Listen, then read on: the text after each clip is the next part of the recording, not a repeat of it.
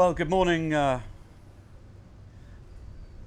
Hello to everybody, wherever you are in the world. We're here in the beautiful Bahamas, in the Nassau Yacht Club, for day 3 of the Star Sailors League Finals. Now it's day 3 of 4. We're halfway through the competition, and this is crunch time because of the 20 boats and the 40 top level athletes here. 10 of these boats are going to get cut after the 3 races today, so that the 10 go forward into the quarters, semis and finals tomorrow. They're all racing for $200,000 of prize money. The top prize is $40,000, and these guys are very, very keen to get their hands on it. But they're extremely keen to get into the top 10. That's all they've got to do today. I say all they've got to do. I'm with Claude Bonani, the Vice President of the International Star Class. Claude, it really is getting exciting now. Yes, it is. Cut day is always important. Those guys on the bubble working very hard to make that top 10. They're pretty close in points, so there are going to be some tough individual battles out there today, Digby. We'll come back to the points in just a second, but first let's join Gemma Kerr down on the dock. She's chatting away to some of the sailors. Straight to Gemma, over to you. Okay, thank you, Digby. Well, I'm actually not down on the dock. I'm here on the lawn, and behind me is the perfect photo opportunity. It's the last time you're going to see this magnificent fleet of 40 sailors, 20 teams, as they're about to go into the final qualifying stage of the regatta. So look your last, and I'm going to see if I can grab a quick word with them before they go out racing. So we're just down on the dock now, and in front of me is Giles Scott, currently 9th on the overall leaderboard. So let's see if we can grab a quick word. Giles. Hello. Hello. Are you looking forward to today? Yeah, really looking forward to today. We're kind of thereabouts and hoping to stay inside the top 11. So you're 9th, which is, I mean, it's pretty good. You're well in the running with all the big guys here. How would you say your attitude has changed? I mean, you probably came into this event quite relaxed, but now actually it's getting quite serious. Well, it is, yeah.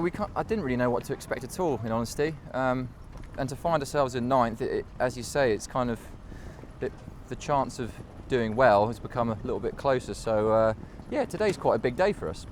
And finally, what goes through your mind just now, before we're about to go racing? You know, it's the last chance to get into that crucial top 10. What are you feeling? Right now, not a lot. We're pretty relaxed, but I think you always are, aren't you? Yeah, I try to be, but Steve will tell you on the race course that changes a little bit. Yeah, I think I've seen a few fiery words from you actually. Yeah, there has been a few. I've lost my temper at times, and yeah, I have a tendency to do that. Well, make sure you keep an eye out for that. Thank you very much, and good luck today. Thank you. All right, let's see if we can look for Croatia's Ivan Gaspic, who is 10th on the overall leaderboard. He's probably feeling pretty nervy too going ahead of this final stage because he's right on the cusp. So I'm just going to have a little look around. In fact, I think he's possibly still coming down, so we'll see if we can grab him now. Okay, so he's just behind me, the man of the moment, Ivan Gaspic. Hello. Hello. Quite a big day for you. You're currently in 10th, so you're on the cusp. Yeah, it looks so good so far. Yeah, it was yesterday a nice day. We had 3 good races actually, so we're in. Yesterday was a nice day, but it was a very long day. I mean, an extremely long day. You must be knackered. So when you get to that third race of the day, how do you drive yourself on? I mean, you're exhausted physically from the boat, so what keeps you going? Yeah, I was a bit exhausted, and I think for me as a newcomer in the class is a little bit more difficult because I'm just putting probably a bit more energy than I should. Then you get a little bit more tired than the others, but I keep myself calm, and I'm quite experienced in sailing, so I know how to control the things. And so far it worked. It worked well, and yeah, today's going to be nice. Again, windy day, so I hope it's going to be again tiring for everybody. Meaning that I'm quite young and still more fresh than the others, so maybe some advantage on that.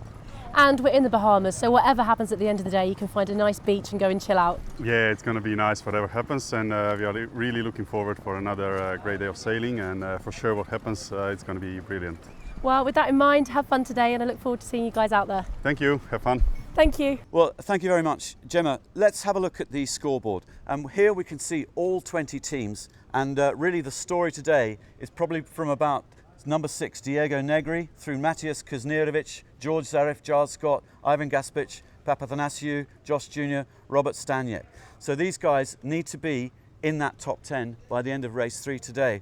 Now, Giles Scott, he's a Finn sailor, he's a VIP guest. He has a 15-point cushion in that top 10. Ivan Gaspic and Ante Sicic, they've got a 9-point cushion in that top 10. But right behind them on 11th is Emilios and Antonis from Greece. These guys are pin-end start wizards, and let's see if they go back to that familiar territory of pin-end starts. We've got 3 races today, and it's all to play for. Josh Jr., he's a guest, a VIP guest with Miles Pritchard from the Bahamas. They've got a chance of getting in the top 10. Here is the reigning world champ, Robert Staniek, sailing with Danish Klaus Olesen.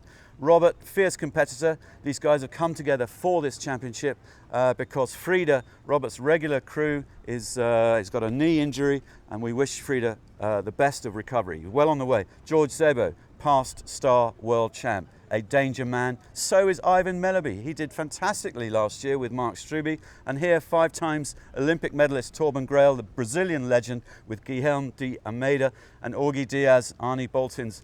I met Arnie at breakfast, and he says, okay, it's painful on all 3 levels of psychology and emotion and performance, but you know, maybe not their best regatta. These guys here, Luke Lawrence, Josh Revkin, the youngsters from the USA, they're not going to make that top 10. Luke Patience, the 470 sailor, silver medalist with Jamie Buchan, they're not going to make the put. And Marcelo Fuchs and Ronald Seaford, not having the best of regattas. I think they had some gear problems down there with their mast. So it's going to be a cool day. It's going to be cool racing. We'll focus on these guys, the Mendelblatts, the Scheids, the Polgars, the Freddie Loofs, the Rohards and the Diego Negris, and I think Kuznirovic is looking fairly comfortable too. So really today we're going to be really focusing on that, and in our virtual eye we have this incredible algorithm which works out the overall scorings during the racing. So we'll fly that up and we'll know who is in this top 10 as we race. So it's going to be a wicked day of racing.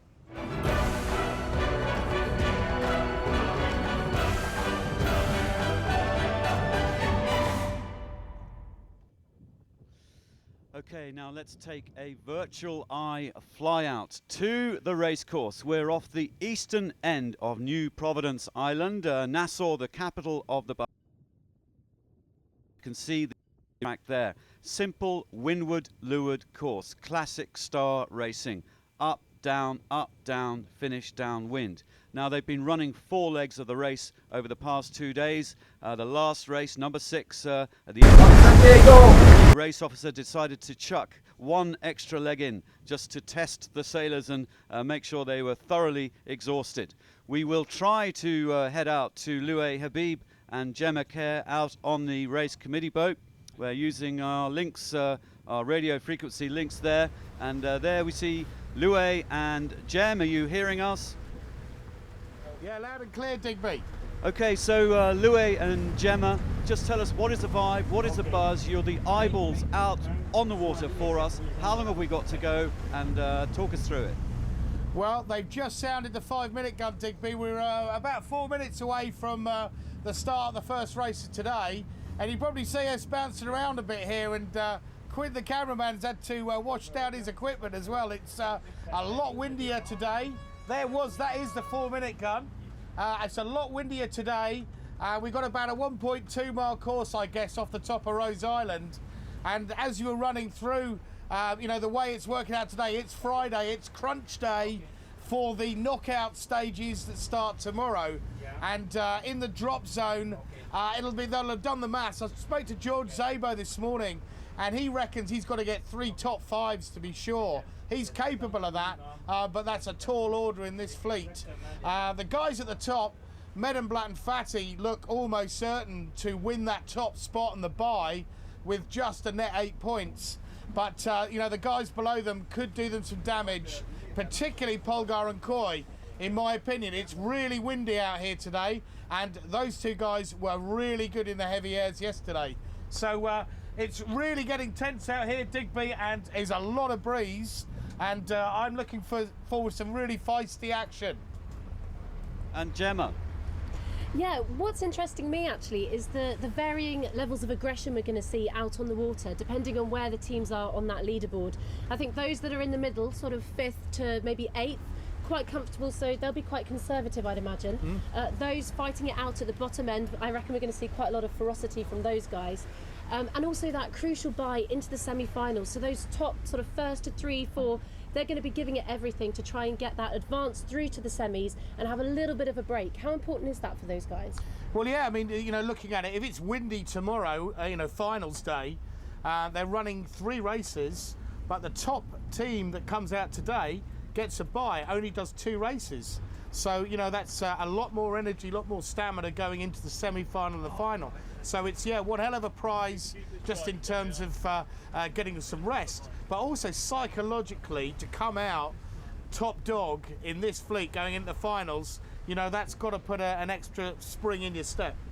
Absolutely, and just to reiterate that these boats are draining. I mean, yesterday people came in off the water and they were exhausted. So, you know, it is hard to play that game of how to reserve your energy and when to go for it, but I think the guys have got it figured out here today. Okay, thank you very much, Lue and Gemma. We're going to cut to virtual eye and we can see the real-time wind on the race committee boat. 24, 25 knots. That is quite exciting. We're going to stay with virtual eye. We've got a minute and a half towards the start. Our commentators are going to reset and reposition, and we're going to switch to our famous America's Cup camera in just a minute or so. But in the studio we have Dennis Connor, 4 times America's Cup winner, 2 times Star World Champ. Dennis, real honour to have you with us with a minute to go on Crunch Day, Day 3 of the Star World, it's not the Star World, Star Sailors League final here in Nassau. 1 minute to go, Dennis. We're looking at the virtual picture. We'll have live pictures any second now. What are you seeing, Dennis? Well, it looks like they're setting up for a lured-in favored start. You can see the aggressive people down to leeward, barely able to lay the buoy, but the left engine looks favored, and of course you get a little chance if you get that drop at the start to go the favored way. And it's hard to catch up here in these steady winds if you pick the wrong side first. So you see Augie Diaz down there going for a lured in, 3 or 4 other boats. One of them's below the ley line. So with only 28 seconds to go, they got to figure out how to get up there on the starting line or they're going to be late.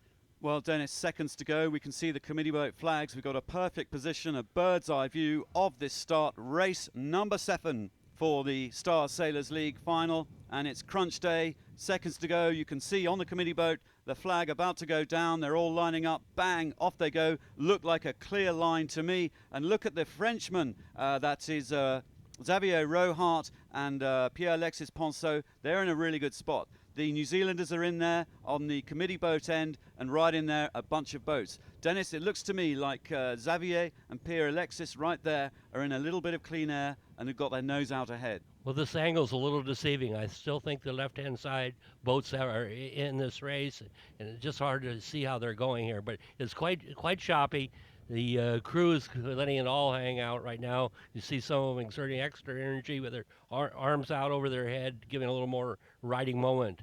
But you can see the guy came from the left right across all 3 boats. Very close to a foul. Okay, so Fuchs and Seafoot there heading out to the right-hand side, and virtually we get a more realistic view of what's going on, Dennis. Quite fair enough, that camera is deceptive sometimes, but it is beautiful. So Fuchs and Seafoot heading out to the right. Josh Jr., I should just mention, our VIP guest from New Zealand. He's a young fin and laser sailor. He has actually cut his hand this morning getting onto the boat, and he's just been off to hospital. They've stitched him up. He's got 4 stitches in his right hand, and he's a Kiwi youngster, and he's on some painkillers, and we all thought, no, that's it. Okay, his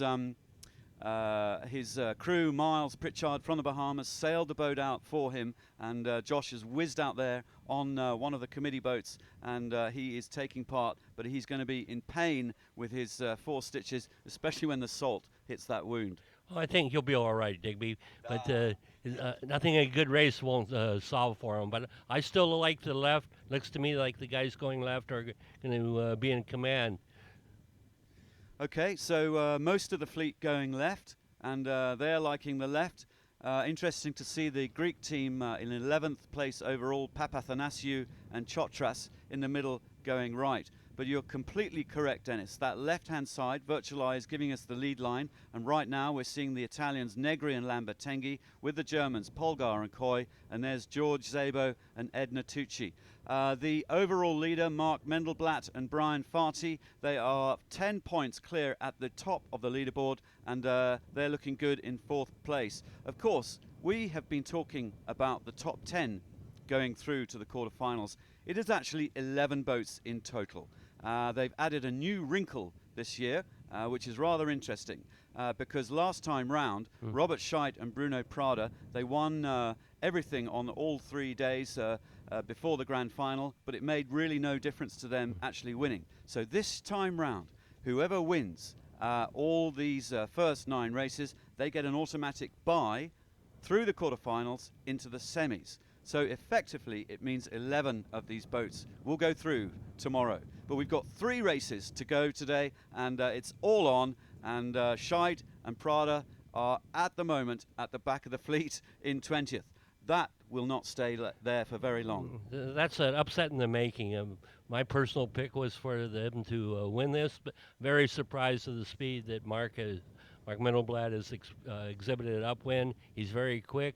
And I think he's surprised a lot of people with his speed in this breeze. And then if Robert really ends up in the back of the fleet, I think he must have broken something. He's too far behind for a guy of this caliber. So maybe his jib tack broke, or he had a little problem with his spreaders or his runners. But this is the upset in the making for today's race, seeing them in the back of the fleet.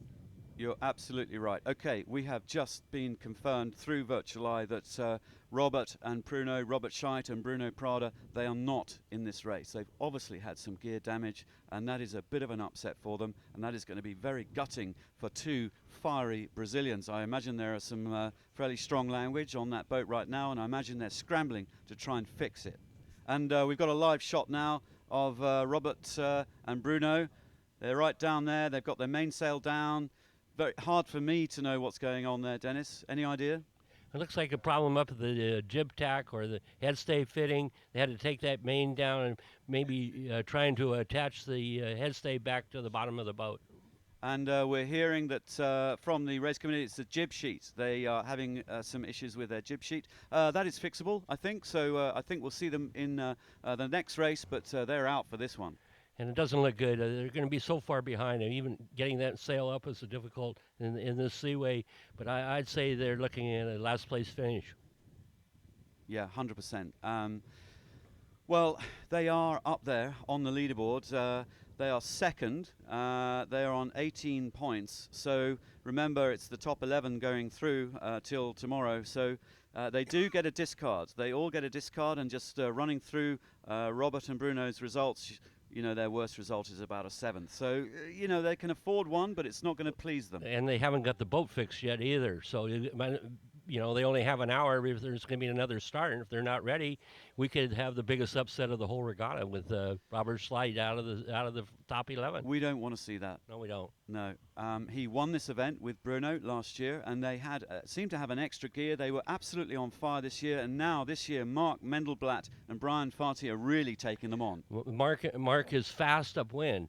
But in the past, Robert Schleidt's so dominant downwind. He just sailed through the whole fleet that he could make it all up. But it's an upset here in the making with Mark. So fast upwind, nothing special downwind, but able to hold his spots. Very consistent series. I think we could be looking at a new winner. Hey, Dennis, when you say fast upwind, can I pick your brains a minute? 2-time star world champ. How do you make this boat go fast? What do you mean? What's the difference? Well, it has to do with your mainsail and the mast bend. If you have a mast that's too stiff, you can't get the sail flat enough to go in this strong wind. So it's a mast-sail combination that's making the difference. Plus, he's really been working hard. He's been at it since he won that silver medal in the laser. He hasn't given up, stuck to this, and I think the dividends are starting to pay off for him.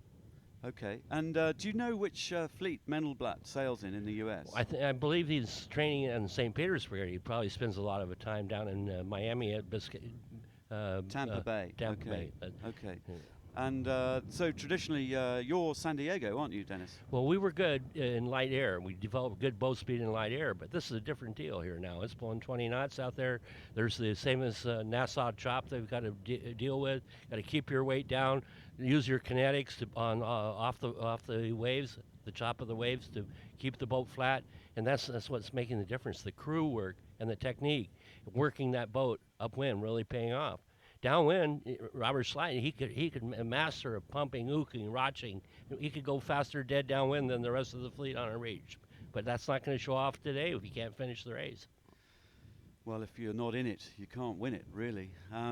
Just on the side, I had a lovely email from Barbara Vosbury, the Star Class president, a great friend of Claude. We're going to be chatting to Claude Banani, the vice president, in just a little while. Claude is sitting down the end watching this with us, with Dennis. And Barbara just happened to mention that, Dennis, in the Star Worlds, you're the only guy to have won every single race in a Star World Championship. Nice one. Well, I don't think it's going to happen again. The level of competition is too high right now. It was nice in Kiel where I had a boat speed edge, but these guys are all too good. They're trying so hard. They're such in great physical shape, and they know how to sail. They're using their body to make these boats actually they're willing the boats to go faster, faster, faster. It's a whole new level of sailing than when I was racing against all those dinosaurs. Okay, fair enough. Nice one, Dennis. And rather interesting that they've invited some sailors here from other classes like the Finn class, the Laser class, the 470.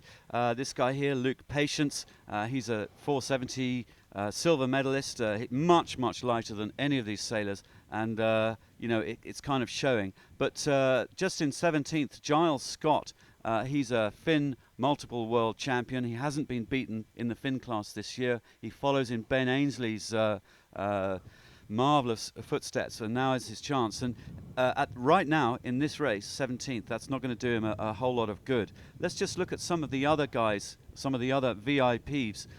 There's George Zaref up in 9th with Henry Björning. George Zaref is doing particularly well, and overall he's in 8th on 37 points. So going into this race, he's 8th overall, and right here he's in 8th place. So race so far looking good for George. A youngster, 22, real talent. He's aiming for the fins, and he's a good guy.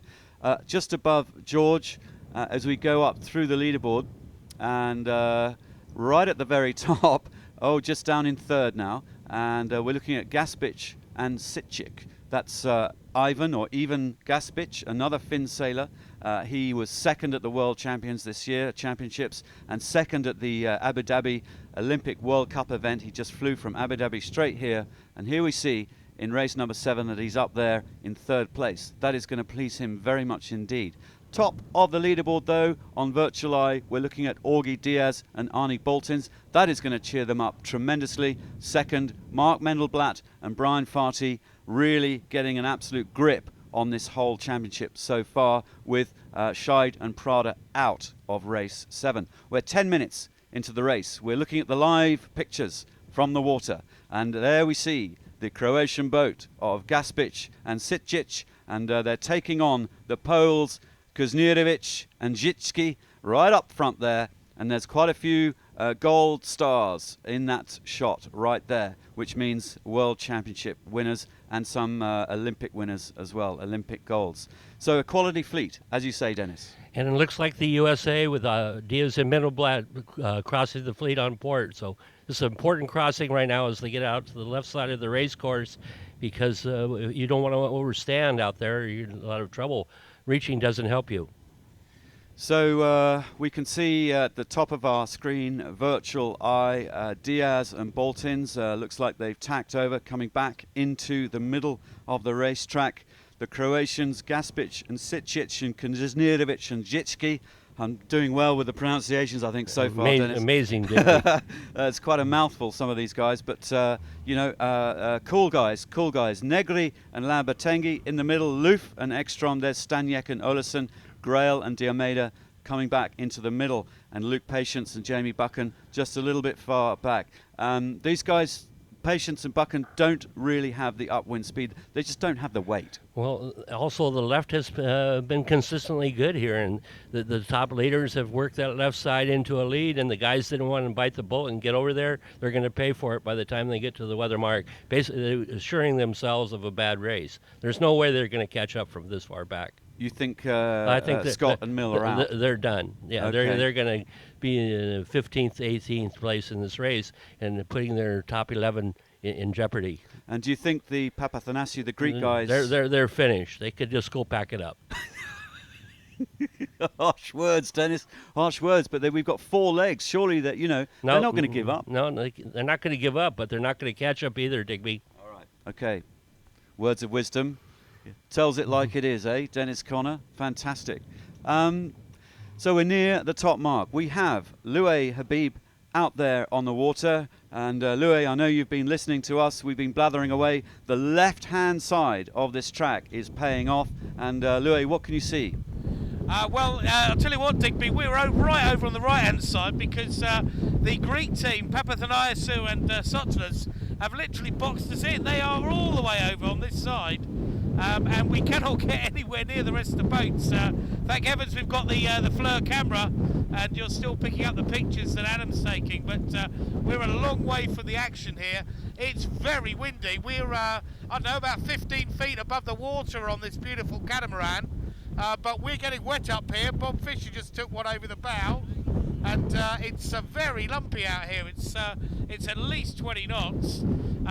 But sort of the only significant thing I'd say from the start was saw Robert Staniek and Ollison get absolutely spat out at the pin end, along with Torben Grail and Almeida. Torben Grail decided to go over to the right hand side, but Staniek held in there in the dirty air, and that just goes to show you getting a bad start in this fleet, and it could be game over. But I don't know, they're about 500-600 metres. You can tell me better from the top mark. The gate is a lot wider than it has been.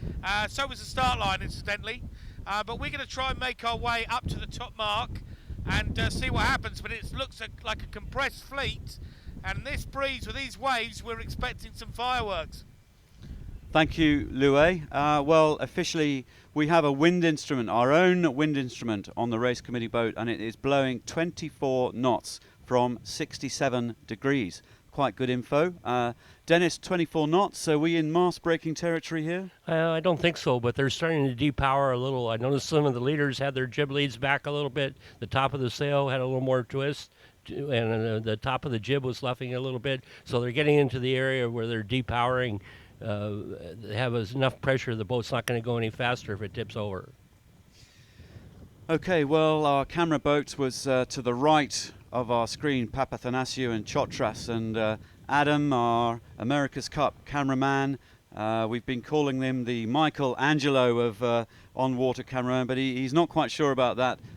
He'd rather go with Andy Warhol. So Adam, our Andy Warhol of sailing cameraman, is heading up towards the top mark, and there Papathanasiou and Chotras with Scott and Mill almost dead and buried, as you say, Dennis, well, rather harshly out there with Patience and Buchan. It is all about these guys here on the left-hand side going up towards the top mark. And Negri and Lambertenghi playing the middle there, Fuchs and Seifert, but really this is a little clump of boats here. Gaspic, Sitchich, behind them, Rohard Ponceau, Kuznirovic, Zhitsky, Mendelblatt and Farty, and Diaz and Boltins. That little group, it's going to be a tight bunch around that top mark. And then we'll see a little bit of which way the current's going, because if the wind is in the left, as what paid off for the left, whether they go down the right side of the run where there's a little better breeze, or jibe out of there, because maybe it was the current that helped make the difference on the left.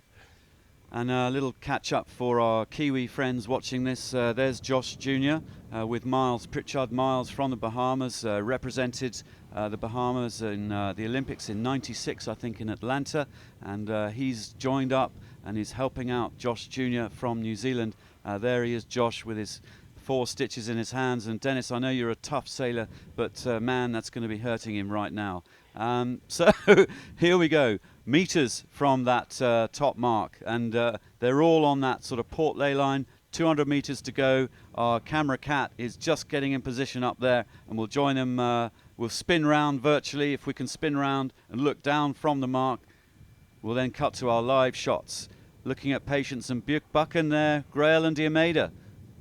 Right in the middle, Torben Grail. Amazing to see him back in the Star. He had a little trouble with his boat. He had some breakdowns. He wasn't happy with his boat and suffered in his boat speed. Maybe it's got to his head a little bit. But he's a class guy. He's one of the top people out there. And it wouldn't surprise me to see him come in with a good race. But he's not going to like the results of this regatta from where he should be at the top. Dennis, just look at Virtual Eye here. Look from 9th upwards, 10 meters mathematically between the top 9 boats. That is not much. This is going to be super tight. And there's going to be some people having to duck some sterns, and sometimes when you duck the stern, you end up ducking the whole fleet, and everything can go bad for you. So it's going to be very interesting as they come in on port tack with no rights. Okay, well, let's cut now to our live camera, and we're with Adam looking down from the top mark, and we're seeing the first bunch of boats heading up towards that top mark. And look at that, the Croatians are in there. Fantastic. That's Sitchich and Gaspic there going superbly well. The Finn sailors. But Staniak and Olesen are in the mix as well. Big mistakes were made up here by overstanding. So they got too far out to the left. They're reaching in here. Look how far their mains are out. And so the people that overstood really paying the price here. And the guys that were tacked short are coming around the mark in good shape. There are the Italians. Fantastic. Negri and Lambertenghi round the top mark first. Who'd have thunk that? That's fantastic. Freddie Loof coming round just behind them. I think that's Polgar. And then the Brazilians going through. Torben Grail. Superb. And then the Croatians. Gaspic and Sitchich. And then we've got... that's Fuchs, Marcelo Fuchs going through. And the Poles going through. All bunch up. The jury boat keeping a very tight eye around this mark. They just bear off to go through a spreader mark. There's Rohard and Ponceau going through. Going around there, that's George Zarif, followed by Luke Patience. Then George Zabo with Eduardo Natucci. So super tight, but the Italians read that perfectly. It looks like the Italians didn't overstand the mark and they nailed it. I think that's how Torben got back in the race too. He didn't overstand, picked a good ley line, and came out with a good result at the top. Fascinating that these world-class sailors, there are 20 Olympic medals jangling around there on this racetrack, and multiple world champions from very different disciplines, and you know, that some of them have got it wrong. They got it wrong because the left was good, and they got a little greedy and went too far, overstood the mark, and then what was a very good leg for him turned into an embarrassment. Wow, that embarrassment. You're harsh, Dennis. You're being really hard today. No, I'm not. It's just tell it the way it is.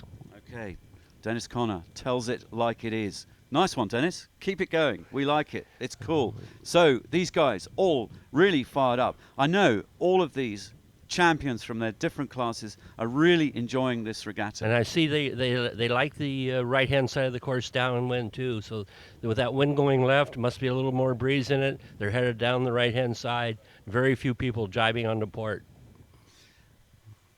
Well, that is the view as we go down. Our camera boat will be catching up from the stern and working its way through the fleet. We can cut to our camera boat, and Adam is showing us Xavier Rohart and Pierre Alexis Ponceau from France rocking and ooching and working that boat downwind. Dennis, you happy? You're going to leave the studio? I'm going to stay here and see the results. That was a very exciting race, but maybe a few other. We got some star experts here. We have the vice president of the class sitting right here. I'd like to have a word too. Dennis, just stay. Would you stay with us for 3 more minutes? No problem, Digby. For the world, for you. You've got your Stars and Stripes hat on. We're loving that. I've got my Volvo women's hat on. Come on, girls. They need all the help they can get. But Dennis, coming downwind, let's go back to our live shot, if we may, via Virtual Eye. Adam, give us a shot of somebody working really hard on one of these boats in the foreground. That's going to do me. Who have we got there? Struby. Mark Struby, yep. Now, Dennis, you've and Adam, just pull out a little bit for us so we can see the helm. Ivan Melleby, Mark Struby. Okay, here we go. We're watching these guys, Dennis. You've been helming these boats. Just talk us through a little bit about the technique of what's going on. It's really unusual for sailing to see the crew on the bow moving around. Just give us a little insight into what's going on. They're trying to use the body kinetics. So these are big guys, and standing up on the deck here, you got Mark Struby. If he hadn't been on diet to weigh in here, he'd be 270 pounds. He's a big guy. He's a big guy. And when he see him rock that boat right there, push that boat, and the shrouds even go loose, he's getting that boat, that mainsail, a big push. The helmsman can bear off down the wave and make really good VMG straight at the mark. So they're really working the boat. And standing up on the deck gives them extra leverage.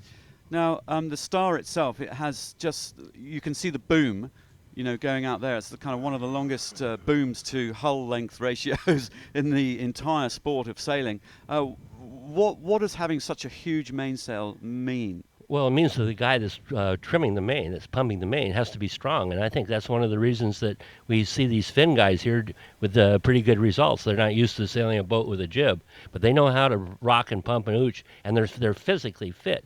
There's no fat on these guys. They must be spending a good bit of time in the gym. This is not just a hobby for them. This is their lives. And so they can pull that main sheet, give it a good tug, and the boat will just accelerate down the waves. Saw Mark Struby jumping up and down on the boat trying to break it loose on a wave just a little bit ago. So more work downwind than upwind in a lot of cases. Melleby, he's not really working it. No. He needs some more time in the gym. Yeah. Well, he is there. He's kind of giving it a graunch. But we've seen, like Robert Scheid is permanently moving. He's a physical specimen. He's built of steel. He spends his whole life going up and down the Lake Garda practicing downwind. Yeah. Okay, now what's going on here? He's What's trying to break the boat loose from the wave, so it'll basically plane down the wave. He's trying to physically move the boat down the wave. Wow, that's kinetics for you. Yes, it is. Yes, it is. Not 100% legal in a lot of IRU classes, but the Star class seems to let him get away with it. In the background, you see Torben Grail over there. His crew's not as active. And Torben's sitting a little back in the boat. He's a big guy. But did you see that pump that Torben just gave that mainsail? Yeah.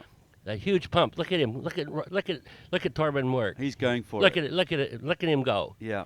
And also you'll see here that the vangs are a lot looser than they used to be, so that when you over trim the sail, the top doesn't close. So they don't have as much vang on as they used to. And the vang is the thing. Look at Torben work. Look at him. Look at Torben working. That's why he's one of the best sailors in the world. It has been for a long time. He's a fierce guy, isn't he? God, those Brazilians really have come through with some great sails. Besides Torben, Vince Bruin, and of course Robert Scheid, I think he very well could be the best sailor in the world. Nicely said, Dennis. Telling it like it is. Guillaume de Almeida persuaded Torben to get back into the Star. Torben, as you say, was not very happy with day one, had a bit of gear damage, but look at him go now. He's got the bit between his teeth, and he's champing and firing bullets downwind, and that's really cool to see. We'll stay with it just for another 30 seconds or so. Torben Grail, 5-time Olympic medalist, and in Brazil, Dennis, of all the sports in Brazil, the sailors have the most gold medals. Look at this guy work. Look at him physically. He's such a fierce competitor. This guy's a walking legend in Brazil. He's Pele of Rio. The Pele of sailing. He is. Yeah. He is. Awesome. Nice one. Good. Great images. And back to now, who are we looking at there? Is that the French-Croatian team? It's Gaspic and Sitchich. Where they go. Gaspic, Finn sailor, VIP guest. He's in the top 10. He came second at the Santander ISAF Worlds, second from Abu Dhabi Olympic Classes World Cup event. So he's in contention for Finn medaling in Rio 2016. Fierce competitor versus Giles Scott and a couple of the other guys in this fleet. And there we're really getting a good view as well of the helmsman there. Pumping the main. I noticed the crew was a little reticent to get up on the deck. Maybe the crew didn't feel comfortable up there like we saw Mark Struby. Yeah. And so he doesn't look as active to me. But helmsman there, Very good, Ivan. very good. That guy's good fin sailor, I think. Fin sailor, Yep. absolutely. And look at him go. See him working the boat. Look at big it. time, big time. And these guys catching little waves. This is where you can really make massive gains, isn't it? Watch out for Robert. If he was out there right now, he'd be coming. And Adam, if we could gently move left through their shot, we can see the Americans there. That is Mendelblatt and Brian Farty in the same shot. Sailing right by. Look at them. They look, are. Look at them moving the taking weight. They're sailing right through the lee there. They're showing these guys what years of experience can do. That Tampa Bay Starfleet coming through at the top honors right now. Hey, look, Brian is on the foredeck and he's kind of lying down. He's different technique here. Well, he's trying to work the waves. Yeah, but he's not standing See there, on the deck. see him He's moving. just Look at that! Look at that! Look at, and did you see him pulling the mast? Yeah. Pulling the boat forward, literally wave to wave. That's pure athleticism going on here. It's a really cool shot, Adam. We're going to stay with it just for a moment. Interesting that he's not standing up like the other guys we've seen. He's not rocking the boat as much, but he's more ooching the boat. See how he's moving his body forward when the big wave comes? Okay, let's watch.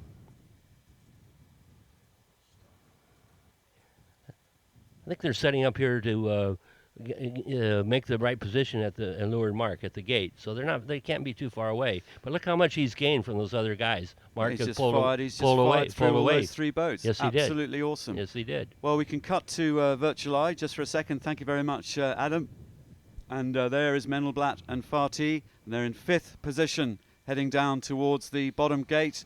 Loof and Ekstrom have had a sensational downwind leg. So has Negri and Lambertenghi. So we're meters away from that bottom mark. Our live camera will catch up with the leader, Loof and Ekstrom, going around. And here we go, cutting to our live shot. Bosch, here are the Swedes. Dennis, thank you. Good man. I'll be back to check on you. Sweet as. Thanks for your help. Good man. Back to our live shot, please. Sweden going around the bottom gate first. Loof and Ekstrom, and then Negri and Lambertenghi in second, both choosing the split tack. Oh, Negri tacking across. Nice one. Thank you, Dennis. Dennis Connor is leaving the building, and we'll catch up with Dennis later. Great insight, Dennis. Thank you. In our commentary position, we'll stay with the live shot, Andy. We're joined by Claude Bonani, the Vice President of the International Star Class. We'll come into you in a moment, Claude. Thanks for joining us. But we'll stay with these live shots now. And let's join Loué Habib. Loué out on the water. We've just had a masterclass insight from Dennis Connor, but you're down there at the bottom mark with your eyes and ears. Talk us through it, Loué. Yeah, I think, the big news here obviously is Negri, Lambertenghi and Loof and Ekstrom putting in great performances. They're definitely in the safety zone, and probably if they can hold on to these two spaces, even with 2 races to go, they're probably going to be very comfortable on getting through to the final cut.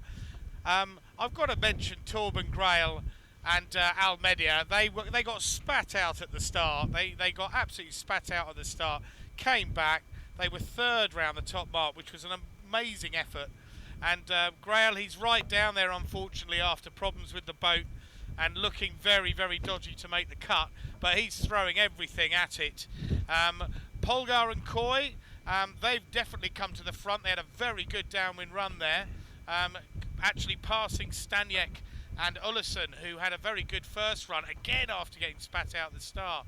So there's lots of skirmishes kicking off here and there. Really, the first couple of races, I don't think there'll be any massive strategies other than just to sail a good race. And then I think the 3rd race of today, Digby, that's when we might see some hunting. That's where we might see some private duels going on. So there we go, up on the last beat of race 7. And most of the boats have gone left. There's a few that have gone up the middle. The breeze situation, I'd say it might have moderated slightly, but we're still looking at about 20 knots of breeze, and it's tough going on these. Back to you in the studio, Digby. Okay, thanks, Loué. Great stuff. We are looking at the New Zealander Josh Jr. sailing with the Bahamian Miles Pritchard And as we mentioned earlier, Josh has 4 stitches in his hand. He cut himself as he was getting on the boat, rushed off to hospital, stitched away, couple of painkillers, and I was running along with him to get onto the rib to take him back out to the course.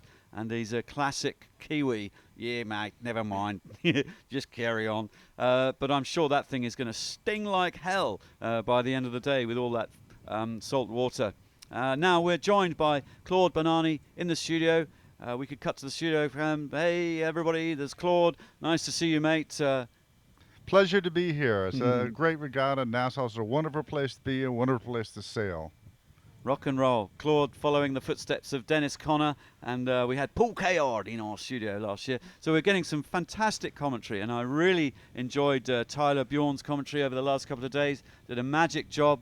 Claude, Vice President of the class, you've been racing these things for years and years, and you've been doing the world several times, and you know you've been on these boats. You're helming, yeah? Yes, yes. I've actually participated in the last 5 Western Hemisphere Championships held here in Nassau. So it's a great place to sail. I haven't missed a regatta in 20 years or so here. And what a great place to sail. I've seen it blowing. This is pretty average conditions for here. I've seen it much higher with much bigger waves, but fabulous place to sail. And it's great to see the finals here. 24 knots of breeze recorded on the committee boat, and a few little whitecaps firing down the track, and these guys working the waves. We saw a lot of wave action going downwind. That was really cool. Very nice to hear Dennis Conner talking us through that a little bit. It was quite insightful, and I enjoyed that. Now we're looking at Giles Scott, bow 97, with Stevie Milne. And look at those guys. They didn't have a very good first upwind beat. Really, they didn't have the best start. And I had dinner with those guys last night. They are super fired up. They are super chuffed to be in the top 10 going into race number 7. And I'm telling you, these are born competitors right here. Giles Scott wants to be qualified into the quarterfinals because last time round, last year, we were joking last night, none of the VIP guests from the Finn or anything like that managed to get into the top 10. So I'm sure we will see one of the 3 up there by the end of the day, I'm sure. And look at him. He is a big guy. He's strong. He's fit. He's at the top of his Olympic game. And here he is, stepping out of a Finn into the Star pretty much for the first time. And he's doing a pretty good job. Yes, he is. There's actually 3 of the VIPs that are in the top 10 at this point, and be very interesting if they all 3 made it. Definitely some tough competition out there, but these guys definitely bring it to the table. Top talents in their classes, and to see them to be able to step into the Stars and have this speed is amazing. Okay, we can see that our camera boat is smashing its way back upwind, and Louis hanging on to the top of the deck up there. And Louis, we've just been talking about Giles Scott and Stephen Milne as Adam pulls out and we see a bit more of the fleet. And Louis, you're out there on the water hanging on for dear life, I imagine. Yeah, it's actually got a little less bumpy at the moment, Digby. At the moment as well, it's worth pointing out that the tide is actually going with the wind. So if this breeze keeps up, this afternoon we're going to see some significant sea state out here. We've already had Robert Scheidt and Bruno Prada go out of a race with boat damage or a problem with the boat, and that's certainly going to be a factor during the day, particularly as the sea state rises. So you know, that's all also playing into the minds of the crew, particularly seeing Robert and Bruno sitting on the sidelines. That will really bring it home. So yeah, it's really bumpy out here, and you know, this afternoon, if this wind keeps up, we're going to see you know, waves like cathedrals, Digby. Thank you, Louis. Thank you very much. Thanks, Simon. Cup of tea just landed on the desk. Always good. Claude, keep the tea for the Brits. You know, we live on that stuff. We're looking at Diego Negri right now behind Freddie Loof and Anders Ekstrom. Now, Diego Negri is the top-ranked Star Class Star Sailors League helmsman. That's why he has the number 1 on his bow. with Lambertenghi there, his trusty crewmate, and these guys, we've been saying over the last couple of days, we've been chatting to them, they've been training the most for this regatta and they're very hungry. So I thought Claude would play, we're going to cut from Adam's shot back to virtual. Now this is a replay, Claude, this is a replay here of leg 1. And we're looking from the perspective of Negri and Lambertenghi up towards that top mark. And Dennis was really harsh on those guys who overstood the ley line. And we can see that yellow ley line right through the shot there as we move our way up towards the top mark. And this is a speeded up replay using the power of virtual eye. And we're just going to see how Negri and Lambertenghi managed to get round there first. And just look at all the boats to the left of screen. That yellow line is the mathematical ley line, and these guys don't have the mathematical ley line. It's all eyeball and compass work out there. You see the guys in the middle of that cone, in the middle of that triangle. They're playing a little bit more conservative, and as we were going up the beat, we thought the guys on the right-hand side were going to get completely buried. That was our prediction, but it was the guys in the middle of that cone there. This is a kind of bit of a tactical lesson of how Negri and Lambertenghi got to that top mark first. And all the guys were leading on the left-hand side. They're now slipping behind. They've overstood the mark. They're bearing away. Negri and Lambertenghi judged it to perfection. And that is fleet racing masterclass there. And then Freddie Loof was following, and then the Germans behind that.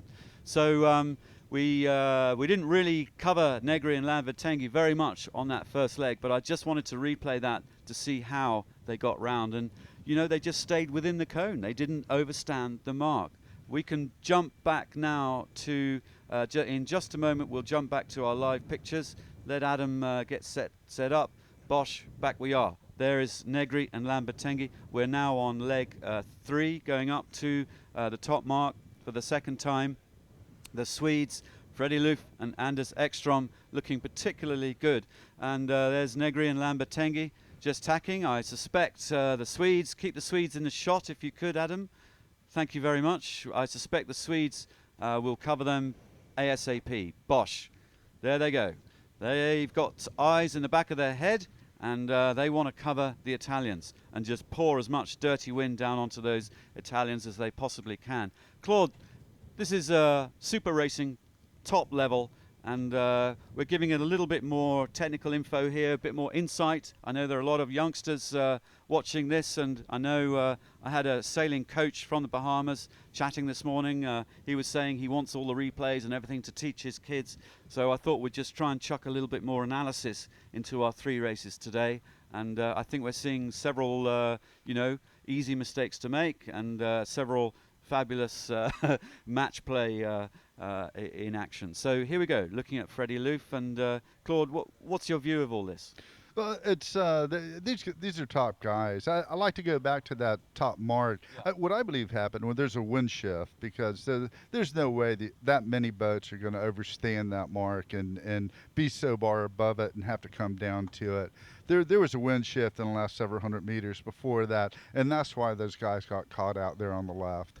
It wasn't just strictly overstanding. In very large fleets in the star class, you do have to overstand, otherwise people are just going to come tack on you. So I think it was a wind shift that kind of caught those guys out on the left, and Diego was just below it enough, and he was able to go straight to the mark where the other guys had to hunt down. So do you think Diego got a bit lucky there?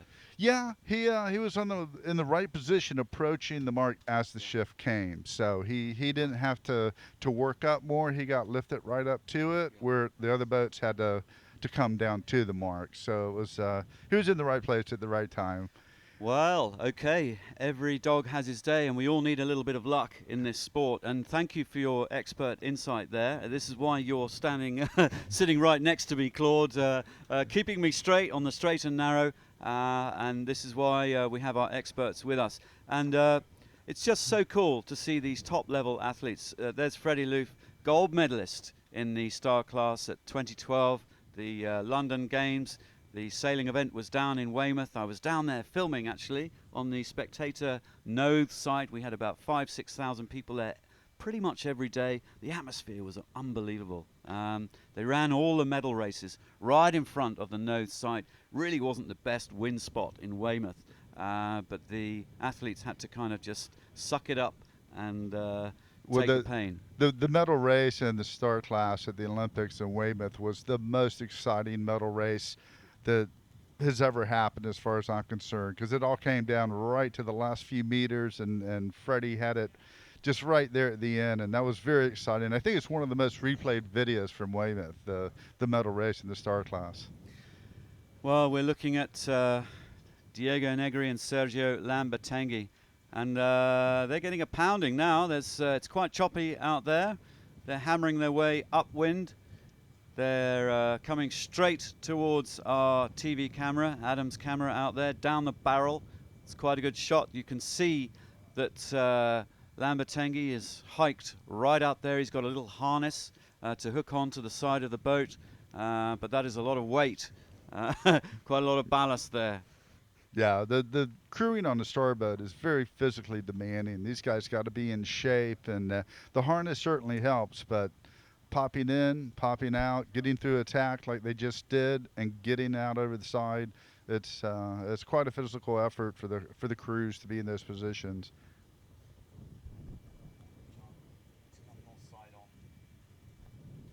Okay, well, Loof and Ekstrom are ahead. We can cut to our virtual just for a second. We're looking at the virtual shot there, 25 meters lead by the Swedes over the Italians as they work their way up. Interestingly, they've all worked their way a little bit more in the middle this time round, going a little bit more cautious for those wind shifts. But it's Freddie Loof and Anders Ekstrom in the lead over Diego Negri and Sergio Lambertenghi, with Torben Grael and Guillaume de Almeida up into third. That is going to cheer them up tremendously. Absolutely. Torben is a great competitor. It's great to see him back active and in the starboat. He did win the North American champion this year at Van Yacht Club, and it was a pretty competitive regatta, tricky conditions, but in the end he prevailed. So it's another silver star on Torben's resume for 2014. Well, in fourth position during this race is Robert Staniek, with Klaus Olesen from Denmark. Robert won the World Championship this year in Italy, in Malcesine on Lake Garda. Did an amazing final race, did just enough to beat the Italians. And so there's a little bit of needle going on between Negri and Staniek. Well, a friendly rivalry. Robert Staniek won that Worlds with Fritjof Kleen from Germany, Frieda. And I'm going to say this every day. Hi, Frieda. I hope your knee gets better soon. I know you're gutted not to be out here. One of the most charismatic and ebullient characters in the entire sport of sailing. Much loved. And we're missing him right now. I'm sure he'll be back next year. Yep. But get well soon. Get well soon. And just a very quick shout out to all our viewers in Germany. Guten Tag. For all our viewers in Deutschland. We know a lot of star class sailors in Germany, family, friends, and Grüß Gott and Guten Tag to alles in Deutschland. That's about it. That's it. Do some Italian, Claude. Va bene, no, per tutti i miei amici in Italia, saluti da Nassau e saluti tutti i velisti e staristi in Italia. Grazie e buona giornata. Grazie mille. All right, back to the racing. We're in the cone. Let's chop to virtual eye and just get a quick idea of the lead. Loof, Ekstrom still 25 meters ahead of Negri and Lambertenghi. Grael, de Almeida up there just behind them. Staniek and Olesen with Mendelblatt comfortably in fifth. And then another Brazilian crew, George Zarif and Henry Björning. George Zarif, a youngster, 22, also in the top. He was this morning, he was 8th. So he's doing consistently well today. Yeah, Zverev is a great story. He's a young guy. He's out of Brazil. There's so many sailing legends that we talk about from Brazil. And his crew, Bonin, is he's a great sailor. He's keeping the young guy's head in the boat and keeping the front of the boat in order so the skipper can just worry about driving. But he's having a fabulous regatta this week. Well, okay, we're going to rejoin Adam at the top mark, looking down towards Freddie Loof and Anders Ekstrom. That's them just heading up towards the ley line. What are you seeing, Claude? Well, it seems like the wind speed's down just a little bit, but they're cruising their way up through the waves. It's still a little lumpy. I think that the wind speed's down, the waves are still up, so they're having a little harder time punching through the waves. But they're doing what they have to do. Freddie's a great competitor. He hasn't sailed with Anders in a number of years, so it's great to see them together in the boat again. They've won a lot of races, world championships together, and well, here they are heading round that top mark in first position with about 25 meters lead over the Italians. You can see the rest of the fleet coming in on port tack. Loof and Anders on starboard tack going around that top mark, and they've got a few seconds grace over. I think the Italians will be coming in from left of shot. Expect to see them now. Bosch, here we go. Negri and Lambertenghi. So there's a few boat lengths between the leaders and Negri and Lambertenghi. Both those two guys out front are in the money now. They're in the clean air. They're running their own game. They've got a bit of separation between the chasing pack. Now I think we're seeing Mendelblatt and Fatih, bow number 9. Up they come, tacking through. Through they go. They got in front of Torben. Just ooching around that top mark. Whoa! They're going to get stalled. They're getting stalled. There's Torben Grail. Is that Torben? Yes. Torben Grail slicing right round the Americans. Americans in big trouble at the moment. Did they hit that mark? Yes, they did, and they're dragging it away. Oh, dear. And I guess, are they allowed to hit the mark? No, No, they they're have not allowed to do to a hit the mark. circle. The judges are right there to the right. Right there. I'm sure they saw everything. Once they get clear of the offset, he's going to do his penalty turn. And there's Giles Scott also with Xavier Rohart just squeezing around inside the Frenchman.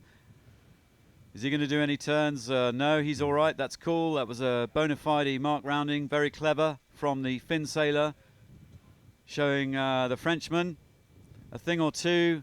Really great shot here. Josh Jr. going around from New Zealand. And there's Augie Diaz coming through. And then George Zabo. And then Kuznierovic and Zicki from Poland. Right behind then, Ivan Meljaby from Norway sailing with Mark Struby. So big bunch up. A lot of churning up waves. A few press boats, spectator boats, jury boats. Of course, our camera cat. You know, all churning it up out there, and these guys ploughing a furrow through the beautiful waters of the Bahamas. Great action shots as they go on that little reach there to the spreader mark, and the spreader mark's there just for a bit of safety. Yeah, it allows the boats to come around the upwind mark and spread them out a little bit before they start heading downwind. Okay, the jury boat catching up with the fleet as we see Marcelo Fuchs and Ronald Seifert just pipping through ahead of Luke Patience and Jamie Buchan. Oh yeah, hey, what's going on, man? Jamie giving a bit of verbal. The Brazilians staying clear. Nice, great stuff. Brazilians, what are they doing? They can't seem to be bearing away. I think they must have a line caught or something. Just having a little trouble bearing away there. Taking a wide corner, wide berth. All right, I think they're back in control. Okay, so good racing here in the Bahamas for race number 7. We're looking at the Olympic silver medalist Luke Patience taking on the Brazilians, going around that spreader mark. Luke Patience to the right of shot on the stern of the bow 95. He's a 470 sailor. He's about half the weight of some of these dudes out here. And these guys are suffering upwind just purely for ballast. But Luke learning a trick or two from Buchan from the USA. Jamie is a family member with Luke Patience. Luke from Scotland, Jamie from Seattle, the USA, 5 generations ago. One of Jamie's ancestors headed out from Scotland to go and live in the USA, and these guys got back together through the Star Sailors League. Quite cool, and we're going to work our way back through. Let's jump to Virtual Eye.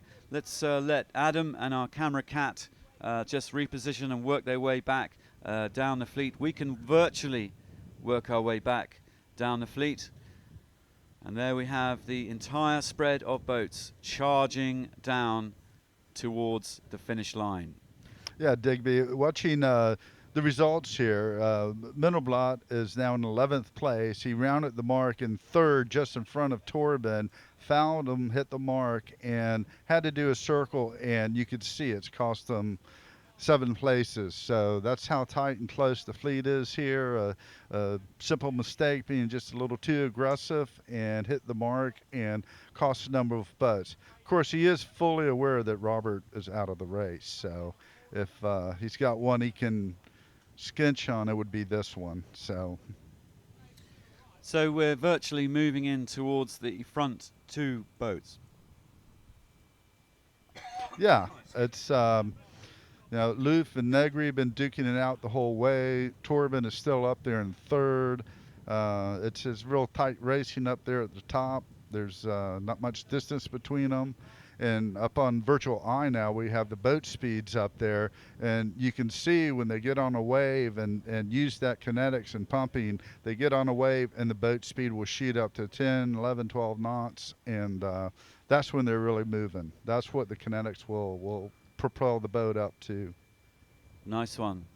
Well, virtually, I wonder if we could pan up a bit, see a bit more of the fleet before we join Adam. Adam, you're okay? We're on Virtual Eye at the moment. There they are, screaming downwind. And Adam is on bow 96. Josh Jr. Whoa, Josh Jr., look at him in the picture. Let's cut to the camera boat. And there is our Kiwi with the 4 stitches in his hand. Josh Jr. mixing it up. He's managed to pull a lot of boats out of this, and he's fired up. Maybe the pain is, he's gritting his teeth and he's got. Rrr. So Josh Jr. starring here in race number 7 with Miles Pritchard. Miles sailed his boat out on his own while Josh got his hand stitched up. Josh went steaming out on one of the official ribs, jumped on lastminute.com. There he is. That's a great downwind. story. Making the start and all that. Miles being a very good sailor, local guy.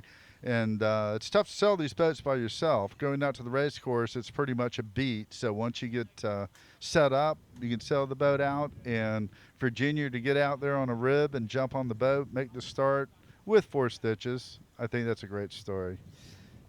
Well, fair play. And that is true New Zealand grit. Any Kiwis watching this, fair play. Massive respect for the Kiwis. I've done a lot of filming of Emirates Team New Zealand over the years, filmed on their America's Cup boats a lot of times, and I have all the respect in the world for the Kiwis.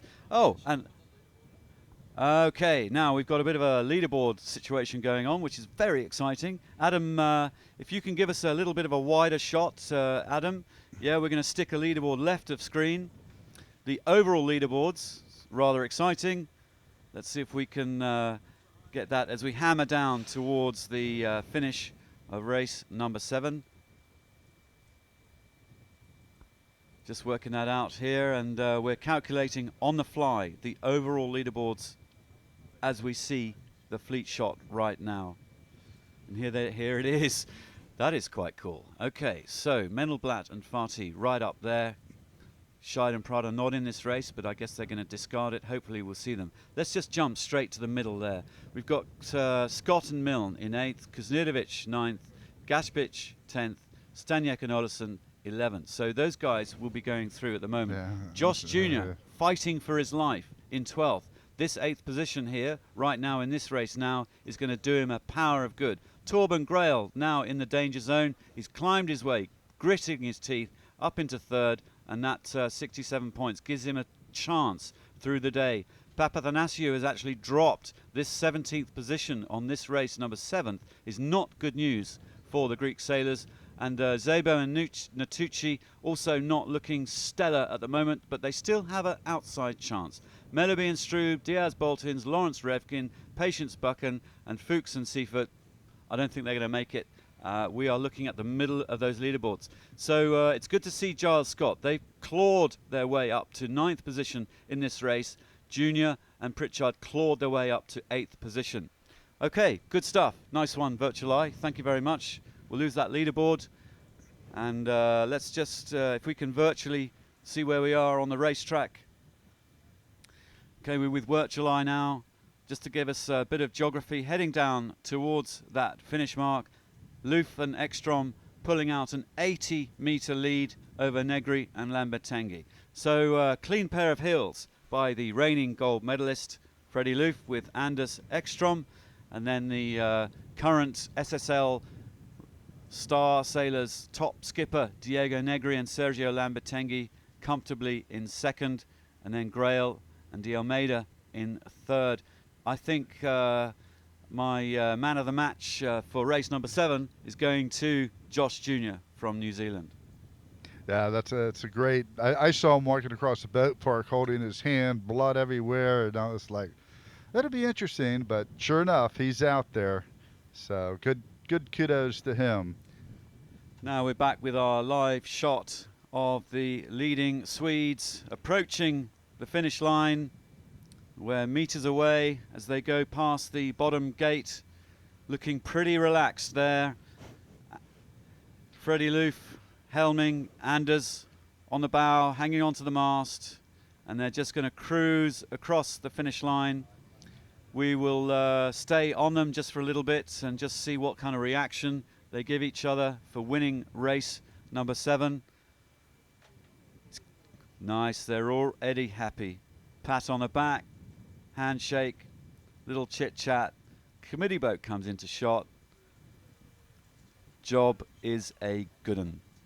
Good work by the Swedes. Very good indeed.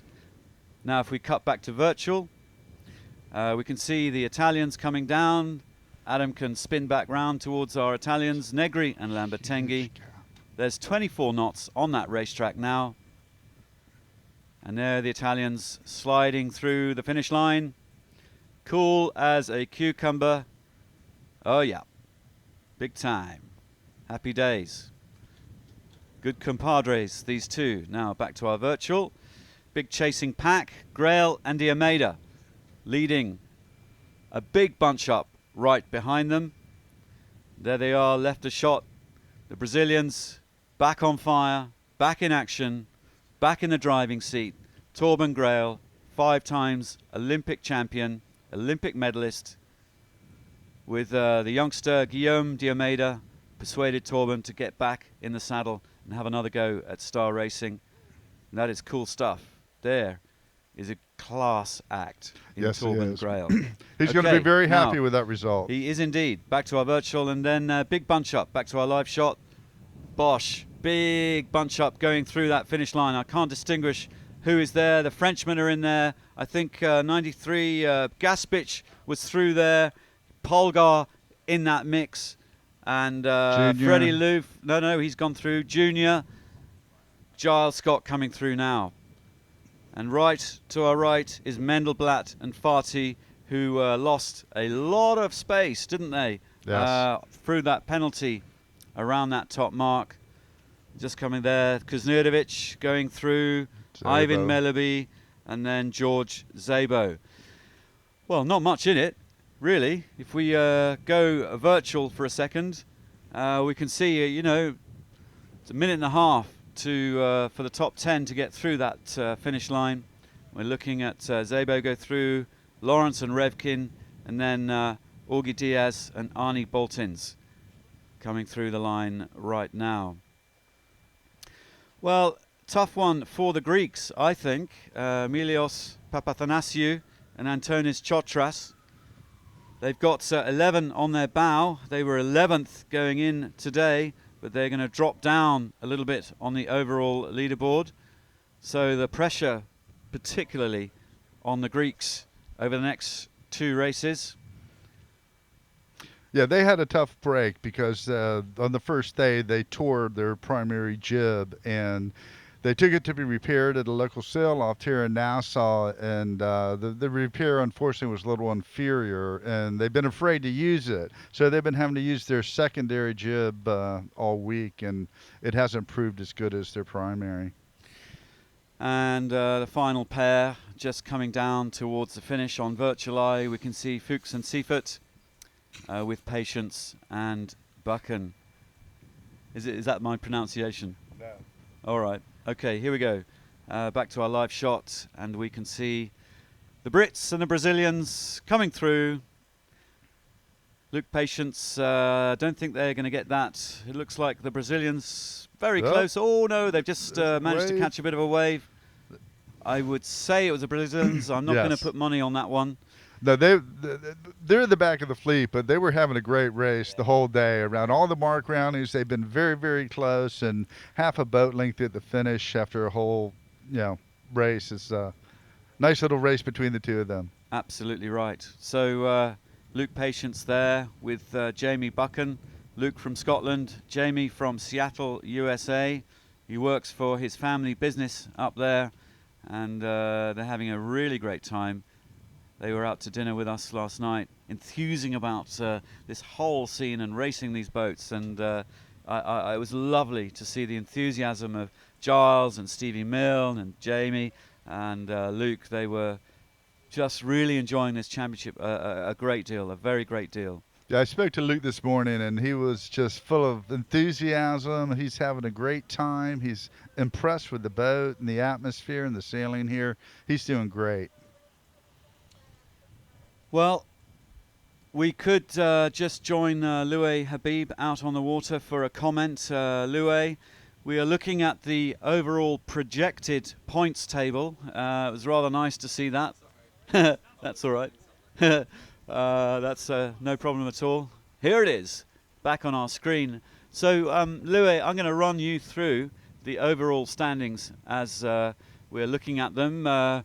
Mendelblatt and Farty had an 11th place in that race, and that is their discard, their worst result. So they still maintain a 5-point lead over next place Loof and Ekstrom. Scheiden Prada obviously did not start, a 20th place on that, and that is their discard. So they are now on 25 points, still in the game. And while we look at Virtual Eye, I wonder, Adam, if you could hunt around and see if you can find the boat of Robert Scheid and Bruno Prada. It'd be nice to know if they're back in action and going to be racing for race number 2. We can see virtually, but we'll come to a live shot in a moment. Then Johannes Polgar and Marcus Coy up in 4th. They've got a nice string of little results. Their worst is 13th, 6th place in that last race. Did them a power of good.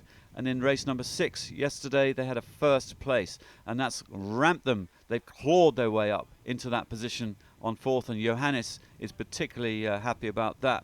Negri and Lambertenghi, I think they're just going steady. Do you know what I mean, Claude? They're playing it steady Eddie. They just want to get into the top 11, and then we might see some fireworks from the Italians tomorrow. But I reckon at the moment they're looking fairly comfortable. Rohart and Ponceau were 5th going into today, and they're now down in 6th, but not far off. They're in the middle of that bunch, very steady, very composed, and Xavier and Pierre Alexis were looking on fine form this morning, and smiling and happy, and just kind of keeping it solid, keeping it real. George Zarif, the 22-year-old from Brazil with Henry Björning, he's just scored an 8th place. He's started today in 8th position. He's bumped up to 7th. Giles Scott, Stevie Milne just managed to finish 9th. They didn't have a very good first leg. It wasn't stellar, but it wasn't that bad either. So Giles is a consummate fleet racing tactician. This is all about fleet racing at the moment. Tomorrow, of course, in the final itself, there's 4 boats, and it kind of gets into a bit of a match race scenario. It changes complexion as we go through this championship. There are the Poles, Kuznirovic and Zitsky in 9th, and they're on 48 points, tied with their Brits, the Scott and Milne, and just behind them, Gaspic and Sitchich. Ivan Gaspic, another Finn sailor. So you've got Scott and Gaspic, two great Finn sailors right there. And here is the world champ in the star class this year, Robert Staniek, now sailing with Klaus Olesen. Now Grail has climbed his way up to 12th position, could make the cut. I suspect he will. That third place in that race just now was a bit of a masterclass, and I would say that the fire is back on the Brazilian boat for Torben Grail. Papathanasiou and Antonis Chotras, they're in trouble, a little bit of trouble. That 16th place there was not good for them. I think they will go for a pin-end start on race number 8 because they love their pin-end starts, and I'm going to put good money on this, Claude, that we'll see them right on the pin, falling back into a familiar pattern which served them so well at the World Championships. Their pin-end starts were unbelievable. I'm just going to carry on through the leaderboard a little bit, and just last two, Meleby and Strube, Zebo and Natucci, Josh Jr. and Miles. Now, why have they got a 20th on that race? We don't know that. We don't know. Is that from the race committee or? No, that's just a calculation from our point of view, and I don't think that's a real one. I think Josh Jr. will be far up. Let's lose that leaderboard, or we do a little bit of mathematics, mate, and let's join the live shot. And hello, the Brazilians. Robert Scheidt, Bruno Prada, back in action. They fixed their boat. They've missed their race. They're going to be off that start line like a bullet, Claude. Yeah, that's very disappointing. On the star boat, the jib tack, the jib puller, which is what broke on their boat, I believe, it's a very difficult thing because it weeds through the front of the boat all the way down through and then back to a control line. And when it goes, it's a hard thing to repair, especially on the water. But they seem to have it sorted out, and yeah, they're going to be very eager to put in a good performance on this race. Nice one, Claude, and that's good news for the Brazilians. And of course, Robert Scheidt and Bruno Prada, they won this event last year. They really seem to have an extra gear over their competitors, but Mark Mendelblatt and Brian Farty giving them a good run for their money, and so is Freddie Loof, actually, with Anders Ekstrom. So it's not going all Scheidt and Prada's way. They've got a lot on, and interestingly, I was talking to Michel this morning, Michel Niklaus, one of the founders of the Star Sailors League, with some of the sailors, Xavier Rohart and all these guys, and they've cooked up this incredible sort of format with 10 of having, you know, your round robins and then your quarterfinals, semi-finals, and finals. And last time round, Robert said that, you know, he won, you know, pretty much all the qualifying, all the first 9 races, and it kind of made no difference. So they've been discussing it amongst the sailors, and they've said, okay, well, if you win the first 9 races, like the qualifying rounds, you're going to get a bye. There's some motivation to win these first 9 races. So if Mark Mendelblatt maintains his grip on this championship, he can then sit out the first race of tomorrow and jump straight into the semi-finals. And that is, you know, it's quite a motivation there. It's quite nice. Yeah, it is. It's a very good format, and I mean, it's very interesting. You know, sometimes sitting out it's good. You can rest the boat. You don't have the potential for a breakdown. But then again, once you got that adrenaline going and that competition going, you don't want to lose any experience or any edge out there. So it's a tough call. I would be hard pressed either way. I would be more inclined to sail just to have the experience and the points and keep moving forward than just sit out. Oh, I'd be sitting out, mate. I'd be. You'd be by the pool. Yeah, I'd be by the. No, Hang I'd out by be. the pool I'd be there, kind of, you know, diggers. off the committee boat, just really analysing what's going on. I'd be like a hawk looking up the racetrack to see which side is paying off, and working out my game plan for the semi-finals. Yeah, it's a tough call either way, you know. Obviously, if the potential not to do damage to your boat or anything like that is a high motivator. Hey, that's a good point. You know, if a mast goes down, you're out basically, and that financially, not just the cost of the mast, $6,500 US bucks, but prize money at stake here. Yeah, it's damage to the boat. I think I know that Mark has a spare mast, but damage to the boat is more critical because that can't always be repaired in a short period of time. So. Well, I think this experience will be illuminating. We can compare how it worked from last year to this year. The sailors, this is the Star Sailors League. It is really effectively run by sailors, these guys, and half the point of it is that they are, fine-tuning the format of this championship and this league as they go, and it's rather interesting, and it's unusual to see this kind of form of racing in sailing. I think it's really good. I'm enjoying commentating on it because there's a lot to say, and come race 2 and 3 now, we've got a lot of jeopardy, as we say in television, because people are going to be wiped off the board. Yes, yeah. The guys on the bubble are getting nervous, and it's going to be interesting to see these next 2 races and or possibly 3 and see what exactly happens. Well, Louis has been patiently waiting for a little chat. We can see Robert Scheid and Bruno Prada crystal clear from Adam's camera. Louis out there on our camera cat. Have you got any idea how far we're off from race number 8? The short answer to that, Digby, is no. We had a couple of beeps and a couple of beeps, but at the moment we've got no class flags up at all except number 4, so that would be the same race pattern as race 7, 2 up, 2 down. The interesting thing is we have a massive cloud build-up over Rose Island, the biggest cloud build-up we've seen since the Star Sailors League started, and that's got to be pulling the breeze to the left-hand side. At the moment they have not altered the course, and if I was one of these star teams looking at that cloud on the left and looking at where the top mark is, I'd say that the pin end is going to be extremely busy for the start of the next race, Digby. But at the moment they're sort of twiddling with the class flag. There's a lot of people on the foredeck of the committee boat, but at the moment the only flag we've got up is flag 4, 2 up, 2 down. Back to you in the studio, Digby. Louis, I can tell you we've had confirmation from Sharon Burke, the PRO, the Principal Race Officer. We're about 7 minutes off the start, so in under 2 minutes, Claude, we will see that orange flag go down and the 5-minute flag go up. So we're not far off the sequence for race number 8 at the finals of the Star Sailors League. And we can just flash up the provisional results over this shot, and there's Mendelblatt and Fati on 18, Luf Ekstrom 23, Scheid Prada 25, Polgar Koy 27, Negri, Lambertenghi, Rohat Ponceau, Zarif. That's a result to have a VIP youngster in there, 7th overall at the moment, going into race number 8. Kuzniewicz and Zicki from Poland in 8th position. Scott and Milne, they've dropped 1 place and now in 9th. Gaspic and Sitchich, or Sitchich.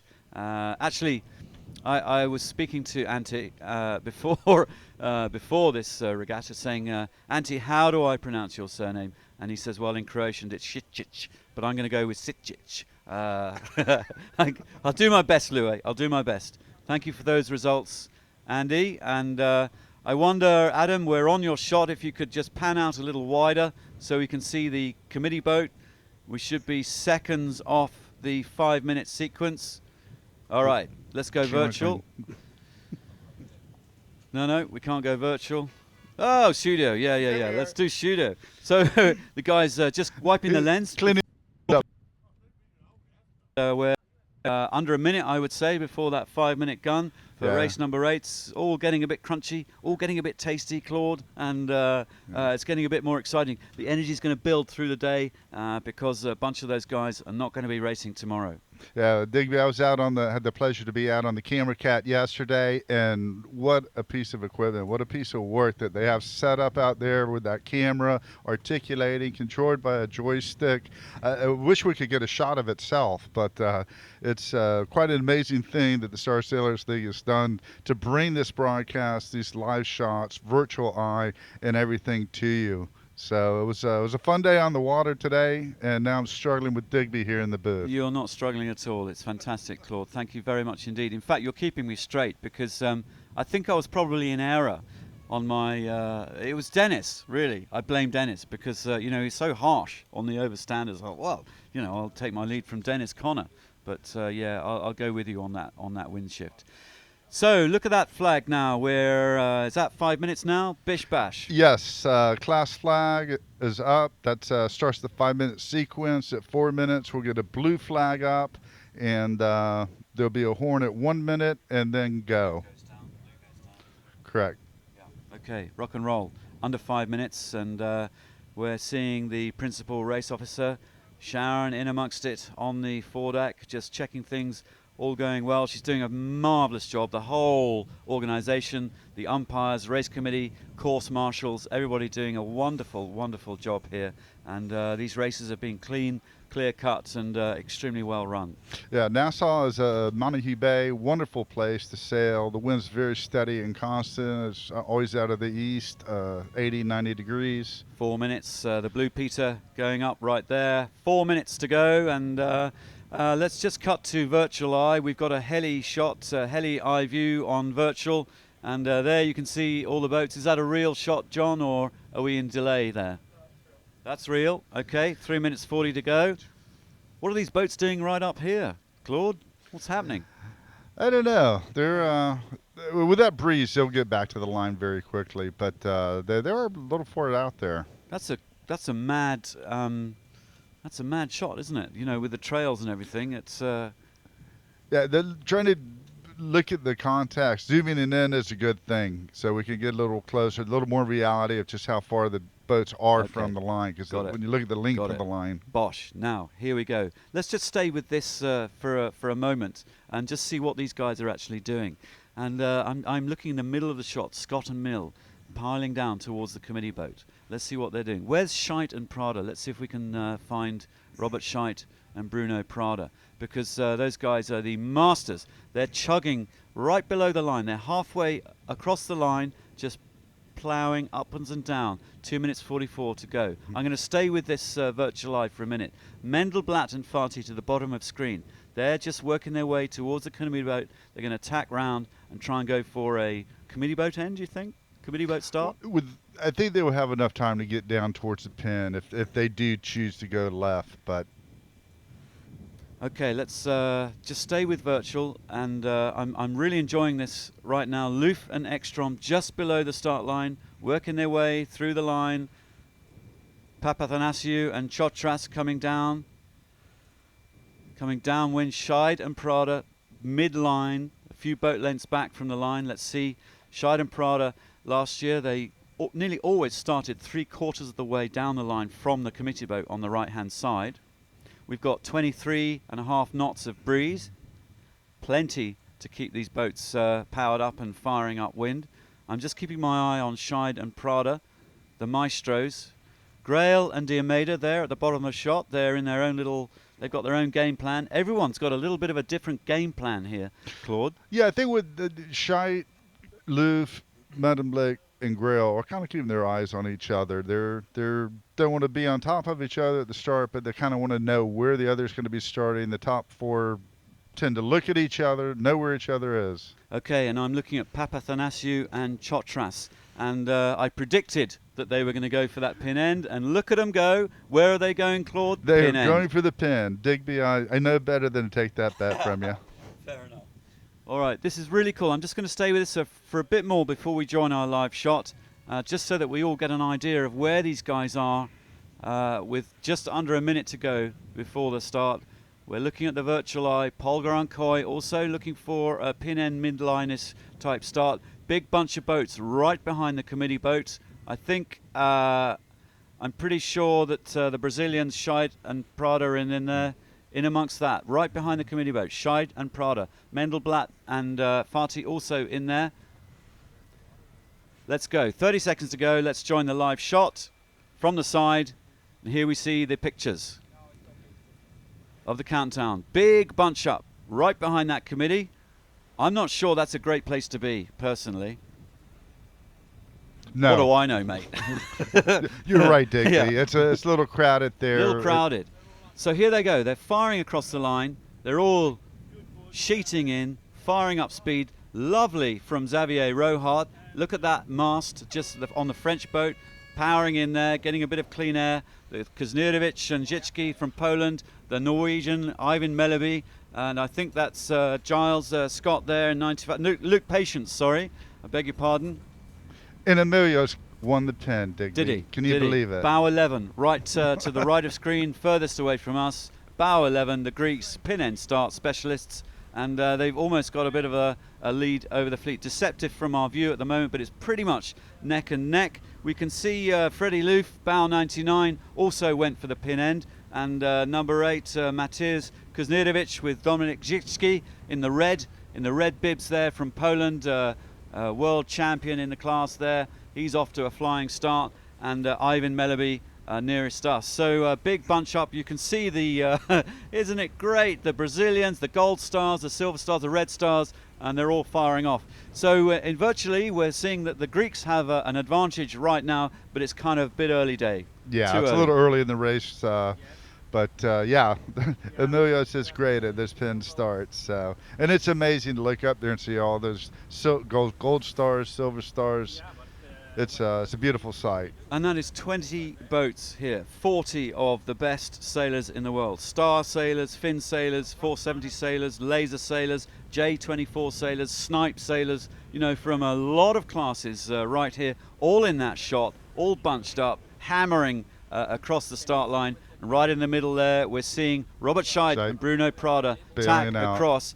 And they're not in such a comfortable position, I would say. No, they kind of got covered a little bit there at the start. They were able to hold their own for a ways, but now it's time to tack away, find a lane, get some clear air.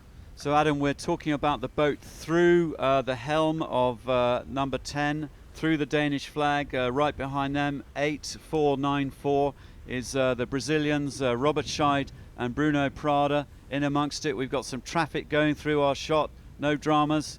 Just let them slide through, and that's the Croatians, Sicic and Zicki. Away they go. Sorry, did I get that right? I think I got that wrong. Our Croatian dudes. Gaspic and Sicic, forgive me.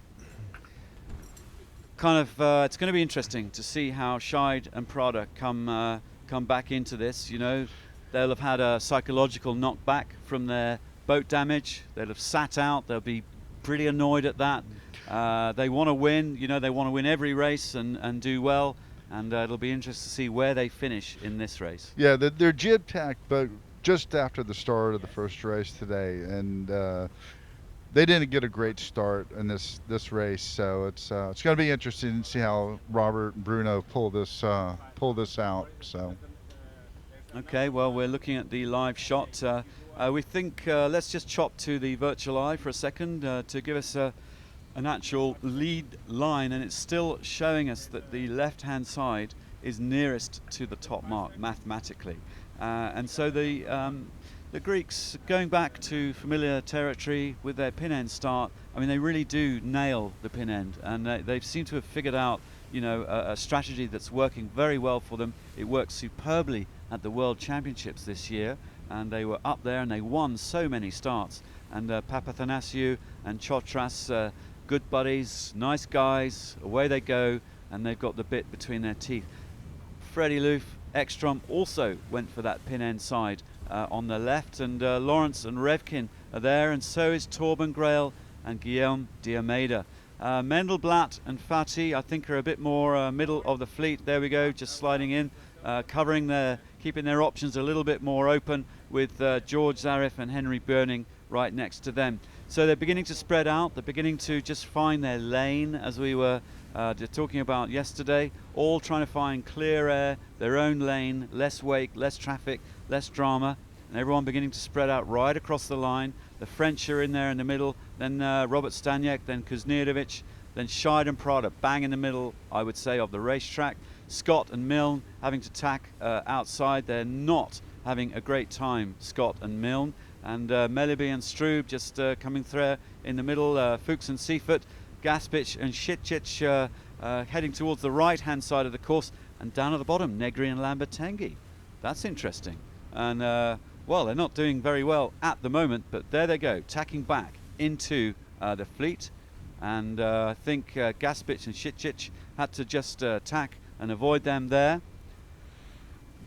And we can join our live shot and look at Negri and Lambertenghi with Gaspic and Sitchich through the shot, and then we're looking at Marcelo Fuchs and Ronald Seifert all there lined up. So these guys went right.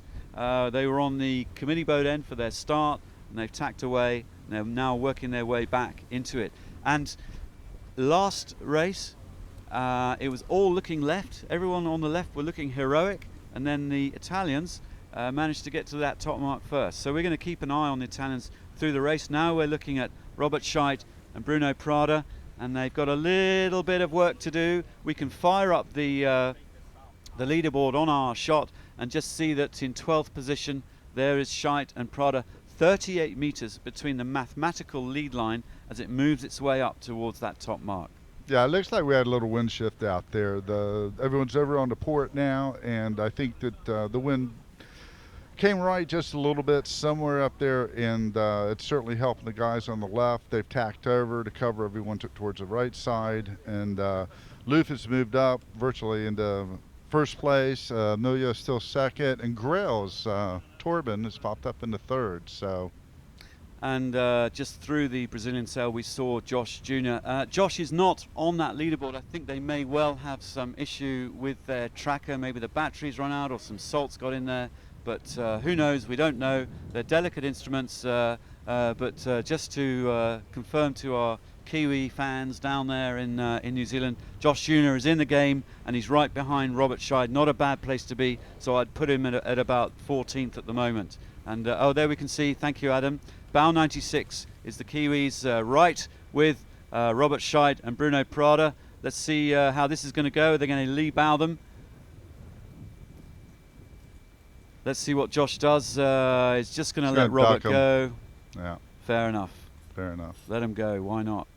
I should just mention that our fabulous FLIR camera does kind of compress the image. You know, at a distance, Adam is absolutely miles away from these boats. Yes. He has this huge gyro-stabilized FLIR camera. And it is a big ball of electronics going on in there, and I can't explain how it works, but it stabilizes the shot, and it has a huge lens on it, and it compresses what we're seeing in the picture. And there is the whole fleet.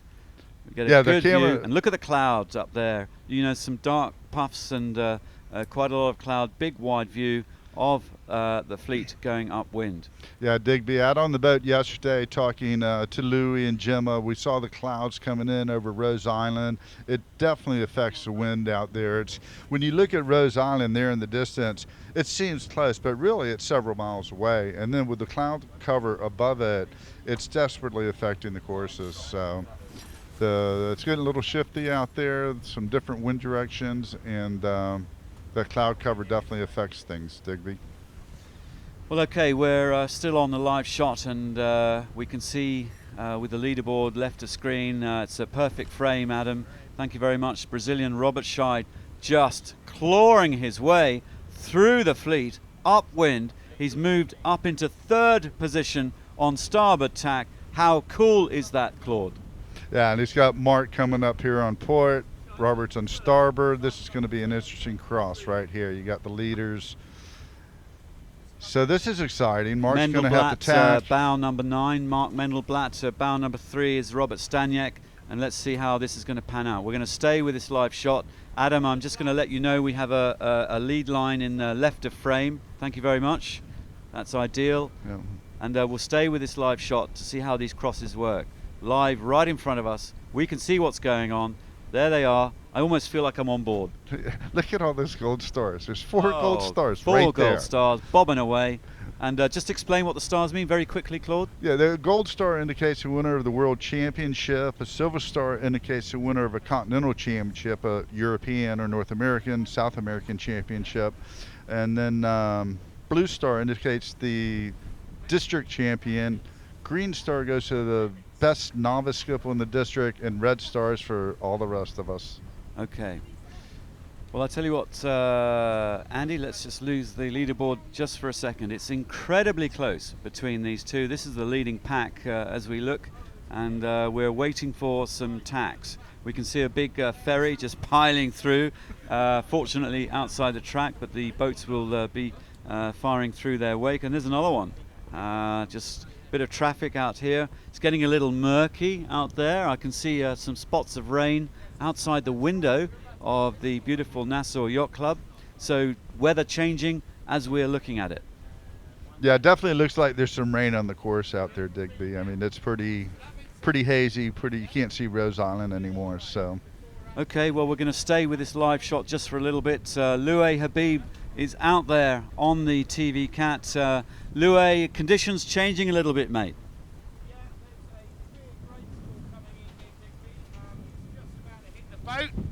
Sorry, Louay, dig us. We just missed the beginning of that. Start again. And a big rain squall coming across the course from the north. And it's now affecting the boats on the left-hand side. And you know what? I was wondering, why the hell is Negri going to the right-hand side here? Why the hell is he doing that? And the reason he's doing that is because he knows there's going to be a shutdown over there once this rain's in. So, brilliant move, in my opinion, by Negri. But yeah, we've started to feel the splatters of rain before we actually get in the squall, and what that means is that there's wind coming off that squall. Squalls out here, you can have 40 knots in a squall, Digby. I'm not saying that's what we're going to get, but it's certainly going to be a significant increase in wind speed, and I don't want to tempt fate, but if we get 30 knots plus, we could see some boat damage. But yeah, no, the conditions out here, it's actually quite refreshing. It's been very hot today, and to get this cool rain coming through, it's actually quite refreshing. Gemma's beaming from ear to ear, and the crew are busy covering up all the camera gear, but we're about to get precipitated on, Big Digby.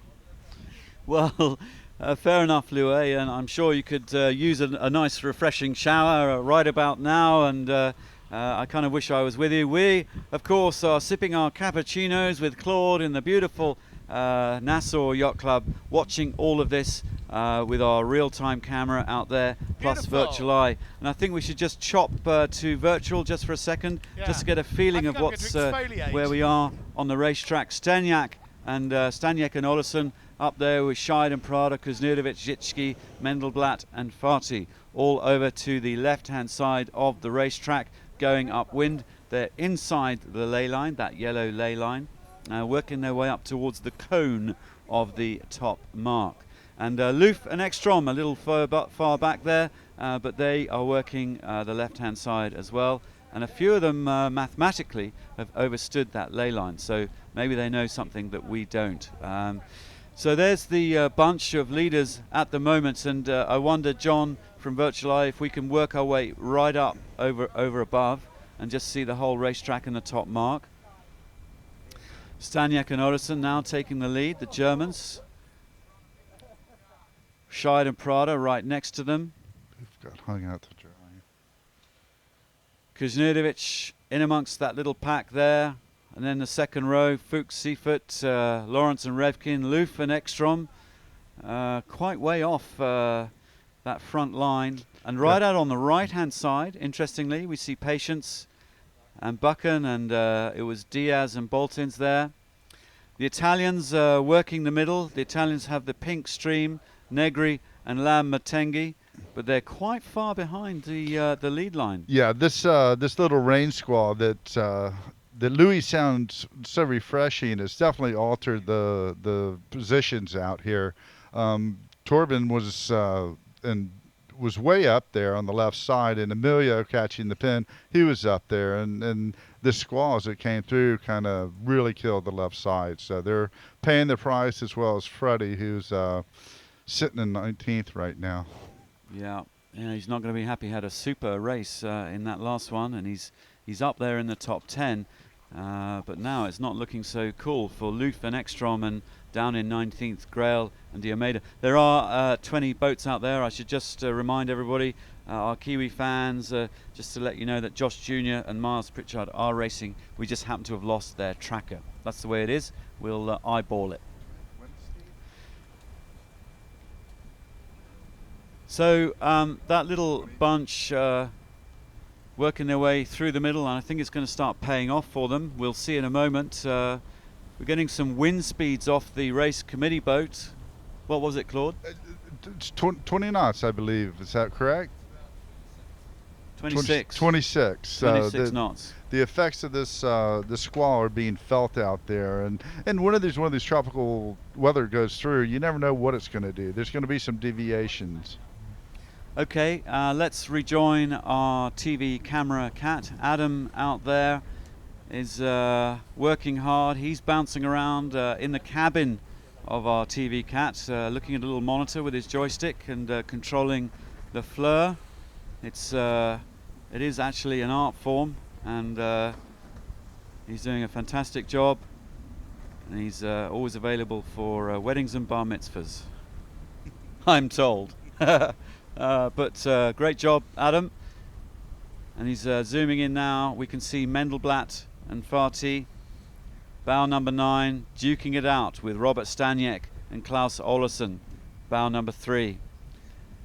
And I think the squall has gone through the sailors because the sun is beginning to bounce off the sails. Yeah, we could see Rose Island again in the background. So it seems like the majority or the heaviest of the rain has passed through, and now as the breeze settles down and tries to come back to its traditional easterly trade, we'll see what happens here, and if that again affects the leaderboard. We're looking at Robert Staniek, the helmsman, with Klaus Olesen. Staniek from Germany, the reigning world champion in the star class. First time he's won the Worlds. He was pretty happy about that with Fritjof Clean in Malcesine in Italy on Lake Garda earlier this year. So he's the reigning world champion in the star class, and he gets his name on that incredible World Championship trophy with some legends on there. There's Melges and Connor and Chaos. There's a whole raft load of legends on that trophy. Star class has attracted some of the best sailors in the world, and we certainly have a handful of them here. We're just going to follow with Adam, and we're looking at 8 now. It's the Poles, Kuzniewicz with Zitsky. And the rain coming down right on top of us now, Claude. Yep. Yeah, that rain squall has moved across from the east, and it's now hitting the island. Well, there's Mateusz, just grinding his way upwind and working his way up towards that top mark. We can join Virtual Eye. Kuzniewicz and Zitsky are top dogs right now, a few meters from that top mark. So we go back to the live shot. Around they go. They've managed to read the shifts and the squalls and the tactics to perfection, followed by Staniek and Olesen, with Scheid and Prada right behind them in 3rd position. And Ivan Mellenby moved up there And with there's Mark Mellenby and Strube up into 4th. Very nice. But Prada and Schade. And there goes Augie Diaz. He's having a good race here. Yeah, Augie and Arnie, you know, they haven't had the best regatta. I don't think they can mathematically make it. But it's good to see them getting a good result into this one. And the French just going around the top, followed by Giles Scott. Louis Habib, you are out there, nice and refreshed. What can you see, Louis?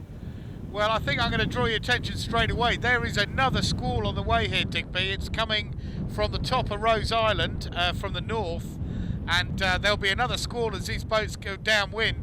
I would say there's been a pretty significant wind shift, and I wouldn't mind betting this is a one jiber back down to that finish line. So more breeze on the way. It could be straight line speed here.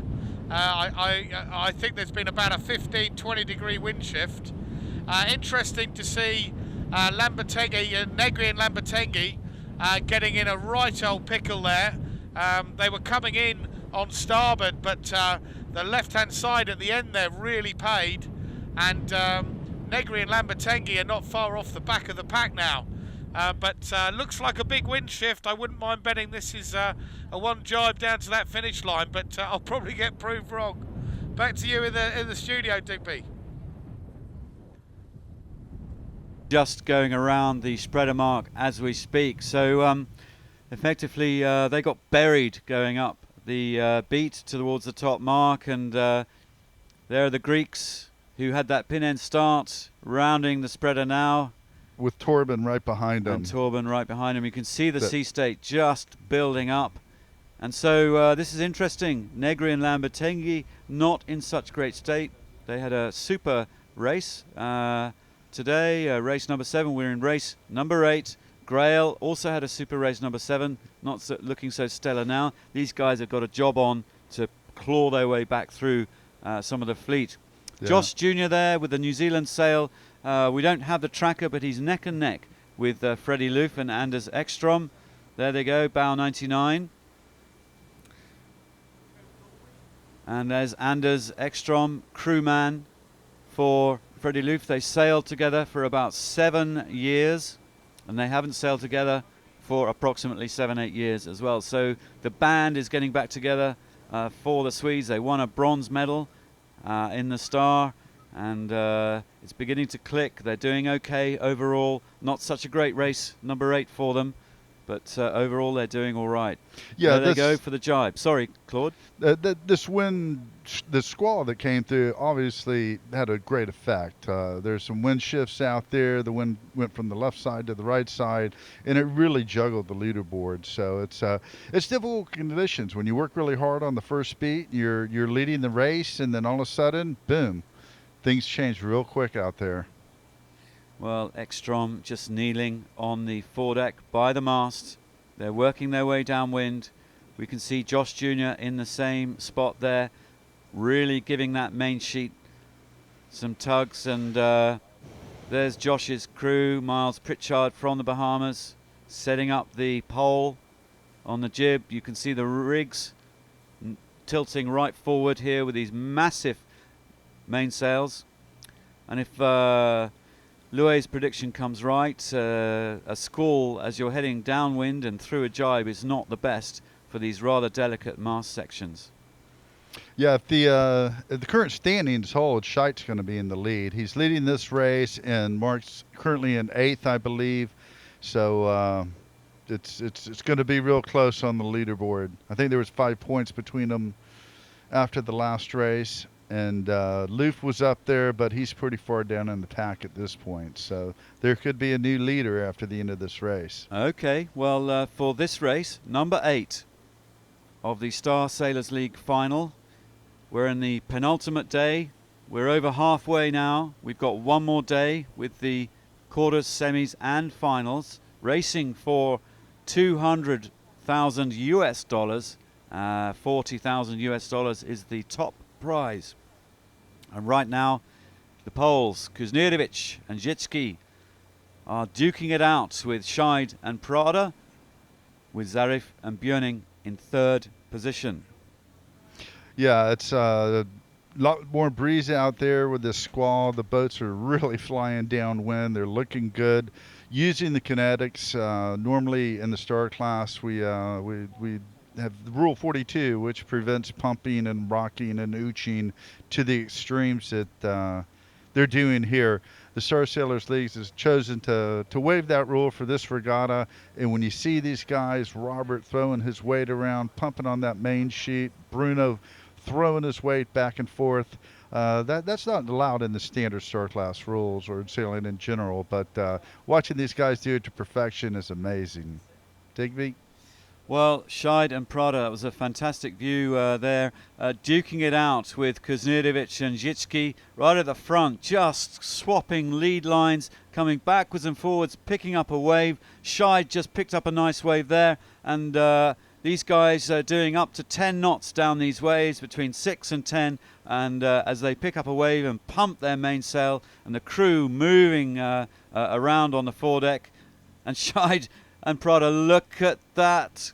That is astonishing. They have just pulled out a 22-meter lead on the poles, clawing their way to the front. We can cut back to the live shot, and we can see Scheid and Prada just pulling ahead. Our TV cat is a little bit behind there, and Scheid and Prada just hammering their way. And just, Adam, let's have the 2 shot. Let's pull out a little bit so we can see the two helmsmen working in unison with the crews. Both of them working away. Scheid he's moving all the time. He's moving far more than Kuznidovic. Look at Scheid with the green vest with bow number 5.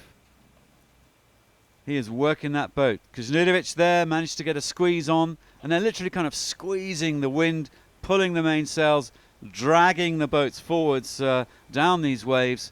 And as you say, it's not part of the traditional Star Class rules, but for Star Sailors League, Bosch, anything goes, away they go. Kuznidovic there just managing to pick up a little wave, moving forward, and these two helmsmen and crews working, clawing their way downwind. Very smooth jibe there by the poles. Let's see if Scheid and Prada, if we pull out a little bit, Adam, let's kind of watch if they cover that jibe on different jibes now. The poles on starboard jibe, the Brazilians on port. Let's see how this goes. We're still with the Poles and the Brazilians. Kuznidovic helming the Polish boat, Robert Scheid helming the Brazilian boat. And these two, Kuznidovic, you can see him eyeing up Robert Scheid and the Brazilians, and there they go. Scheid just jibing through there. Now they're both on starboard jibe. Yeah, when these boats going downwind, when you get on a wave, there's more energy in the wave to push the boat forward than the wind in the sails. So working it just right, catching that wave, getting that pump, throwing your weight out, getting the boat surfing down the wave is going to give you much more speed, much more action, and obviously propel the boat forward further. So this is fun sailing. Well, it's a great thing to see. Bruno Prada and Robert Scheid, masters of downwind sailing. And we can see Robert just talking to Bruno, giving Bruno some instructions, passing on information around the course. Scheid and Prada have clawed some 20-meter lead over the Polish pair. We can see them in the shot from our perspective from the TV Cat, but there is now 11 meters. The Poles just squeezing up these guys, and I tell you what I'm noticing is just Scheid and Prada don't stop moving. They are continuously working non-stop. Bruno Prada just fixing his spinnaker pole there, his jockey pole I should call it. What do you call it? Yeah, whisker pole. Whisker pole to keep that jib out, catching the breeze like a kite out there in front. Don't know how much it's doing, but I'm sure it's all helping. And that massive mainsail. Do you know the square meterage of the mainsail? Any idea, Claude? Nah. We'll have to Google it. It's big. It's big. It's huge. Yeah. That's one for Wikipedia, that one. We'll find out in the break coming up. There they go. And look at that rig way far forward. And these guys just climbing downwind. Quick cut to virtual. And so we can see the gate down there. They've got another 2 legs of race number 8. And Robert Scheid to the left, going towards the left-hand gate, looking down the track with the Poles going towards the right-hand gate. And I think they will be rounding them up fairly close together. Cut to the live. And there they go. Scheid and Prada rounding, and then the Poles heading around the opposite gate, and away they're gone. As we pull wide just to see the rest of the fleet going through. And there's Andy in our shot. Come on, shove off, mate. There he's gone. Fantastic. The next Brazilian guys there, George Zarif and Henry Björning going through, with George Szabo going through as well. And then Giles Scott having a much better race as they tack round to claw their way upwind. Let's, Louis Habib is out there watching with his eyeballs the mark rounding. Back over to you, Louis. Yeah, I think looking at the weather, that second squall has stayed on the Rose Island side. as Dennis was pointing out earlier on, the breeze could do anything over on that left-hand side. So it's interesting to see Robert Scheidt and Bruno Prada going right. That's the more sort of standard, the steady way. But we have got a group of boats going over to the left-hand side. So interesting tactics there. Freddie Loof and Anders Ekstrom, they've just rounded the gate and they have tacked over and now on starboard tack. And I wouldn't mind betting they go up the middle. That seems to be middle for diddle for the Swedes. They've been playing that card quite a bit over the last 2 days. But great to see Robert Scheidt and Bruno Prada back in this regatta and at the moment leading it. The interesting one I would want to pick out, I'm pretty sure that's Rohart and Ponso heading up the middle, and they look like they've got some very good speed. And I wouldn't mind betting that they take a few scalps here as well. We don't have all the numbers that you have, but you know, basically this is the last upwind leg. The downwind leg is where the speed differential can really come into play, and I'm sure there'll be boats that are near that drop zone that'll look to try and take a few scalps. But I would say it's definitely biased now. We've got a biased. Certainly the downwind, we saw only the boats jibing right at the end there. So the upwind leg here, there's not a lot of difference, but the downwind leg, it's going to be all about boat speed. But back to you in the studio, Digby. Thank you, Louis. Well, it's looking incredibly dramatic out there, and as we say in sport, all to play for, Claude. Absolutely. It's these guys are giving it their all. It's tough conditions with the weather, the shifts, and all that, but they're certainly fighting their hearts out there. There's a lot at stake here, a lot of money at stake, and wanting to make that cut is a lot of pride involved with that. So there was a big turnaround on that first leg. So we're trying to get some results here and see what our projected results might be, and once we do, we'll try and pass that on to you. Digby? Okay, well, the TV cat is working its way upwind. I think we should join virtual if we can and give Adam and Louis a bit of a chance to work their way from the back of the fleet up towards the front of the fleet and get themselves into a better position. So Adam, just to let you know, we're on virtual live for a minute or so. You can adjust and do your lens if you need to. So we're on virtual live for the next minute. And we are looking at Scheidt and Prada. In the middle, heading left, up the beat, Kuznerovic and Zitsky. Heading right, up the beat. And here are some guys in the middle, Zarif and Björning, with, I think, Scott was in there, Staniek and Olesen, Polgar and Coy, the Germans. Grail and Diomeda not having such a stellar race here. Lawrence and Revkin, the 24-year-old Americans. Diaz and Boltins, Augie, 60 years old, hammering his way upwind and showing a pretty good performance. Yeah, Augie Diaz is a class act. What a gentleman, what a great sailor, multiple class world champion, and he recently won the International Masters Regatta in San Diego, which was his forte is small boats, but for him to jump on I believe it was a J105, and compete and win that regatta in San Diego was fabulous. It was great to see him win that. Great guy. Well, it's beginning to get quite complex here on the second upwind beat. The boats spreading hugely out across the course. It's probably about a kilometre from left to right across the spread. The course itself is well over a nautical mile. I'm not sure exactly mathematically how far it is from top to bottom, but we're seeing 1.2 miles. 1.2 miles, 1.2 nautical miles. We're seeing 23 knots on the committee boat down at the bottom, so we've got about 20 to 24 knots on the racetrack. Nice star sailing conditions, and these guys now having to play that chess game on a moving track and figure out what the wind is going to do.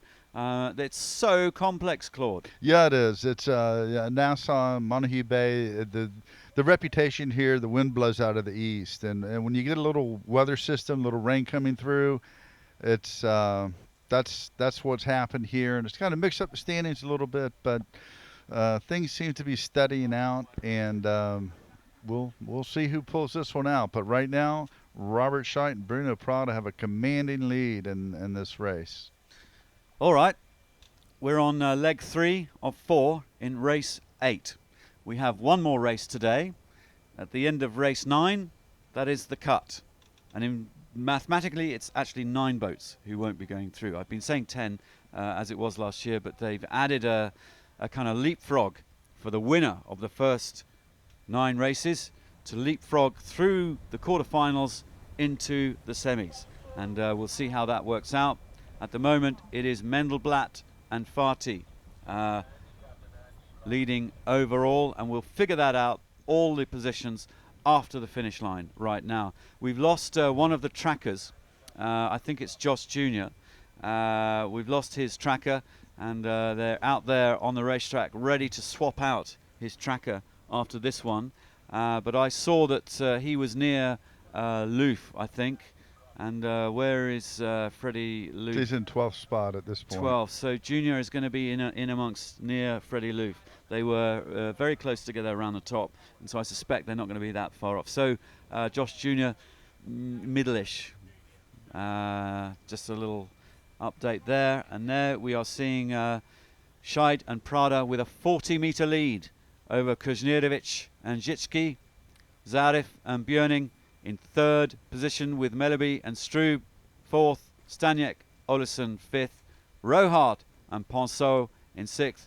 And get this, Giles Scott, Finn sailor, first time hammering away for real in a star, and he's up there in 7th with Stevie Milne. That's a good result, and he's leading Johannes Polgar and Marcus Coy and Augie Diaz and Boltins and a whole bunch of others. And I'm sure Giles Scott will be rather pleased to be leading Ivan Gaspic and Ante Šicić.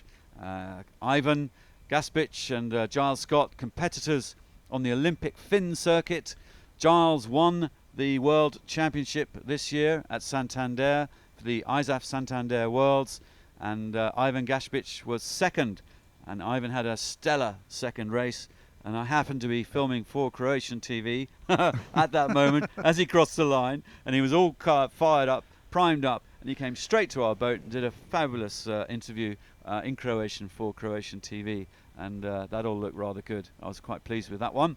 Scott and Milne just climbed themselves up to 7th, and a lot of places at stake here, but it's really interesting to see those 2 Finn sailors duking it out. I think this is going to keep them in the top 10 overall. We will do some maths at the end of this race. We've lost one tracker, which mathematically means that we're reluctant to show the overall standings as they speak. But we'll do some maths and fire up the overall leaderboards after this race, and then they'll swap the tracker out, and we'll have Josh Jr. back on our virtual eye screen. I think at this point the big advantage guy is Matuz, the Poles, up there in 2nd place. They were right on the cut, and having a top 3 or 4 finish is going to really secure their position in that top 10. Unfortunately, I think it's the guy on the out on this might be Junior. Of course, it's a little early to be counting too much. Okay, sorry Adam, I just cut to you as you were zooming in. Adam, would you do me a small kindness and pan out again? Give us the wide view, and we're watching you, watching your work, admiring your craft out there, and that's the wide picture looking out across the sea. So I mean, we can see the boats are really quite spread out with our eyeball. Scheidt and Prada now squeezing out ahead of Zarif and Björning, Kuznierovic in there. So right now the race leader is that Brazilian boat, not that one. These guys are, no, that's all right, stay with them. They're in 2nd place. Just tacking over onto starboard. And this is a superb performance from George Zarif. Unbelievable. He's up there duking it out with the legend that is Robert Scheidt, with his 5 Olympic medals, sailing with Bruno Prada Bruno Prada with his Olympic medals as well. And there we're seeing the bow number 5, Robert Scheid, Bruno Prada, leading this race by 20 meters or so over fellow Brazilians Zarif and Björning. And George Zarif, youngster, fresh-faced, real talent in Brazil, and there he is. He admires these guys, Torben Grael and all the others, the Olympians, and he really is a big fan.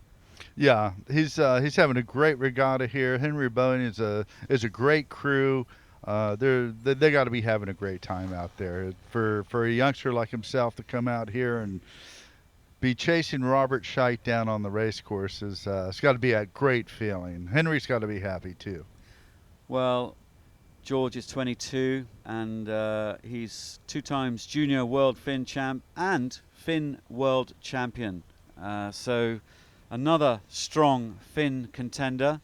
So that's 3, I think, in the top 10 or so. 3 of our VIP Finn guests really outperforming some very experienced Star Sailors, and that is a bit of a dream for the Star Sailors League to, make it a bit of a champion of champions event, to promote the athletes, to give them a good piece of airtime, and for us to chat about them and to talk about their stories, to interview them, and to kind of up their profile, and through the prize money that is on offer here, the $200,000. To give them a bit of spending money to continue their sailing careers.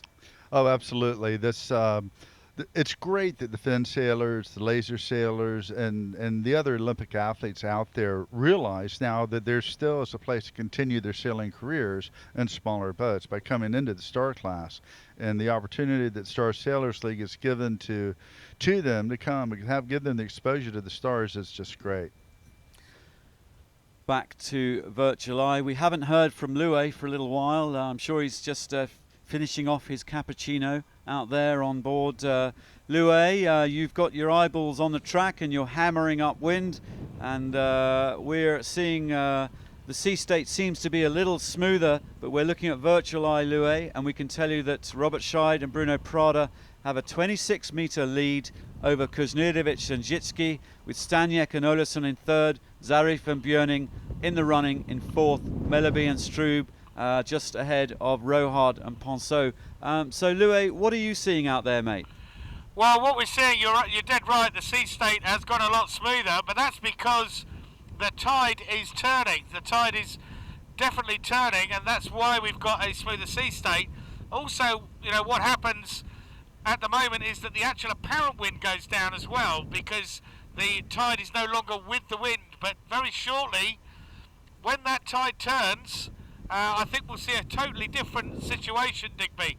So for that last race, probably not this one, but that last race, I think we could well have the conditions back up. But at the moment, yeah, it's glorious pewter silver as we look down the course with the sun just glinting off the beautiful Bahamian Sea. A lovely day for us here. We sort of got into a chill out mode, to be honest, but right out there in the action, it's certainly far from chilling out. And they're about, I don't know, probably 3 minutes from the top mark, and we'll see if there's some interesting action there. But we've got a lot of boats out on the right hand side of the course, and they're going to be coming in on starboard, and maybe causing a few upsets with the guys who are going to be coming in on port. But at the moment, it's quite chilled out here, Digby, to be honest. And it's a conch salad, not a cappuccino. Thanks, Louis.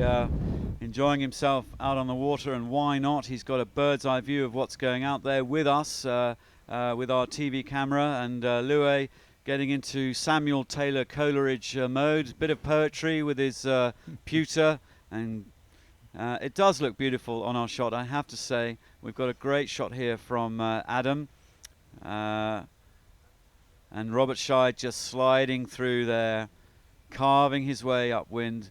These guys are not cruising. They're not sipping their cappuccinos. They're working incredibly hard. Josh Jr. in the shot. Josh Jr. up there, man, with Robert Scheid. We haven't got Josh on Virtual Eye, but we can see him on our cat, and he's managed to climb his way up there. Again, we've compressed distance quite a bit with our camera, but Josh Jr. is in the game here. He is in the hunt in race number 8 of the Star Sailors League final. And there the Frenchmen, Xavier Rohat and Pierre-Alexis Ponceau sliding through. So I would say that Josh Jr. is going to be about 8th, 9th, something like that, 8th, 7th. He's duking it out. We can count the boats as they go around the top mark to figure out exactly where Josh is. Claude, you're on that mission, and away we go. I'm on it, Digby. Beautiful conditions out there. I mean, as you said, this shot, this camera angle, and the reflection of the water on Montague Bay there is just stunning. Okay, well, we're not far off that top mark. Can we flick very quickly to virtual just to see how far away we are? I'd say we're 3 minutes, 2 minutes to the boats getting to the top. That's 120 meters, and virtual is always about 5 seconds behind reality. 100 meters to the top mark. Probably 20 seconds, would you say, Claude? Yeah, so certainly under a minute. And we'll just stay with virtual just for a second. Scheid and Prada on that ley line, bang on that yellow ley line. And we saw Rohard behind them, and Josh Jr. is in that mix with Zarif and Björning. So it's bunching up. They're weaving their way into the starboard ley line to range around that top mark. And there the fleet is beginning to bunch up and compress. 80 meters or so between 1st to 7th or 8th. And so there's not a lot in it. We can cut back to our live camera and just see the leading boat, Robert Scheid and Bruno Prada, heading around that top mark. They've got a little bit of a comfort zone behind them, and away they go, just bearing away, firing away. Bruno Prada, the crew, coming down the barrel towards us, towards our TV camera, and there they go, working it. He's leaning out, getting onto that plane, and that boat's really flying. And right behind them in second place is George Zarif and Henry Björning. And right behind them is Kuznirovic and Zitsky, and then Robert Staniek with Klaus Olesen. I'm keeping my eye out for the NZL flag. If you do the counting, Claude, we'll figure out where Josh Jr. gets around. Freddie Loof is in that picture with bow 99 as they come pouring around the top mark and the spreader mark. Great conditions, the sun's come out again, the squalls have come through, and Ivan Meleby just coming through our shot now, coming around, and here's Loof and Ekstrom 99 working their way around that spreader mark, setting up for the downwind. Good result for the Swedes. They didn't seem to have such a great start. Their first beat upwind was not so cool. And here is Josh Jr. We had a couple more boats go through. Looks like about 7th or 8th place. Okay, definitely and they're top ahead 10. of the Italians. The Italians back in the game. Negri and Lambertenghi also didn't have such a great first beat, but they've clawed their way back. And now we're looking at Zebo and Natucci just rounding with Mendelblatt and Farti, and behind them Ivan Gaspic with Ante Sicic. And 16, Torben Grail just coming through, leading Augie Diaz and Arnie Boltins. And I think I saw Giles Scott a little bit further back. We'll see. There he goes. There was Giles just going through. And some of the back markers coming through now. Marcelo Fuchs, Ronald Seifert. And I can't see who that is. The USA. Lawrence. Is that Luke Lawrence and Josh Revkin? Luke Lawrence, the reigning J24 world champ at the moment, actually. He's a tactician on that. And here are the Greeks, Papathanasiou and Chotras. Well, that is a bit of a disaster for them, actually.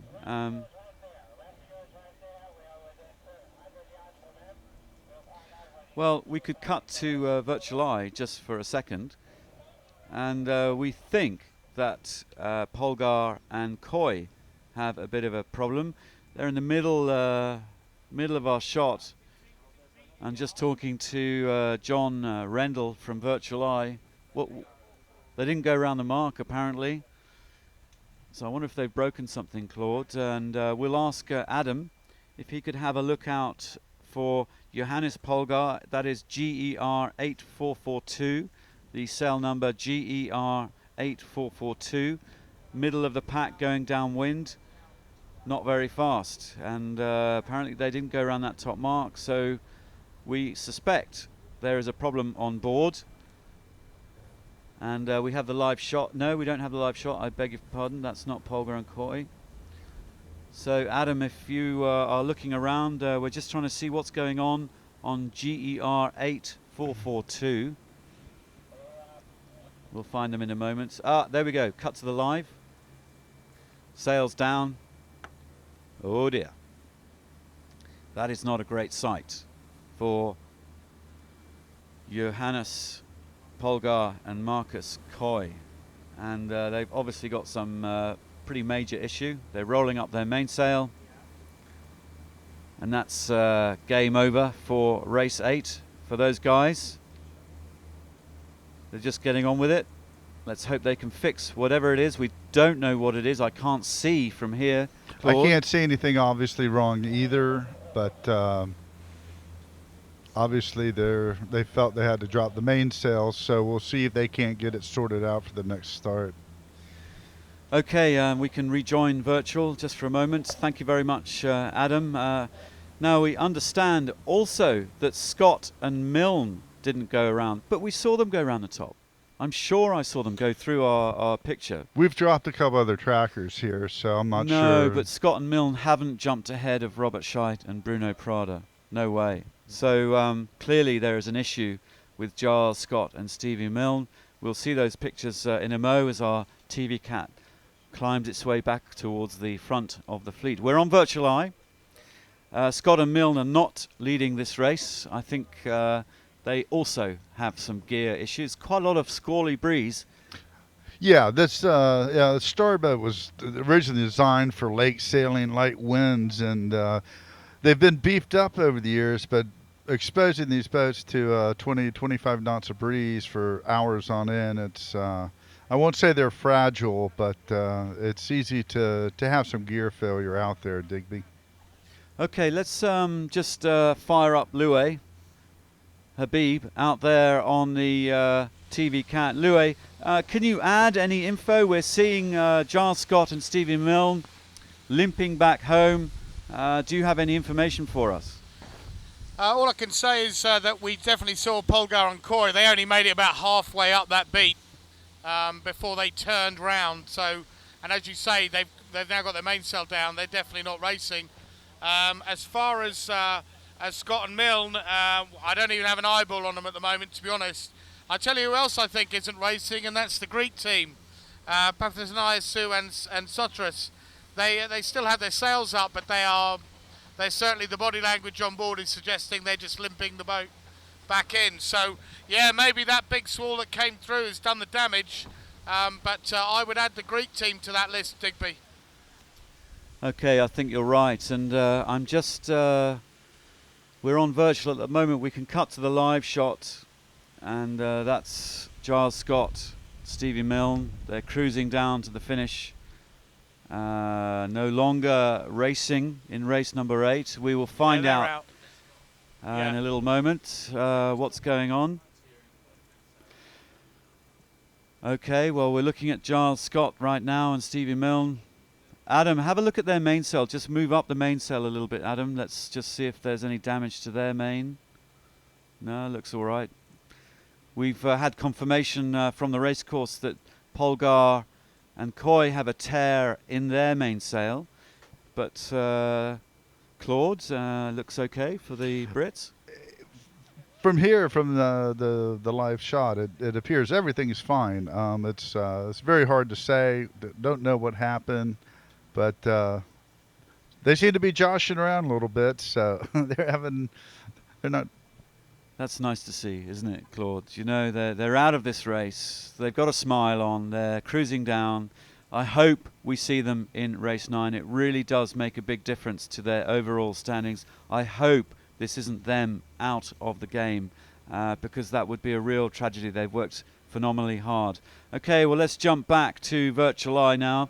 In just a second, we won't jump back to Virtual Eye. We're staying with Adam. Sorry, Adam. And we're rejoining the race leader, Robert Scheid, with Bruno Prada. And quite a different picture on board the Brazilian boat as Robert and Bruno continue to work downwind. And they're leading this race by a comfortable margin right now over their Brazilian buddies. 17 seconds behind them, with the Poles Kuznierovic and Zicki behind them. As soon as we have virtual, I think we'll go to that. We're on back on Virtual Eye, and Adam on the TV Cat. If you guys need to wipe your lens or clear, we'll stick with Virtual Eye for the next 30 seconds or so, just to get our head back into who's where in this race. Claude, Loof and Ekstrom in the hunt. Yeah, Freddie's come back. He's had a nice comeback. He got caught on that left side when the squall went through, and he's fought his way back.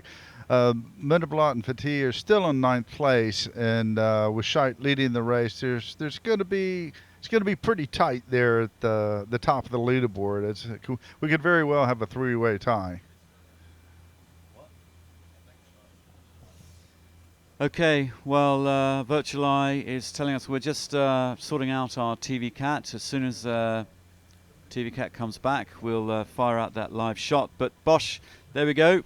Virtual Eye recovering Scheid and Prada, pulling out a massive lead. Whee! Whoa! Whoa! That was pretty cool. Bit of mathematics going on as Scheid and Prada approach that finish line. We can rejoin our TV Cat camera now for the finish. Well done, guys. Good work. Scheid and Prada, big slap on the back. Well done. Congratulations. A wave to the committee. Very cool. He is a superstar sailor, this man here, Mr. Robert Scheid and Mr. Bruno Prada. Nice stuff. Let's cut back to virtual for a moment. And we'll try and pick up the second place. I think it might be the Swedes, Loof and Ekstrom, but it's quite close to call. Back to the real shot. Oh man, look at this. Climbing down, the Swedes managing to claim second place in race number 8. That was pretty cool. Just over Kuznierovic and Zicki. And who was that in third, Claude? I didn't catch it. That's all right. We'll catch that in a moment. The Germans going through on bow number 3, Robert Staniek, Klaus Olesen, and then Xavier Rohart, we can see from France. We're going back, and here Josh. In our shot is Josh Jr., the 24-year-old. Just coming in there on the right side. Just coming through with Torben Grail with that golden star on his mainsail. This is going to be a close one. Josh Jr. just picking up a massive wave there, and I think that's going to see Josh through ahead of Torben Grail. With Mark Menderblatt coming up behind him. They're crossing the finish line now. And I think we got a shakeup. I think Freddie, what a comeback on that run. He was in 10th or 11th place, and all of a sudden, boom, he's in second. I think he's our overall leader now, with Scheid second and Menderblatt third. Zabo just going through, Zabo and Atucci. Then our Croatian friends, Ivan Gaspic and Ante Sicic, going through in a big bunch up with Augie Dares. Bow number 2 just pipping Marcelo Fuchs. And Luke Patience and Jamie Buchan firing through. Not last. Woohoo! Good for them. And the Greeks in trouble. I think they had some gear problems. Luke Lawrence and Josh Revkin just pipping the Greeks there. And hey, Adam, let's push into the Greek boat. Just see what the body language and what we can find out. You know, they had a pretty good start. They were looking pretty stellar on leg 1. Kind of bit of a gritted teeth look there on the Greek boat. Okay, well, they've got a bit of work to do. They're having a little bit of a debrief. I think that might be them out of the top 10 convincingly, or the top 11. They were borderline going into today, and I think it might not be such a great outcome today for the Greek team. No, unfortunately not. And they just had a great world championship in Malchesine, and unfortunately it didn't work for him this week in beautiful Nassau. So we're doing the math here. We're trying to figure out exactly what the leaderboard says, and we think that it's been compressed, and we'll hope to get that to you here soon, right, Digby? Okay, so we're looking at Virtual Eye now, and we're trying to figure out the overalls, and we had a little bit of issue with the placings, but John of Virtual Eye is going to do his absolute best with these numbers. They're not guaranteed, they're projected and provisional, because we've had to manually input some of these numbers. But let's have a look at this leaderboard, and Louis, keep your ears out, because big change on the leaderboard. And Loof and Ekstrom are now the regatta leaders on 25 points. And there is just 1 point now to Robert Scheid in second. Polgar and Coy have managed to climb their way up to 27. Now, I'm just going to ask John, Polgar and Coy have a 0 on that leaderboard. It's because they didn't finish it right. So that should be a 20.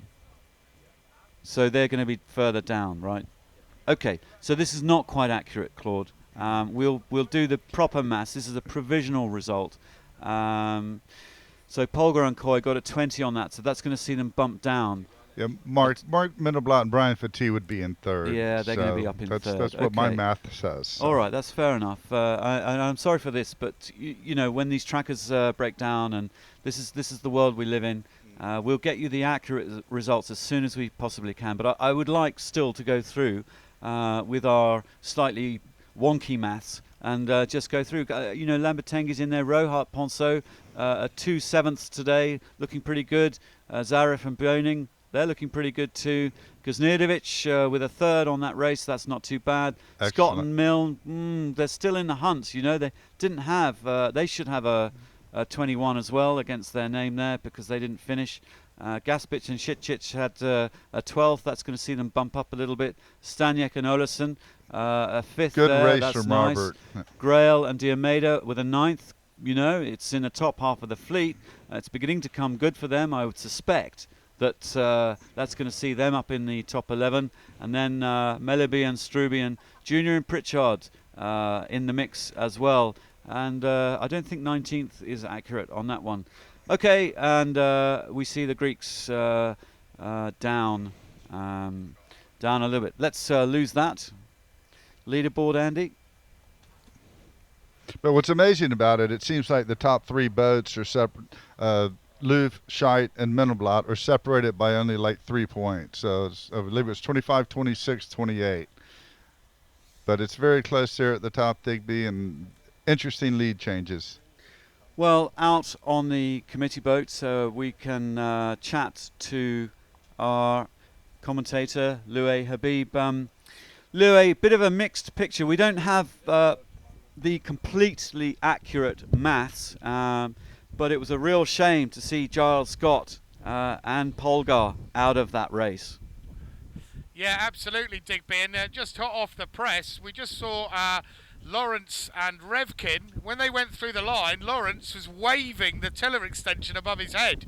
He went through the line with no steerage at all. Luca Medina, Robert Scheidt's coach, has just handed him another tiller extension. And he's trying to fix that boat. So there's a lot of breakages here, and that's got to come into play. You know, there hasn't been anything serious. Polgar and Coy's rip mainsail, you know, is obviously a bad one. Hopefully they can repair it.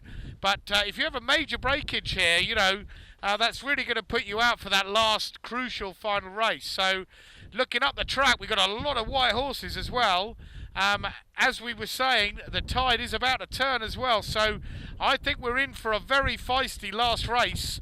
And in the back of their minds, people are seeing 3-4 teams going out with breakages, and that's got to be playing on the minds of even the leaders.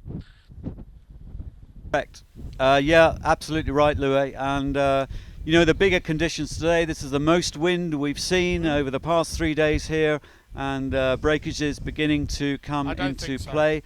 Part of the game in sailing, that's the way it goes, but it's particularly hard, I would say, on Giles Scott. Polgar and Coy, you know, they have a comfy margin on the overall point, so I don't think that's going to see them out of racing tomorrow. I'm sure they can come in and change their mainsail fairly fast. There'll be a spare mainsail out there for them, but we don't actually know really what happened to Giles Scott. No, it was a little strange. I mean, obviously, we didn't see the German's main, but if it's torn, it's torn. That's the report we get from the race committee. And as far as the Brits, we don't know what happened to them. So it'll be interesting to see if they can make this next start and go from there, Digby. Okay, well, we're in holding pattern for race number 9. I imagine that Sharon Burke, the principal race officer, will give them just a bit of a breather.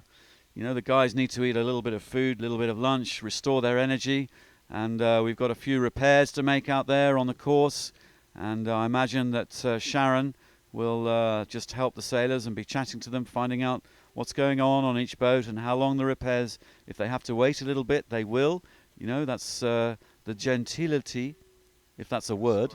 The gentility, I don't know. And so that's the scenario. We are flying miles above New Providence Island. You can see the race track out to the right-hand side, the eastern side of the island. And we're almost looking north up shot there, up frame. And some beautiful outlying islands. And this is the perfect race track for sailing and specifically for star sailing. So my vision mixer, my good friend here, Andy, is trying to fire up a little feature for us to play. I'm just going to ask him which one it is. On board.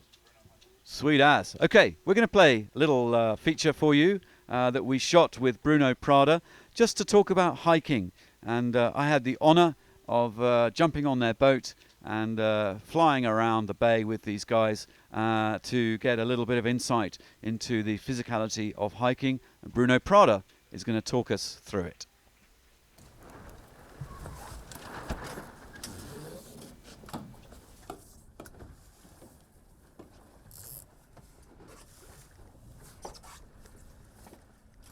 Talk to us about the crewing upwind on these boats, Bruno. It looks hard work. Yeah, in the medium light winds, that's what we have now. I sit here, I go much forward, I go like this, and I have a lot of pressure in my legs. It's a very hard physical job. And I help Robert to keep the balance, also keep the balance of the boat. I have to take care of the jib. That always when the wind is changing, I have to adjust, all the time adjusting. And when we have a little bit more wind, I go down. I go in the hiking hard to help also the balance of the boat to keep the boat flat in the water. Also, when I go down, I use the harness. Harness is a piece of the cloth that help me. I have lines here to hold me in the board. I have cleats that we put the lines.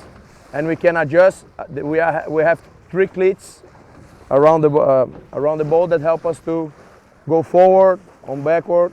Depends the waves and how the balance the boat is. So Bruno, show us your hiking, that outboard hiking position, would you? Let's try.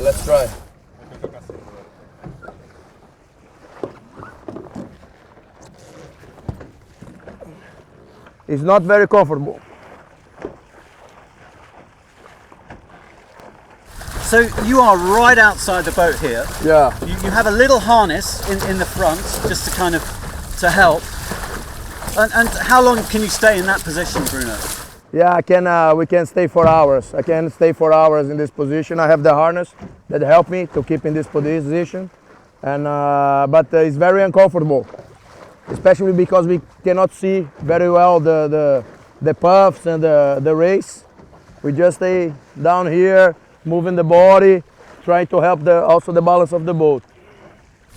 And why are you in this position on this star boat? What is the reason?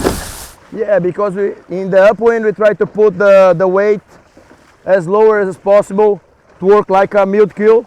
We are like a human keel, so just outside of the water, and we have been testing a lot. Sometimes it's good to hike straight legs like this.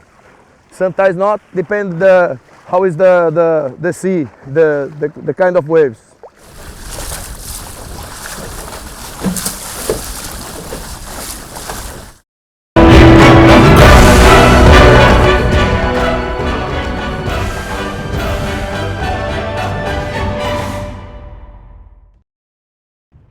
Xavier, Rohan, Pierre, Alexis, Ponsor. Xavier, I wonder if you could just give us a quick 2-3 minutes lesson in how do you make a star go fast? So it's a nice trick.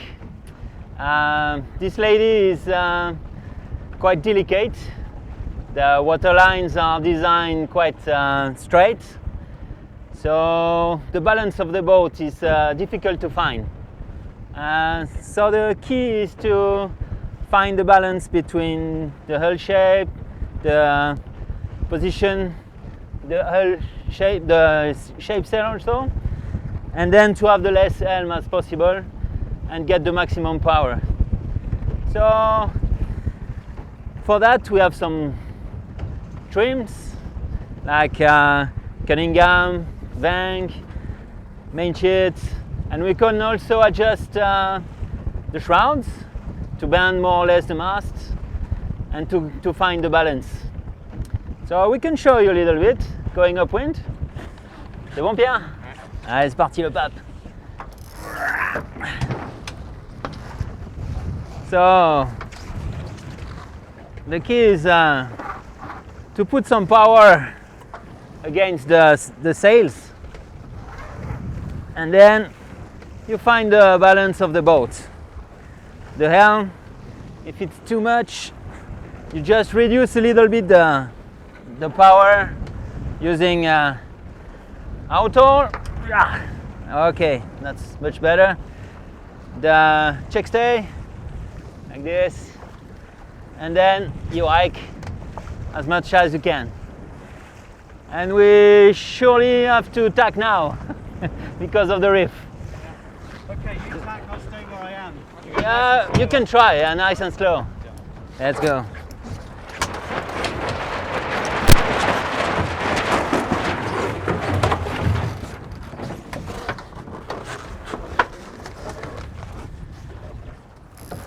So to go faster than the other, you need to get as much as power as you can from the sail, and then transmit all this power through the hull.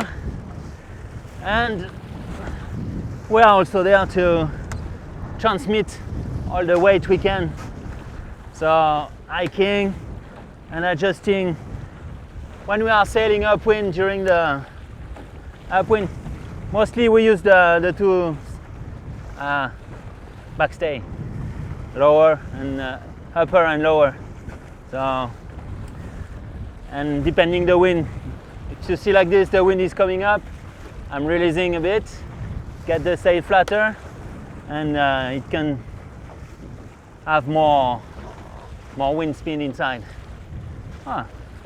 So, and everything else is very classic. You drive the boat through the waves. Okay, more wind. And you can see, maybe you can have a look to the sail. So we are using all the place the sail is flapping to know how much power it is, and we can adjust to have less flaps, more open leech, and go higher without giving too much the speed. Xavier, it's a huge mainsail, a very large mainsail on this thing, and a very, very low boom. You can see right there. And there's not a lot of space to get under there. No. Very long, large boom. So quite a lot of power generated by this mainsail. Huh? Definitely. It's why we have to sail really near the wind. So we are 25, 27 apparent wind, and we drift a little bit. Maybe you see it from the. So we are 30, 32 from the wind. So it's the only option we have to have not overpowered all the time. And lastly, just your crew position there. You are hiked right out. Alexis his back is skimming the water. And this is hard work, guys. Hard work. Well, you see. So another tack, because woo, not much water there. Ok, dans 3 longueurs. 2, 1, c'est parti.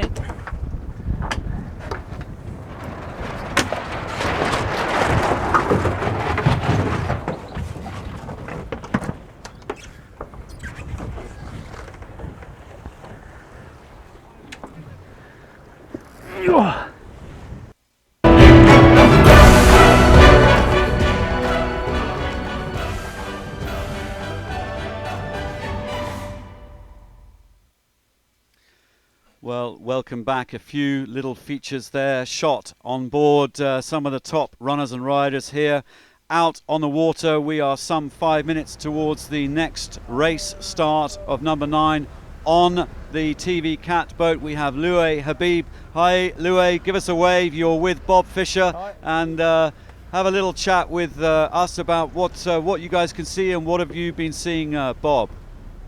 Well, what I've seen is that in the brisker breezes and the lumpier seas, the establishment is coming back into the fore. There are less of the tyros coming up at the front, but then you might expect that. Certainly Dennis would, I'm sure of that, you know, because these are the guys who've done it and done it and done it, and there's nothing like experience in these conditions.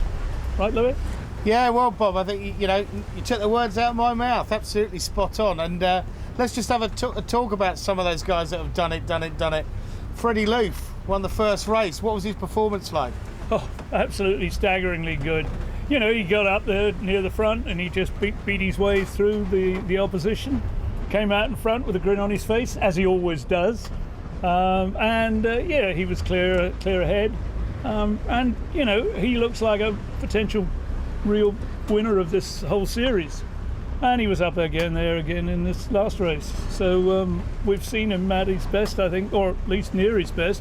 And he always comes good at the end, this Freddie.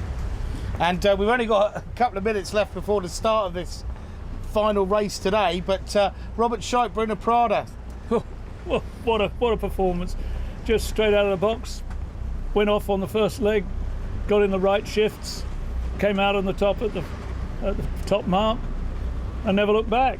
Never needed to look back. They were so clear ahead. They, you know, come marmorizing in here and way sort of 25 seconds ahead of the next boat. In this sort of weather, that's a big margin. And what we got? We got 1 minute and 45 seconds before the start. Bob, what are you seeing across the line? Not a lot at the moment, because everybody is staying well back.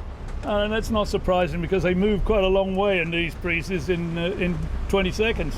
So you'll see them come up to the line with about 25 seconds to go. They'll start getting in their formation, and then you'll see which ones can bang out right at the end of it. They're the ones that have held back and just come up as the gun goes. They're the ones that will be out in the front fairly shortly, giving dirty air to all the others. And generally it's the good guys that get there. There you go, you got it from Bob Fisher. It's the good guys that get there. We're just about to find out. That's 1 minute to go. Thank you very much, gents. We're looking at virtual eye for the next 30 seconds or so, just to give us a bird's eye view of how these boats are queuing up. Papathanasiou and Chotras wriggling around that pin end again. That's where they like to be. We'll see them tack over and hit the pin. Lawrence and Revkin on the right-hand side, and quite a lot of these guys flying the middle of the line. I'm here with 30 seconds to go with Claude Bonani, Vice President of the Star Class. We're looking bird's eye view on Virtual Eye. We will join our picture in just a second. Negri and Lambertengi are in there. Junior and Pritchard, Scheid and Prada, Bosch. There they are. They've got a bit of space below them. Look at that little space to the left of Bruno Pride. He's holding his competitor up. He's claiming a little space to the left of him so he can duck down. Let's join our live shot. Here they go. You can see Brazil right in the middle of their mast keeling over, and away they go. Bow down, cross the line. We do have an individual reef call flag up. I'm not sure who they called, like one of the Germans at the far end of the line, but we'll see who goes back. Well, it's looking like the Greek boat, actually. Well, the Greeks got pushed out. He tried for that pin. He didn't make it, but I don't see anyone going back at this point, so... They don't know. They don't know. They weren't able to holler it, or they weren't able to hear it over the sails. No. Okay, fair enough. So rather interesting. Right off the bat, some drama. The Greeks getting squeezed out of that pin end. One boat over the line. We don't know who it is, and nor do they. And we'll get it from the race committee. Ben from Virtual Eye, you can text the race committee and tell us who was over the line. There we go. We're seeing the live shot. We're seeing General Recall. Yep. Sweet as. Okay. That was it. Maybe a whole bunch of boats over that line. Loué, we're hearing from the committee boat General Recall, Loué Habib. Yeah, Bob Fisher called that pretty early, and I think there was definitely a German boat that got out of jail there. There was no more than 2 or 3 boats I could see that was over that line. So those 2 or 3 boats have totally got out of jail. The tension mounts here. Interestingly, Torben Grail coming up the right-hand side there. Whether that's a tactic he's going to employ for this race, but also a large, a number of the fleet going for that pin end, and that suggests they like the left. And we still haven't had any movement on the course, and that cloud is still over on Rose Island. So I don't know. Maybe we've got a skewed course here, Digby. But we'll have to wait and see. But I think there were 2 or 3 boats that fully got out of jail there. Okay, thanks, Loué. Well, as the race committee resets, we can see the jury boat, the committee boat, flying across the front of the fleet, letting all the sailors know that it is a general recall. So good eyes, Adam Brown out there on the race cat, picking that up for us. Thank you very much. And we'll see all the boats just turn round, and the race committee, Sharon Burke, principal race officer, may reset the line, may reset the course, and she'll have another go. She now has the option, of course, Claude, of flying a black flag if she wishes to. Yeah, I don't think she will. That's the first general recall in the whole regatta. We've gotten 8 races off, or however many races, and haven't had a single recall or a single boat over. So either there may have been something wrong with the line, whether there's current involved, or if there's a little shift right there at the end, forced everyone to the pin. I'm not 100% sure sitting here in the commentary booth, but obviously they're going to sort it out and get a restart going here and get the next race off. Okay, well, if I can just speak to Adam, our cameraman, if you could pull wide, Adam, and just leave us on a wide shot, we will fire up the overall leaderboards. Right, here we go.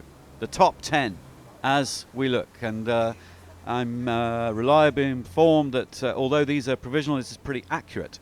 We are indeed seeing Freddie Loof and Anders Ekstrom at the top of the leaderboard for the first time, which is astonishing, because we really thought that Mendelblatt and Fati had a complete stranglehold of this regatta at the end of yesterday.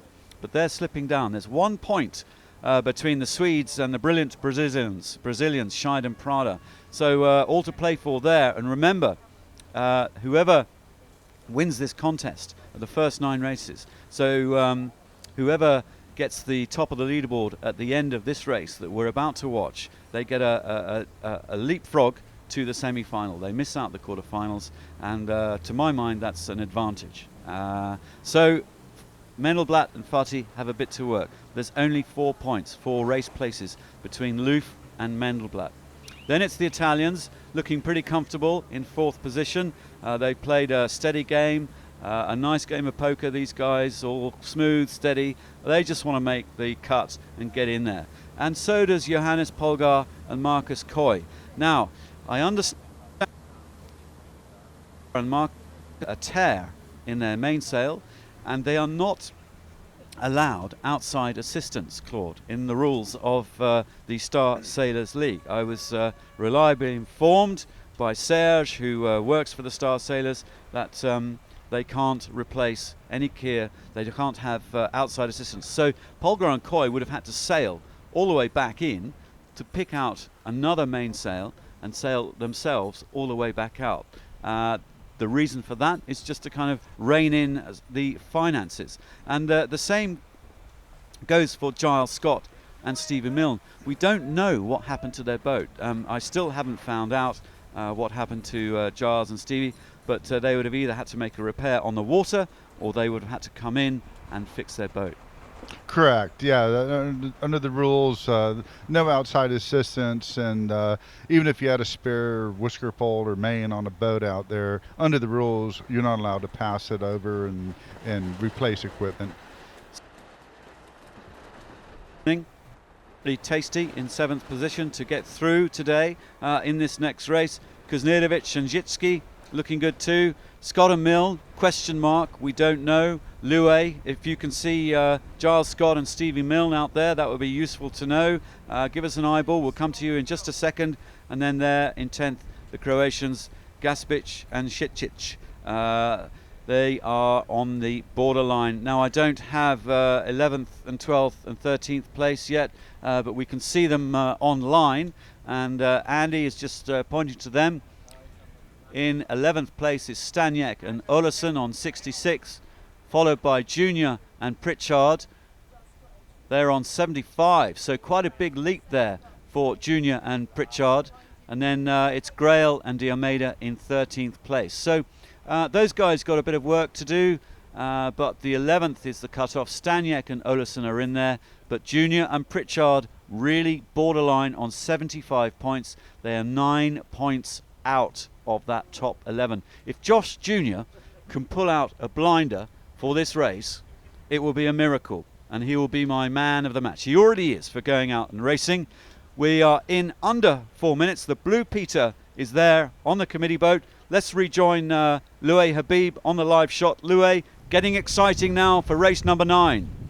Indeed, and we can confirm Scott and Milne are racing. They've put their all their sails are up, and they just checked out the line. So Scott and Milne are racing. It's got quite dark over the area. I wouldn't say we've got a massive amount of wind speed in the starting area. It's probably about the same as we've had all day. But looking up the track, there is definitely significantly more wind up there, and we've now got this short chop, which will be all about skill driving through that short chop. The waves have certainly come together. They're not particularly high, but it's very, very choppy, and that's going to take a lot of skill driving through that with the crews hiking to the max. So at the moment we can see all the boats prowling around in the starting area, waiting for this crucial 9th race. But yeah, the news on the racecourse is that Scott and Milne are definitely out there, and they're definitely up for it. Well, we have 1 minute 30 to go. In 20 seconds or so, we will see that Blue Peter drop, and then it's 1 minute to the race start of number 9. Now, race number 9 is absolutely crunch time. It's the biggest one so far, and really we are looking at the middle of the leaderboard to see if Josh Jr. can pull off an absolute miracle and claw his way in to that top 11. I want to see Josh Jr. As we go up this beat and just see what kind of start he gets. 1 minute to go. We're seeing the live pictures from our America's Cup camera. Let's stay with the live. Let's pull out a little bit wider, Adam, just to see a few more boats in the line as they get down there. There are the Italians down the bottom end towards the pin. There are the Germans. They're in that mix there. Loof, Croatians, all down towards the pin end of the line. Scheid and Prada, Brazil, 8494, right in the middle, trying to get a little bit of space to leeward. This is the trick of Robert Scheid's mastery of starts. I don't think anyone's going to be over on this one. How many seconds to go, John? Okay, this is it. We'll see the flag go. Stand by for the race start. Oh, that looks like quite a few boats over the line there, Claude. Yes, they're definitely over. General recall flag back up, and saw that one coming too. That was everyone got bunched down at the pin, and that wasn't going to happen. Oh well, Louis, general recall, mate. Yeah, Digby, I wouldn't mind betting. You know, the tide has now turned, so you know, getting early to that start line, trying to hold off flapping your sails, it ain't going to work because the tide's going to take you over. Over eager is all I can think of. I mean, these guys know there's tide out there, but when somebody else is ahead of you, you just keep with him. You know, that's how it is in this game. A bad start in that fleet on that pin end, and you're going to get spat out the back. So regardless of whether you think you're going to be over, you're just going to go with the front of the pack there. I don't know what the race committee are going to do about it. I think that perhaps the line is not square, to be honest with you. We'll have to see what they decide to do. But I wouldn't mind betting that we see a black flag when the class flag goes up. But we'll just have to wait and see. But the tension is mounting.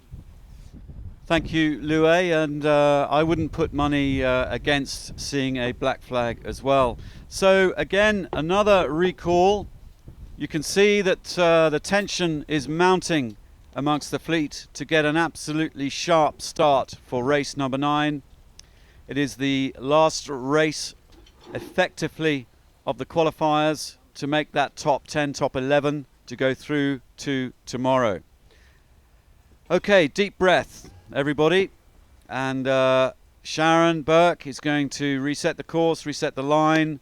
We are possibly about 9 minutes away from the next start. She'll try and get them turned round as soon as we can. We're looking at Sharon on the shot there in the white shirt. She's chatting away to her compadres on the race committee boat, keeping an eye out across the course. She's got a decision to make whether to fly the black flag or not. I reckon she will. And so it's all down to the race committee right now. Are we hearing any texts from the committee boat? 2:06, which is what, 7 minutes away ish? Okay, 7 minutes before the next race start. Another couple of minutes for the 5-minute. Lewis, you're there with some experts on board. You've got Fisher, you've got Gemma. Louis, what do you think's going to happen in this next race? Well, we just had Luca Medina actually come to the back of the boat, Robert Scheid's coach, and he shouted at us that the tide is currently running at 10 metres per minute, pushing the boats over the line. That's a metre every 6 seconds, and that's why he reckons they're over the line. So, you know, that's the state of play. Remember, that is now wind against tide, and looking up the track, as I say, it looks pretty gnarly up there. So I think we're definitely going to have one hell of a race to finish off the day.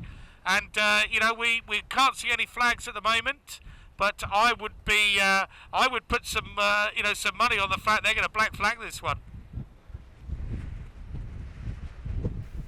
Thank you, Louis. Well, we've got a good view of the race committee. Horns about to blow. Sharon chatting away, discussing with her colleagues. They're on the VHF up towards the top mark.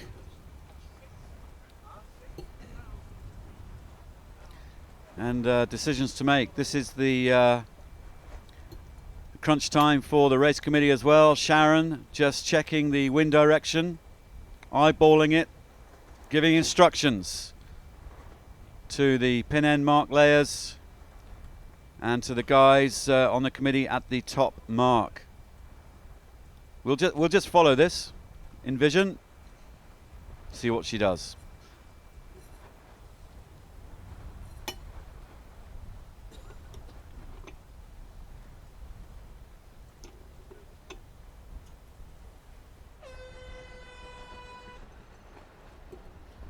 Okay, Claude, looks like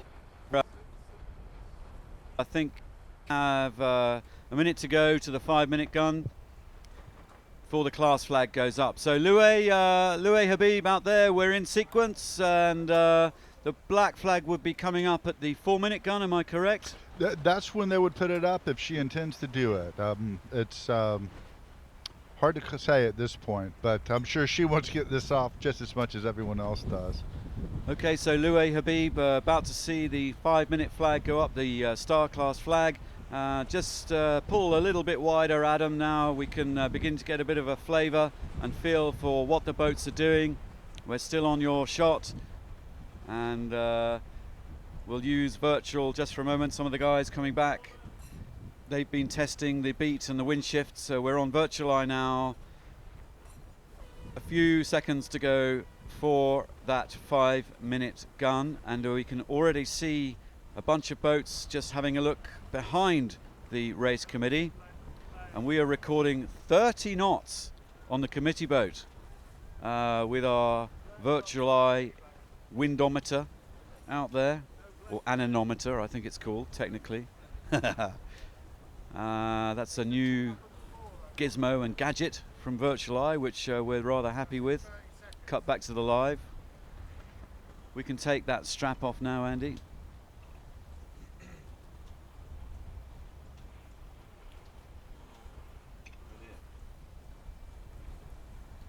Okay, we're staying with Adam on the live. We can join Loué Habib, our eyes and ears on the racetrack.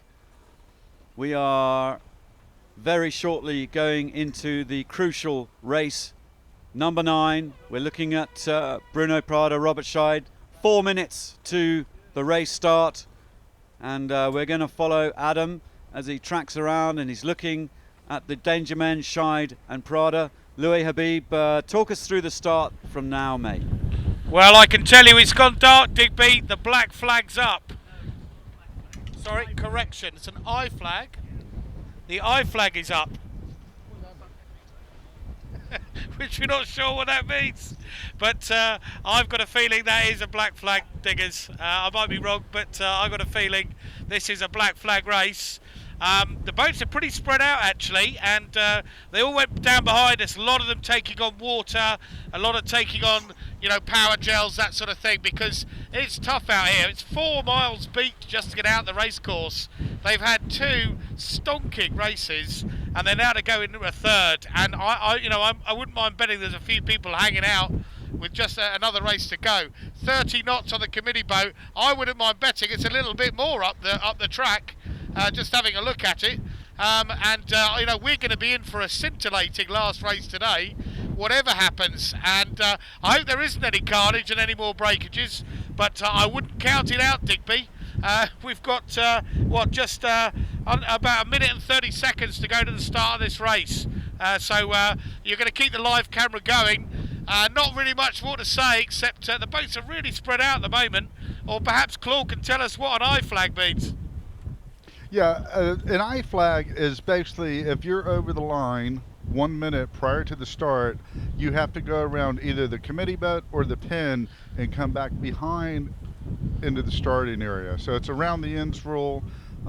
It tries to force the guys behind the line without having to use the black flag. It's a little less harsh, but if you do get above the line, you have to go around the ends. Okay, well, thanks very much for that, Claude. I think that's a bit of a cop-out, being honest. I think it should have been a black flag. I don't think that's going to keep this lot off that line. But we have currently, my estimation, 45 seconds to go.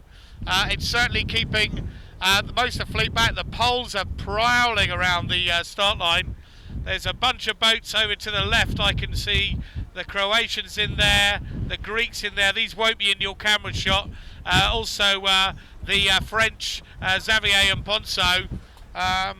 But according to my calculations, we've got 20 seconds to go. So they are staying off the line, Claude. It might well have worked. And here we go. The Poles want to have the pin again. And so let's see, that's Staniak over there as well.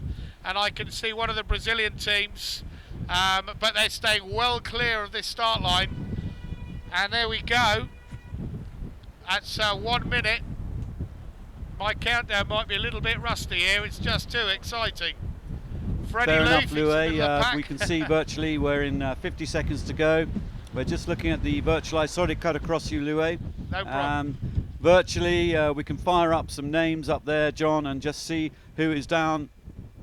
It's Kuznirovic and Zitsky and Scheid and Prada heading towards that pin end. Junior and Pritchard going for a classic squeeze in behind the committee boat. 30 seconds to go. Big bunch up behind the committee, quite spread out.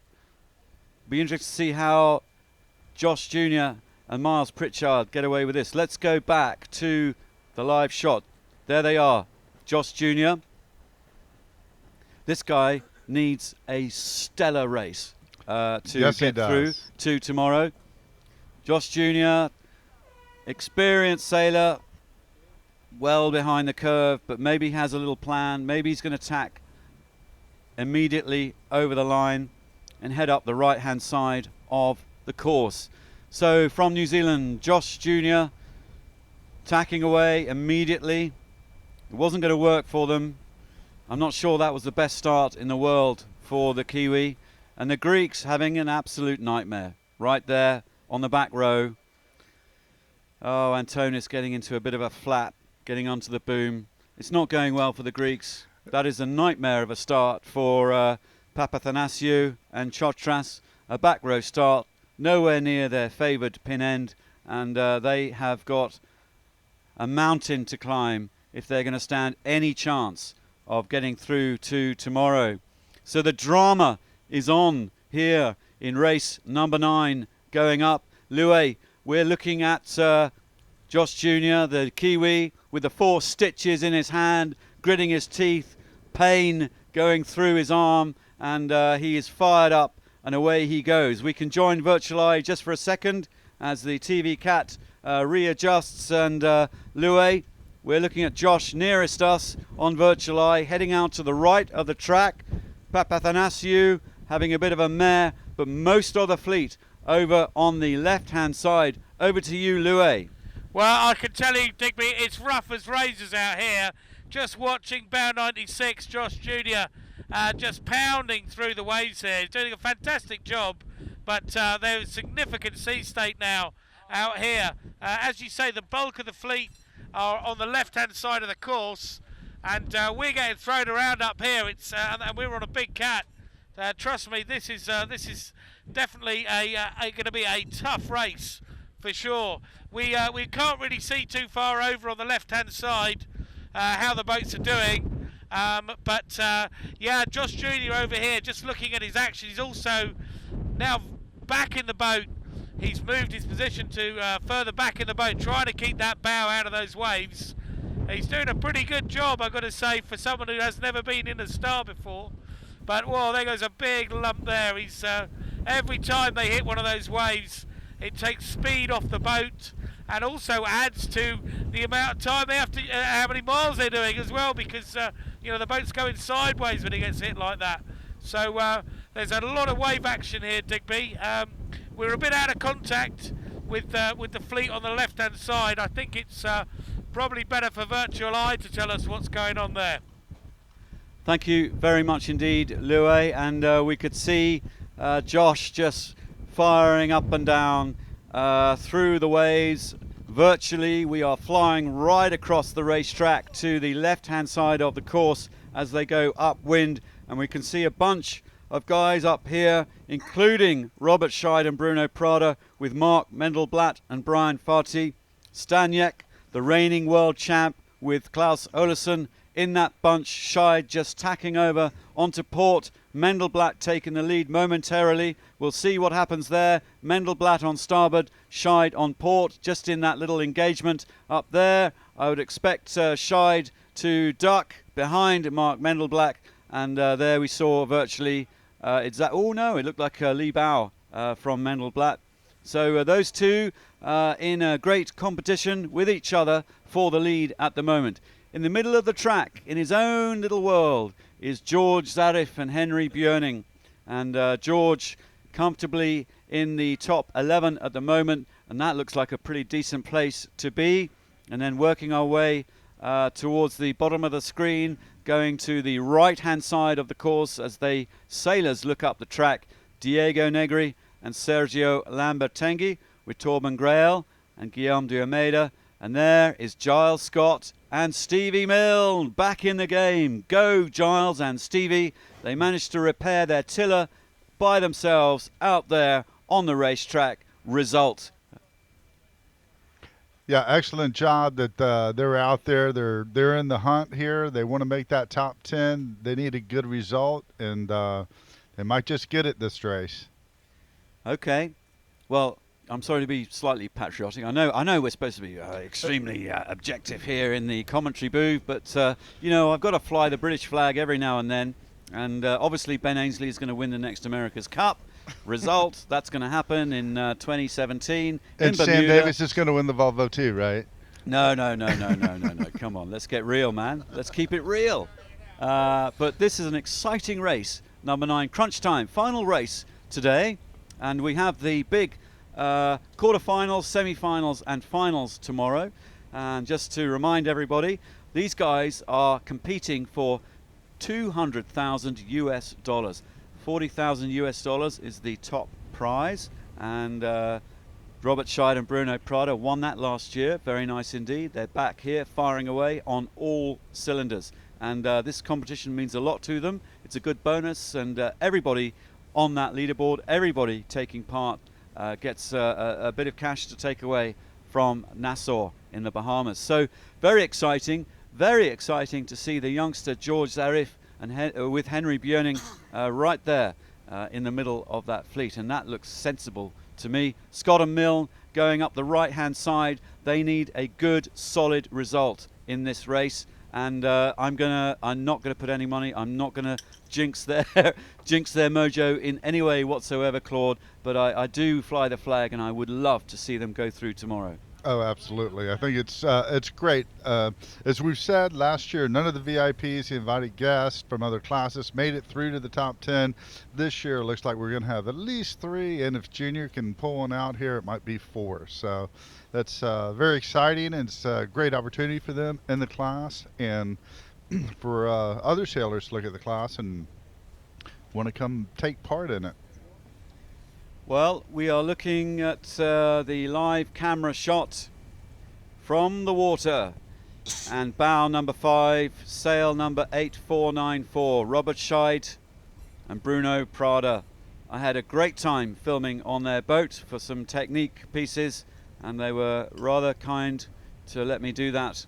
And there's a little bit of insight of you know, sailing on board these actual boats. They're cool boats. They are technical.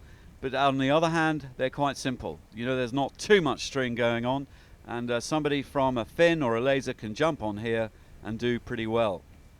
So in the middle of that shot, Scheid and Bruno Prada looking comfortable, heading upwind, and a lot of breeze out there on the course. We were recording some 30 knots from our anemometer on the committee boat, and just there to the left a shot, we're looking at Giles Scott and Stevie Milne, bow number 97, working their way right next to the legend Torben Grael with Guillaume de Almeida, and the Italians Diego Negri, Sergio Lambertenghi in amongst it in the middle of all that. So it's early days in race number 9. I believe it's a 4-lap race. I didn't quite see the flag at the back, but Claude is saying 4, and physically hard and fast and demanding. And there is a great shot there of who are we looking at there? That's Mark Mendelblatt. Mark Mendelblatt and Brian squeezing out, looking like a bit of a lead from our perspective. They've stretched it out since they went over to the left side early on, and they were able to attack and get in front of Robert on that first cross, and they've pretty much firmed up the lead there, and Robert's not that far behind, so, and Freddie is right in that same picture in 6th spot. So if this holds, they're all going to be very close in the point standings going into the last day. They're fighting for that bye, as you talked about earlier, Digby. Well, Louis, out on the racetrack, I know you are far out to the right-hand side of the course. Adam, our cameraman, is zooming in some kilometre away to these boats, which just shows you how far in we can go. But we'll stay on that shot. Adam, Louis, what can you tell us from the water? Well, Digby, I'll tell you what I can tell you from the water, and that's that 30 knots of wind these days. There's an awful lot of regattas that get cancelled. And for some people, that's when it gets really interesting. These guys are top-class professionals. They know how to handle their boats, and it's brilliant to see them out in 30 knots of wind. It's warm. They don't have any major traffic going around here, so if they do go in, it's pretty safe. It's just marvellous to see fantastic sailors out in 30 knots of breeze, and these days a rare treat. But we're out, as you say, right out on the right hand side of the course, and I can assure you there's some very, very large waves here. Maybe one for someone who's raced out here before. We can see Josh Jr. with his Bahamian crew right out here on the right hand side, and he looks like he's on a sandbank, and I'm guessing that's trying to get out of the tide. I'm not sure if that's the way. Sorry, I beg your pardon, the other way round. He's in deeper water looking to get more tide. So I don't know if somebody is aware of what the situation is out here, but I think Josh Jr. is doing pretty well out here. We'll have to wait and see. But there's significant breeze, Digby. It's blowing 30 at the bottom. It's certainly blowing 30 at the top. And I think we're going to have a rip-roaring rundown back for the second leg. I guess we just took a massive wave there on the boat. I would say they've got, I don't know, about another 7 or 8 minutes to the top mark, maybe a bit more in these conditions. But yeah, it's lumpy out here, Digby, but a lot of fun. Well, Louis, I can hear the cutlery and the china flying around on your TV cat there. I'm sure it's hilarious on that top deck. Well done for sticking with it and hanging on. Virtually, we are looking at Josh Jr. and Miles Pritchard right now. If we can pull out a little bit, we'll get an idea of where they are on the racetrack. They're in 17th position, 100 metres behind the leaders, who are Mark Mendelblatt and Brian Farty right now. Claude. Yes, very interesting race. When the breeze is up like that, the big main on the Star allows you to sail into the wind, and you keep the boat fairly flat. And going upwind and this kind of breeze is it can be a challenge, but it's not uncontrollable. It's once you get up to that top mark, you make that turn, you ease that main sheet and start shooting downwind, that things start getting a little hairy. You can see the white horses out there. There's more white caps, and the waves are definitely bigger. So this first run is going to be an exciting one, Digby. Well, what a massive lead that Mendelblatt and Farty have already pulled out. 30 metres. They're in their own breeze out there, out front. Here in Nassau Yacht Club, the wind is open, and I can feel a lot more breeze coming through there. And so it's a different scenario for race number 9, for the finale of our round robins, our qualifiers. Everybody trying to get into that top 11 to go through to tomorrow's racing.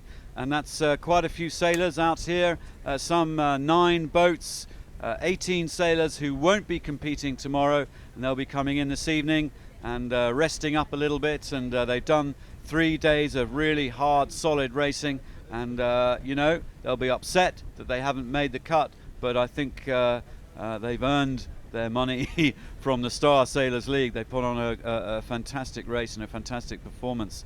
So we are looking at the live shot there of the bunch out towards the left-hand side of the track. And bow number 7, George Szabo, in the hunt with Xavier Rohard and Pierre Alexis Ponceau. And there is Luke Patience and Jamie Buchan, bow 95. Luke, the silver medalist in the 470, giving this a good go. He's going to be struggling. Luke's half the weight of some of these guys in this big breeze here, and you can see the cloud cover has completely crossed the racetrack. The white cap's coming down. We were recording 30 knots on the committee boat. It's going to be very, very tasty at this top mark, but if we cut back to virtual, we can see that Mendelblatt and Fatih are now about to cross ahead of the Germans. I think that's Staniek, Robert Staniek and Klaus Olesen, the Dane, and it's tightening up at that front end there. Staniek and Olesen now on port tack, heading towards the starboard ley line as we go upwind towards that, and that's Staniek and Olesen taking the lead from the Americans. And here it all gets very chess-like. These guys weave their way up into the cone towards that top mark, and it's almost neck and neck between half a dozen boats out there towards that top mark. Staniek and Olesen, virtually, we can see them heading towards the starboard ley line, and they're going to tack onto that, and that looks really quite tasty for those guys. But we will see Mendelblatt and Fatih coming across on the port ley line and ducking perhaps inside Staniek and Olesen. Who knows? We'll see fairly soon. And on the live camera we can cut to, we're looking at Mark Mendelblatt and Brian Fatih there. They're on starboard tack, just crossing ahead of Diego Negri and Sergio Lambertenghi, and just crossing ahead of the Croatians Gaspic and Sicic, and looking fairly good out there. Mendelblatt, a consummate fleet sailor, a fleet racer, and hammering upwind, about to tack across to port to head up to that top mark. We'll stay with it, Adam. Let's stay with these guys for their tack. We can pull a little bit wider. Can't be long. It can't be long before their tack. As they cross a few more, they're crossing the poles. The Swedes are in the hunt, looking like they have the windward gauge over Mendelblatt and the Americans. Not quite sure about that. Could be a little bit deceptive. Stand by virtual eye. Let's cut to virtual eye very quickly and get a realistic view of what's going on. There is Staniek and Olesen on that ley line. Lawrence and Revkin looks like they've overstood substantially, but they're going to be steaming down, bearing away almost to that top mark with a little bit more speed, so it could be Lawrence and Revkin there. But there's Mendelblatt and Fatih still heading out towards the port ley line. I'm sorry to be screaming away here, Claude. You want to get a word in? No worries. The left side seems to be looking pretty favored. That's why the guys are trying to get over there. The majority of boats are over there. So the indication is that it would be favored. So we have Mendelblatt and Fatih coming up on the ley line, and they're going to be tacking here soon. And it's going to be interesting to see this top mark. I think it's going to be pretty close. There's going to be a lot of boats coming around right at the same time. Big time, absolutely. Okay, so that's Mendelblatt and Fatih tacking across, and we will see how they fare against Staniek and Olesen and the guys out on that starboard side. It's going to be incredibly close. We can join our real cam. There they are, Mendelblatt and Fatih, Brian, the crew, leaning his whole weight out right now. Every bit of speed is going to make all the difference. Mark Mendelblatt on the helm. He's grinding his mainsail in. There they go. Looks like they're having to duck somebody. If we pull out, Adam, we'll see what's going on. And they're just ooching around. Looks like they bore away just there, Claude. Yeah, they bore down on the Germans just to force them down, and now they're having to duck Lawrence there. So now they're all coming over, and Freddie's going to be in the lead. No way. Well, I'm not quite sure about that because, he's right in there. He's just managed to get a hold. Oh, that's a beautiful maneuver. Well, Freddie Loof, the Swedes, bow 99, going around simultaneously. I think that was Revkind. And right then there. Mendelblatt's right there, and the Germans, and George Zabo's up there in the top 5. And bow number 5, the Brazilians, Scheid and Prada, just squeezing around. Negri and Lambertenghi right behind them. And then we're looking at George Zarif and Henry Björning. And then we're looking at Marcelo Fuchs and Ronald Seifert.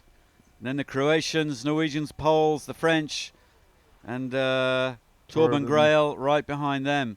So immensely close, big bunch up. Louis Habib, eyes and ears on the racecourse. Over to you, Louis. Yeah, well, I'll tell you one straight off. Freddie Loof and Anders Ekstrom, they went below the mark on the approach, coming in on port, got a really big header, big gust, tacked immediately on that, lifted round the mark, got them into first place. They must have taken 4 spots, I would say, at that top mark. And then the big incident was then the Poles coming in on port, taking on the French, Xavier Rohart and Ponceau, and also Melenbu and Strube were in that mix as well. And there was a lot of shouting going on. Didn't see any flags.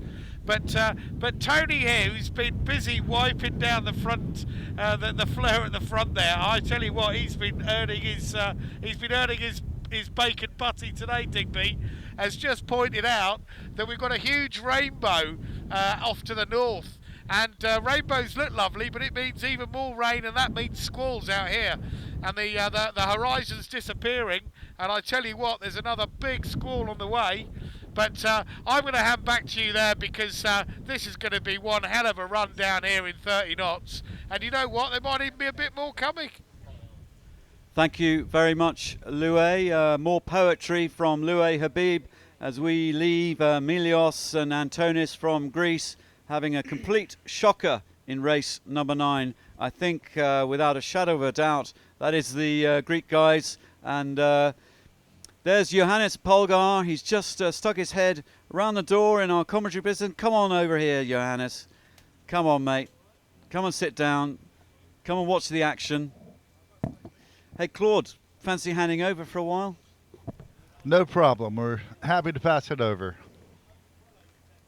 Johannes, starving hungry, diving into the sandwich. We're just going to readjust here in the studio a little bit. Our camera TV cat, we're still with them. And firing our way down the course a little bit. I'm just going to hand Johannes a sandwich, something to eat. Get straight in there, mate. Well, I guess the sandwich is the least problem we have at the moment. Hey, very quickly, Johannes, what happened? Oh, well, we were approaching the top mark in race number 8, and we just got taken out by the British Giles Scott on the port starboard. And he just slided up our hull straight into our sail, which ripped then, and so we couldn't continue racing. Okay, are we in protest mode here and all that kind of palaver? Well, he retired straight away from the race, so I guess, of course, I got to go to the jury room and make sure we get all the readers' action that we need to get. But it's quite an ironic situation, because yesterday, straight after the races, I talked him through exactly that situation. Yeah.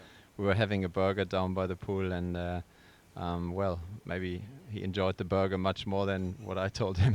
You shouldn't have told him, you know, maybe you'd have... Okay, so there's an incident between you and the Brits, Giles. Giles is back out there racing. You are here in the clubhouse. This is the deciding race of the qualifying rounds to qualify through to tomorrow. And so the jury will have a little bit of work to do. But we've been looking at calculating the overall standings, and if we flick to Virtual Eye in just a moment, we can actually fire up the overall standings as we look at the picture. Wow. And just to jump to you, Johannes, at the moment you're in 4th overall. You've got 0 points for this race, but that would be not sure. You'd hopefully get some points. Oh, well, that's up to the jury, but I think there's a clear calculation for that, so I don't worry at all. But I hope I'm not going off-piste here, but it kind of looks like you're going to get through to tomorrow, come what may. Yeah, absolutely. That's sure. Absolutely. Well, good news, mate. You relax for a moment, eat your sandwich. We'll come back to the racing in just a second. You eat away, Johannes, and we'll go back to that leaderboard just for a moment, if we could. Let's have a look and see. Loof and Ekstrom doing really well. These are the live overalls as we look at the race course in race number 9, and they're going down the first run. At the we can see Lawrence and Revkin doing an amazing job over Loof and Ekstrom, Mendelblatt and Farty in that shot. And it's all looking absolutely fantastic for Mendelblatt and Farty. And there's Robert Staniek and Klaus Olesen in the mix there. But on the left-hand side of our screen, we are looking at the overalls during race 9 with 1 discard. Maybe some jury shenanigans to go with Polgar and Giles Scott. But look at 11th place there, Scott and Milne. They are in 15th position in this race. They need to do possibly a little bit more, but right now they are in the running to get through to tomorrow. And Junior and Pritchard are on 86, 85. So they're 9 race places out of that top 11 who go through. So Junior and Pritchard need to do a little bit better here, and they need some of the guys above them to do a little bit worse. So as it stands, Scott and Milne are in, and Junior and Pritchard are out, which is interesting. It could all change. Those are the lives as we see them. Rather interesting in 10th place overall. Gaspic and Sitchich in 8th position in this race. That sees them on 72 points within the top 11. Robert Staniek, Klaus Olesen, 4th position in this race. That sees them in 9th overall. The Poles, Kuznierovic and Zitsky, 12th in this race. That's seeing them in 8th overall. And here's George Zarif and Henry Björning on 9th and comfortably going through to tomorrow for the young 22-year-old from Brazil, Finn sailor and a real talent and a VIP. So that's Scott, Gaspic and Björning going through probably tomorrow, all Finn sailors and VIP guests. Rather interesting. Rohard and Ponceau, 13th in this race. They're pretty comfortable at the moment. So are Negri and Lambertenghi. And we're sitting right next to Johannes Polgar in the studio. Marcus Coy having a big lunch, I guess, in the bar.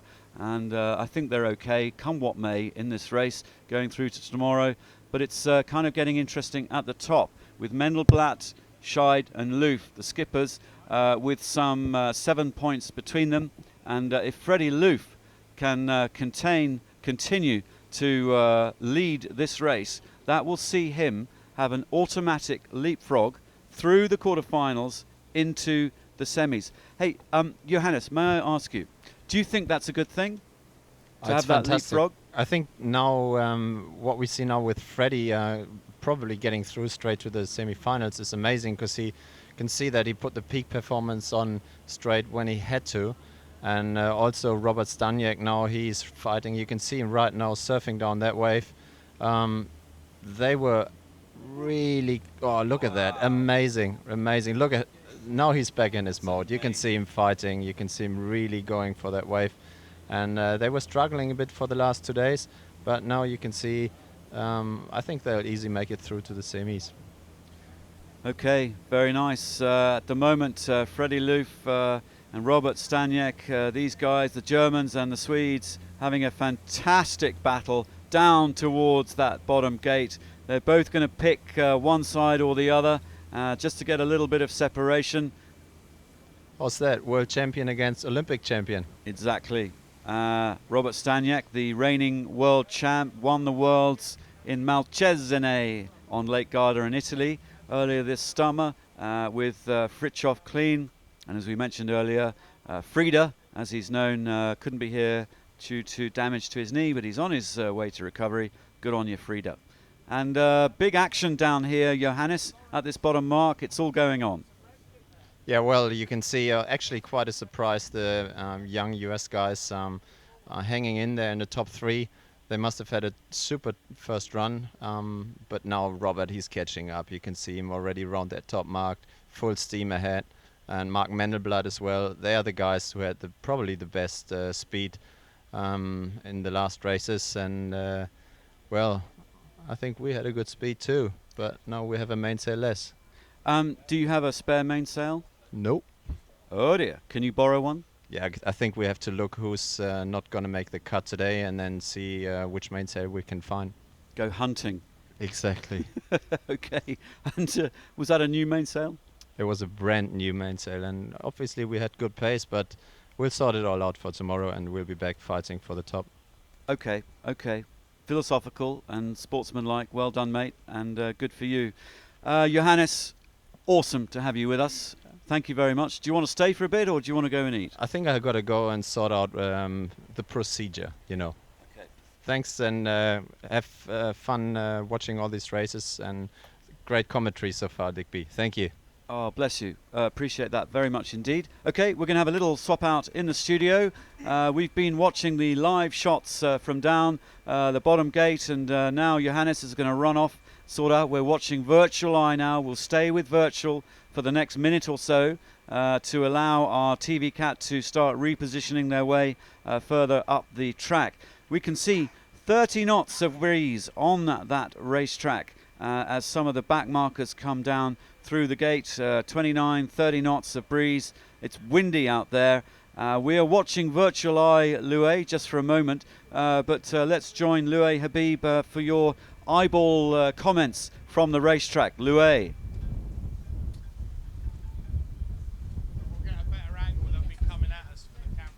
Okay, so Loué's having a little chit-chat with the with his driver, and we'll come to Loué in just a moment.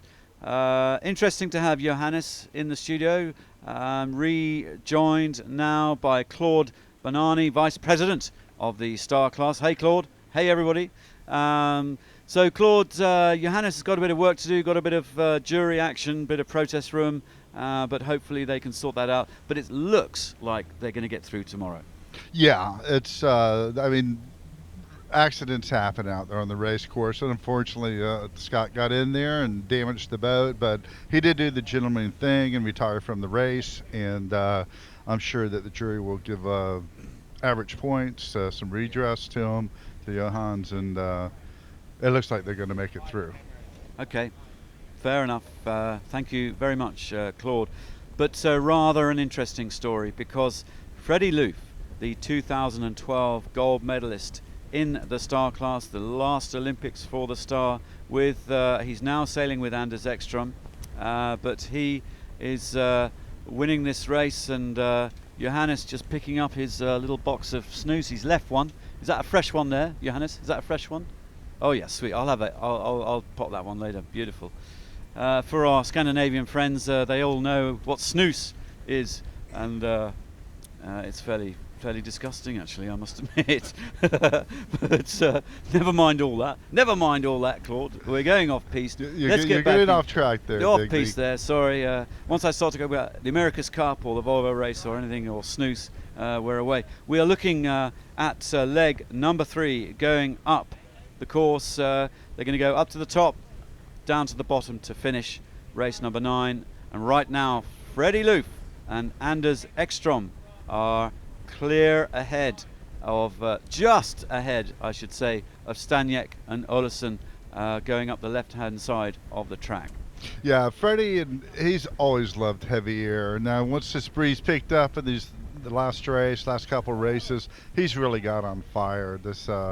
He loves it in the big breeze. Ekstrom's a strong guy, and they're just doing great out there. He's got a huge lead, close to 60 meters now, and it's just what the leaderboard says. Loose in front of Scheidt, who's in front of Minneblot. 1, 2, 3. So we don't think that's going to change too much, but it's wonderful to see them out there and the consistency paying off. Well, John Rendell from Virtual Eye, I wonder if we can fly up that overall leaderboard right now, just on the virtual picture. The TV Cat is repositioning themselves up the racetrack a little bit, so we're still going to stay with Virtual Eye just for a minute. No big change. Loof now 4 points or race places ahead of Robert Scheidt. As we look at the racetrack, we're looking at the overalls.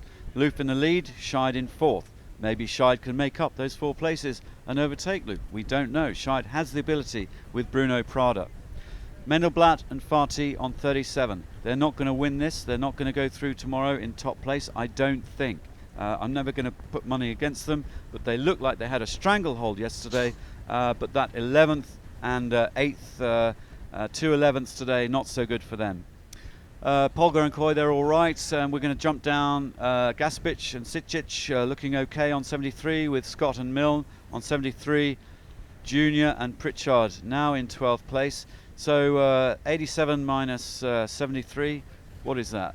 14 points, 14 race places between getting through to tomorrow and staying at the clubhouse tomorrow. That looks like they're going to be enjoying the sun at the club here.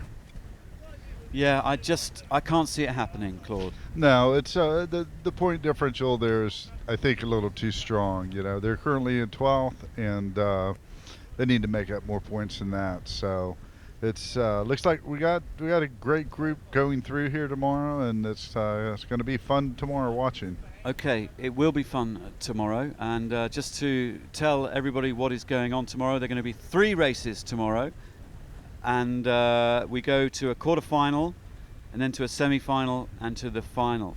And we've got 11 boats, 10 of them are in that quarter-final, then we have 7 of them in the semi-final, and then 4 of them in the final, if my maths are right, and my maths are notoriously bad. I will tell you that. Mrs. Fox will tell you that, who runs the finances in the Fox family, will tell you that my maths are absolutely shocking. But as far as I know, that's how it's working, and I think that's the magic and the beauty of this competition, this kind of ATP tennis tournament knockout system to a final. And being sailing, we're going to have 4 boats on that final, and the game slightly changes there. And it was fascinating last year to see how Robert Scheid just, you know, displayed such mastery of sailing. I don't think he's got it all his way here, and he's got a fight on his hands with some of these guys. Quality has ramped up considerably in the Star Sailors League final for the 2nd year in the history of the Star Sailors League. So there we are seeing Loof and Ekstrom with a 38-meter lead over, it looks like, Negri and Lambertenghi, with Staniek and Olesen in the mix there, and Scheid and Prada right behind them. So very closely bunched up between 2nd, 3rd and 4th, and a very nice lead by the Swedes at this present stage. Once they go around the top, of course, then we can see some big gains and losses. And I'm not going to rule Josh Jr. out right now, you know. He's got stitches in his hands, he's in pain, and let's just see what happens to him as he goes downwind. He might just fire up some extra gear from somewhere. Well, in the last race, he had excellent downwind speed, so certainly can't rule it out at this point. But yeah, we'll see how Junior does once they get around the mark. The wind speed's still up there, so this last run is gonna be a good one. Okay, well, that is the big picture as they head upwind to mark number 3. They've got 1 more leg to go after this to the finish for the final of the day. We're looking at Loof and Ekstrom charging out of the front of the pack, heading upwind with a small bunch, of chasers right behind them, including Robert Scheid and Bruno Prada, and the Germans. There they are, Robert Staniek, Klaus Olesen. And who else have we got in there?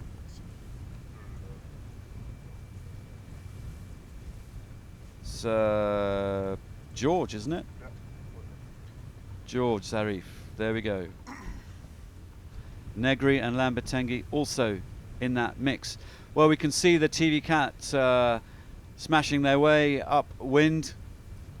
I guess it's pretty wet on that boat. Let's go to Lue just for a second. Out on the racetrack, you're hanging on to the top deck out there, Lue.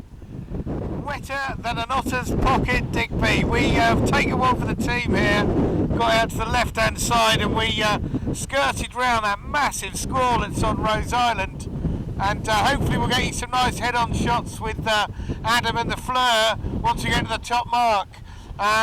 We're a little bit out of touch with what's going on, but I've been listening with intent. But I tell you what, Josh Jr.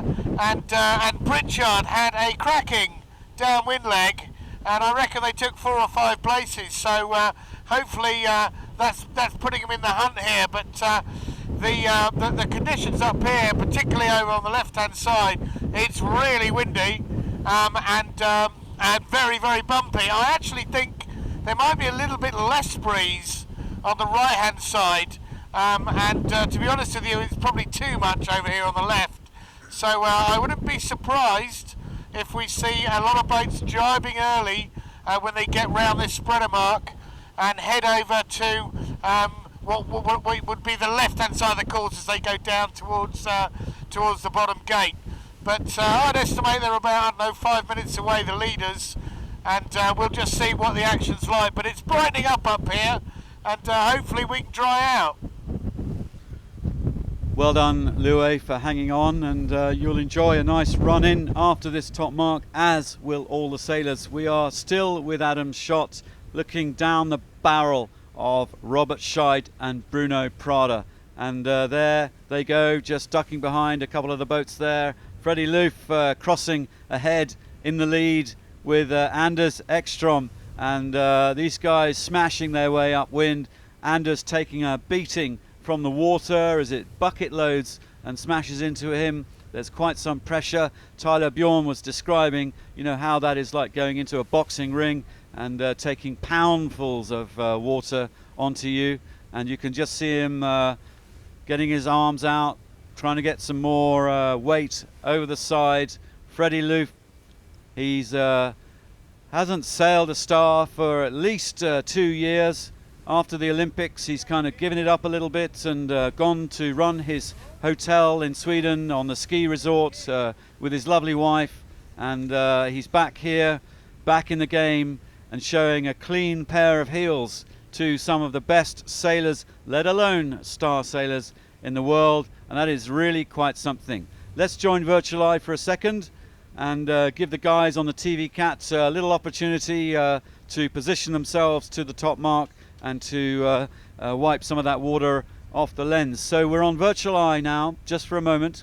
We can see Scheid and Prada heading towards the left-hand ley line of the cone as we look up towards the top mark. Loof and Ekstrom are heading over to the right-hand side of that cone, and they've got Staniak and Olesen with them, and Negri and Lambertenghi in the middle, just kind of seeing what is going to happen there.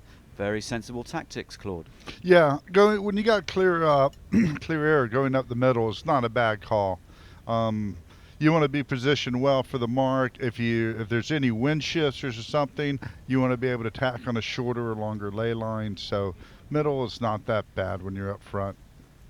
I tell you, I am learning so much by watching these races and analysing Virtual Eye of the tactics, the ley lines, the overstandings, the fact that you can, head out to that port ley line quite happily, like Mendelblatt seems to be much happier doing that, and how you can get in and squeeze around. It's really interesting, and these are mathematical positions. They're all run by GPS. I think they're using mobile phone technology to get the numbers back to us. Am I correct, John?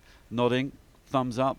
Tick for diggers on the technology front. But there's a lot of numbers going on behind all this, and some very complex algorithms. It's cool stuff, and I would have to say that Virtual Eye do this like nobody else, and we're really enjoying it. It's a great combo with the Fleur and Adam's marvelous camera out there, which he used so effectively for the America's Cup and the Volvo race and all the Rolex races.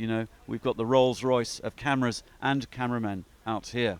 And he, just last thing on Adam, the cameraman, he says, I don't think I like being the Michelangelo of cameraman. He says, I think I'd, what about Jackson Pollock or Andy Warhol or something like that. I think we'll just call him the Rolls Royce. Why not? So, Loof and Ekstrom, there they go.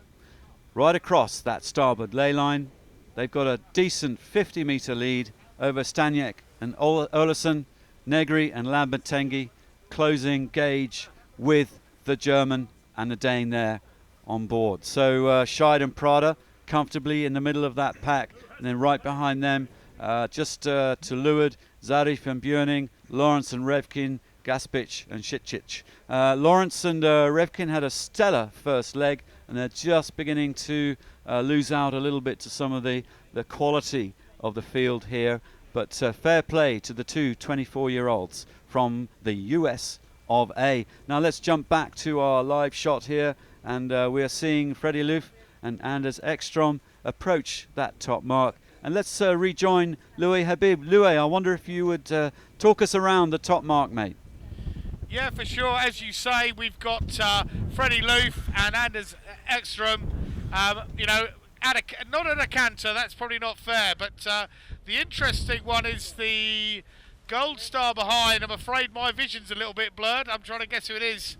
And they took a long way out over to this side to come back, and looked like they've made a few. I'm not sure who that is. I really cannot see from here, Digby.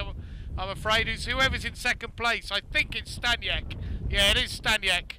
Good move by Staniak. He's actually got in front of Robert Scheidt there, but Scheidt's not letting him go. And there's three of them overlap coming into the mark. It's definitely Scheidt and Staniak. I can't see the third one. And Robert Scheidt's got the inside line there, and he gave it a little bit of a wide berth just to force Staniak out on that bear away at the top mark. Can't see the third one. Oh, it's Negri and Lambertenghi. So you got three of them absolutely having a punch up for second place here. I don't think anybody's going to catch Loof, but there's going to be a tremendous battle, I reckon, between Scheidt, Staniak and Negri for that third spot. But they're all behaving themselves around this top mark. I think the breeze has actually gone down a little bit. Things are getting a little bit easier here, and obviously downwind they're going to be still surfing down those waves, but real contest for second, Digby. I'd definitely hone in on that. Bit of a gap between them and then the Brazilian Zaref and Boning, who've done incredibly well again today, and now in the mix as well we've got Melleby and Stroob. So I can't see Mellenbat and Fatty yet, which is interesting. I think they're a little way off the pace here. I'm not sure how that's going to affect the overall win, but I'm going to hand you back to the studio. The battle for second place, Digby, is where I'd be looking. Thanks, Louis. Here's my read of it, Claude. Mark Mendelblatt and Brian Farty, they were in contention for going through and getting that win to the semi-finals. They realise now in this race that's not going to happen, so they've kind of stepped off the gas. They don't even have to finish this race, do they? Probably not, but you always want to go out with your best finish possible as you go on to the next round, and I think that they're not having a good day. I mean, they had two great days in a row, and you know, perhaps they ran out a little gas, maybe the more wind pressure. I know in that first race there's that squall that certainly affected them, so it's really tough to say. They're in, but yes, Digby? Yeah, I'm just seeing Josh Jr., bow 96, coming through, just behind Torben Grail. I don't think that's enough for Josh. You know, I was really crossing my fingers and hoping for the best for the young Kiwi, the brave guy, our hero of the day, going out there with 4 stitches in his hand, and the salt probably really stinging right now. And well, fair play to Josh Jr., but it doesn't look like he's going to get through the qualifiers, unfortunately. Giles Scott going through there, and behind him is Marcelo Fuchs and Ronald Seifert from Brazil, and Augie just, I believe, with Arnie Boltins right behind him. Augie and Arnie suffering a little bit. You know, they realised this morning that it was an almost impossible task. Yeah, it's a tough call out there. I mean, Augie and Arnott are world-class sailors. They've had a great deal of success. They were 5th at the Worlds at Mount Chesney, put on a hell of a show there. But, you know, for whatever reason, coming into this regatta, they weren't quite prepared or whatever. But Augie had an off week, but that's good. He's a great sailor. He'll be back. He's going to the Winter Series. And we're just looking at the Greek Navy, as Louis calls them, Papathanasiou and Antonis Chotras. And well, these guys are out. They know they're out. You can see it in their body language, and they're just going to get themselves round in one piece and not kill themselves on this final leg. So our TV Cat will be leaving the top mark and hammering their way downwind. We go back to Virtual Eye for the picture. We'll stay with Virtual Eye just for a minute, Claude, and figure out what is going on from the back of the fleet to the front of the fleet as we look. Fuchs and Seafoot back there just in front of the Greeks. Patience and Buchan also suffering. Scott and Milne down there, and Junior and Pritchard, unfortunately they're not going to make the cut tomorrow. Grell and Diomeda, they had a couple of good races and came out off the blocks firing on all cylinders. There's Rohard and Ponceau, the French guys, with the Poles, Kuznidovic and Jitsky. Mendelblatt and Farty just cruising now into the finish. Gaspic and Shitjic, they're okay, they're looking good in that position there. Lawrence and Revkin, nice race for them. Zabo and Natucci, they're not going to make the cut. Zarif and Björning, I think, will make the cut, which is a big story actually for the Star Sailors League. Melleby and Strub there in fifth, with Negri and Lambertenghi in fourth, Staniek and Olesen in third. Scheid, Prada just chasing Loof and Ekstrom, and I guess that really does mean if we can fire up the overalls as we look at this racetrack going towards the finish line. We've got a few minutes for that finish. They're about halfway down the run. That is a 2-point clear lead by Loof and Ekstrom crossing the finish line. God willing, I don't want to predestine anything. 2 points clear, as we see on the track, with an 80 meter lead over Scheid and Prada on 28 points. So we are looking at the overall scores, the live overall scores on this big board here, the points table, and I'm just going to jump to place number 11 at the moment, which is the cut-off point, and 77 points. Scott and Milne, even with their 15th place in this race, it looks like they are going to get through. I don't think they're going to be chucked out on any sort of protest, because Polgar and Coy are going to go through regardless. Correct. Yeah, looks like Scott's going to make it. That's great. None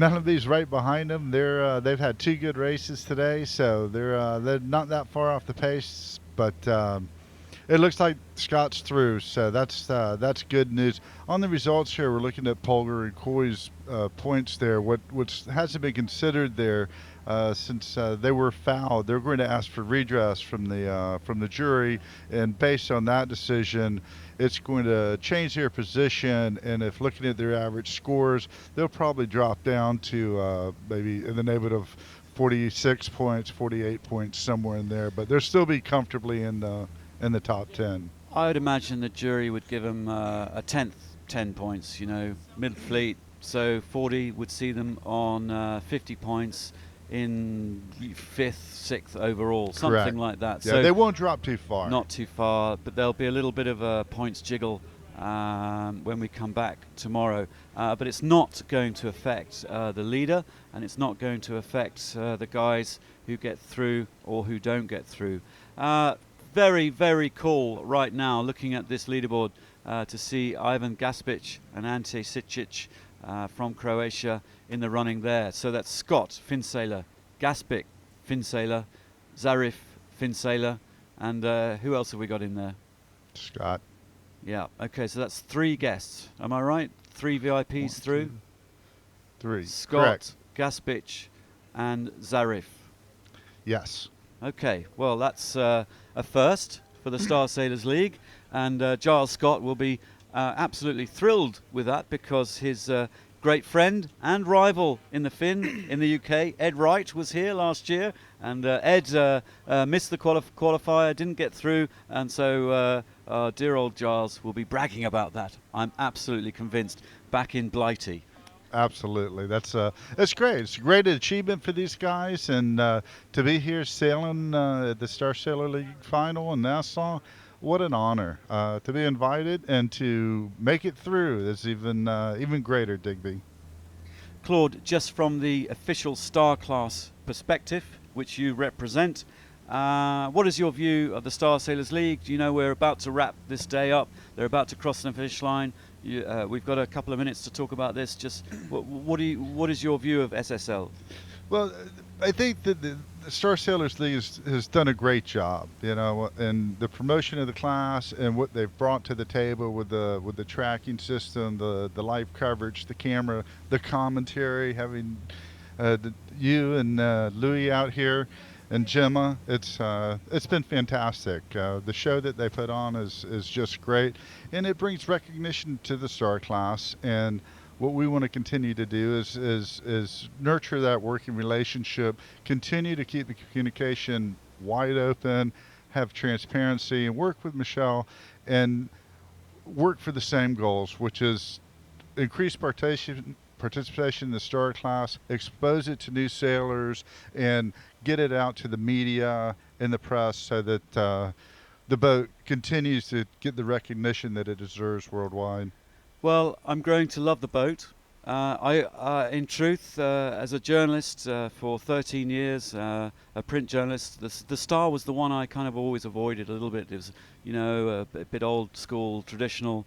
But as connoisseurs, Klaas and Claude, we are going to go back to our live shot just to see the Swedes claim victory in race number 9, and over the first 9 races of the Star Sailors League, these guys get an automatic bye to the semi-finals tomorrow, so they can sit out the quarter-finals tomorrow, and that is an absolutely awesome job. Then back to virtual, and we'll see the next boats crossing the line. And Andy, there we go. Mr. Scheidt and Mr. Prada, the brilliant Brazilians who won this event last year, have made the qualifier, they've made the cut, and an awesome job by those two, but it's not all going their way. Crossing the line now is Diego Negri and Sergio Lambertenghi with Robert Staniek and Klaus Olesen, and then through there Ivan Melleby and Mark Strube, neck and neck with George Zarif and Henry Björning. George and Henry going through to tomorrow. Absolutely awesome result for the young Brazilian there with the experienced crew, Henry. And we're staying with Adam, whizzing around, finding our next boat as they go through the line. We're looking at the Croatians just about to cross, and there they go with Lawrence and Revkin, Zebo and Natucci, and the live shot as the Croatians finish.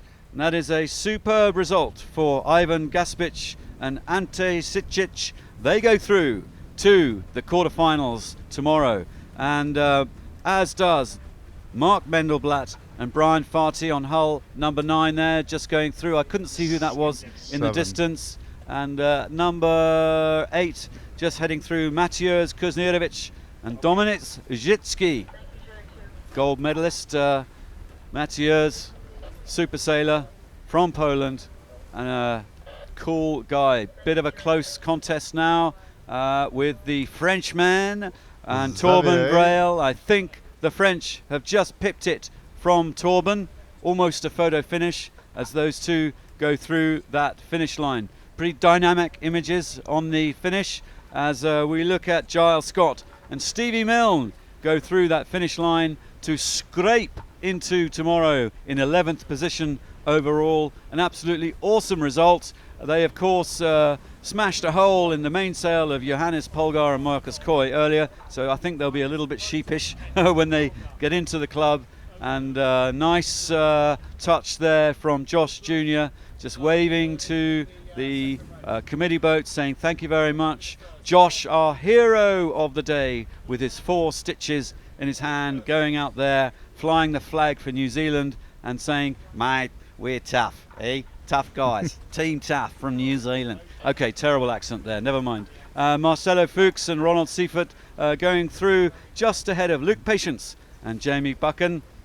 Luke the Scot, Jamie from Seattle, USA, connected by ancestry 5 generations ago, from Scotland. And I'm not quite sure why I'm going to accents, Claude, but never mind, we'll carry on with our finishers and our glory as Augie Diaz and Arnie Boltins head through the line. They shake each other's hand. Job well done. Thank you very much, committee boat. Arnie, charming fellow. Augie, turned 60. He's still giving it rocks out here on the racetrack, and I think they can come into the club with their head held high. We're spinning back to the final finisher, which is Emilios Papathanasiou and Antonis Chotras from Greek. Captain Emilios with Antonis, who is in the Greek Navy, and he's serving national service right now. And Emilios, a captain in the Greek Air Force as we speak, and the military giving Antonis some time out to come and compete here. Okay, I think they knew it was a little bit over on race number 8, and so they just conserved their energy, got round the track, and I'm sure they will be okay tonight. There is a red flag on there. What does that mean, Claude? It's a protest flag. I'm not quite sure what happened. I mean, Emilios was, they were pretty far back there in the fleet. Perhaps they got fouled, or perhaps somebody caused some damage or something like that. So we don't know. If they, once they arrive back at the club, if they choose to fill out a protest form, whatever, we'll find out then. The jury does have some work cut out for them with Polgar and Coy, and we'll see if Emilios has some more work for him as well. Digby? Okay, well, Adam, keep your shot wide. We're going to fire up the overall scoreboard. Over Adam's shot, keep it wide, Adam, and we'll just confirm that virtual eye, and remember that Polgar and Coy, if we can do that, Andy. Yeah, sweet, we're just twiddling some buttons to make that happen. As we come in, the sailors come in. We're at the end of race number 9 for the Star Sailors League final in Nassau in the beautiful, beautiful Bahamas. In fact, this is the worst weather we've actually seen over the past week that we've all been working here. A bit of cloud, but we'll see what happens tomorrow. The most wind today, which is rather cool.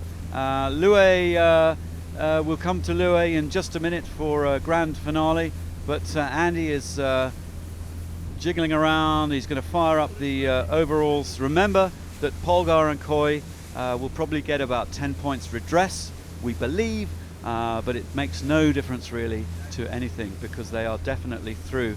And so let's just go through from the bottom, if we may. And Louis, keep your ears out because we're going to come to you in about a minute and a half to wrap it all up. Fuchs and Seifert, unfortunately, 140, they're out. Patience and Buchan, no way, didn't make it. Diaz and Boltins, head held high, but this just didn't come their way in this regatta. And then the youngsters, Lawrence and Revkit, they're consistently out of the top 10.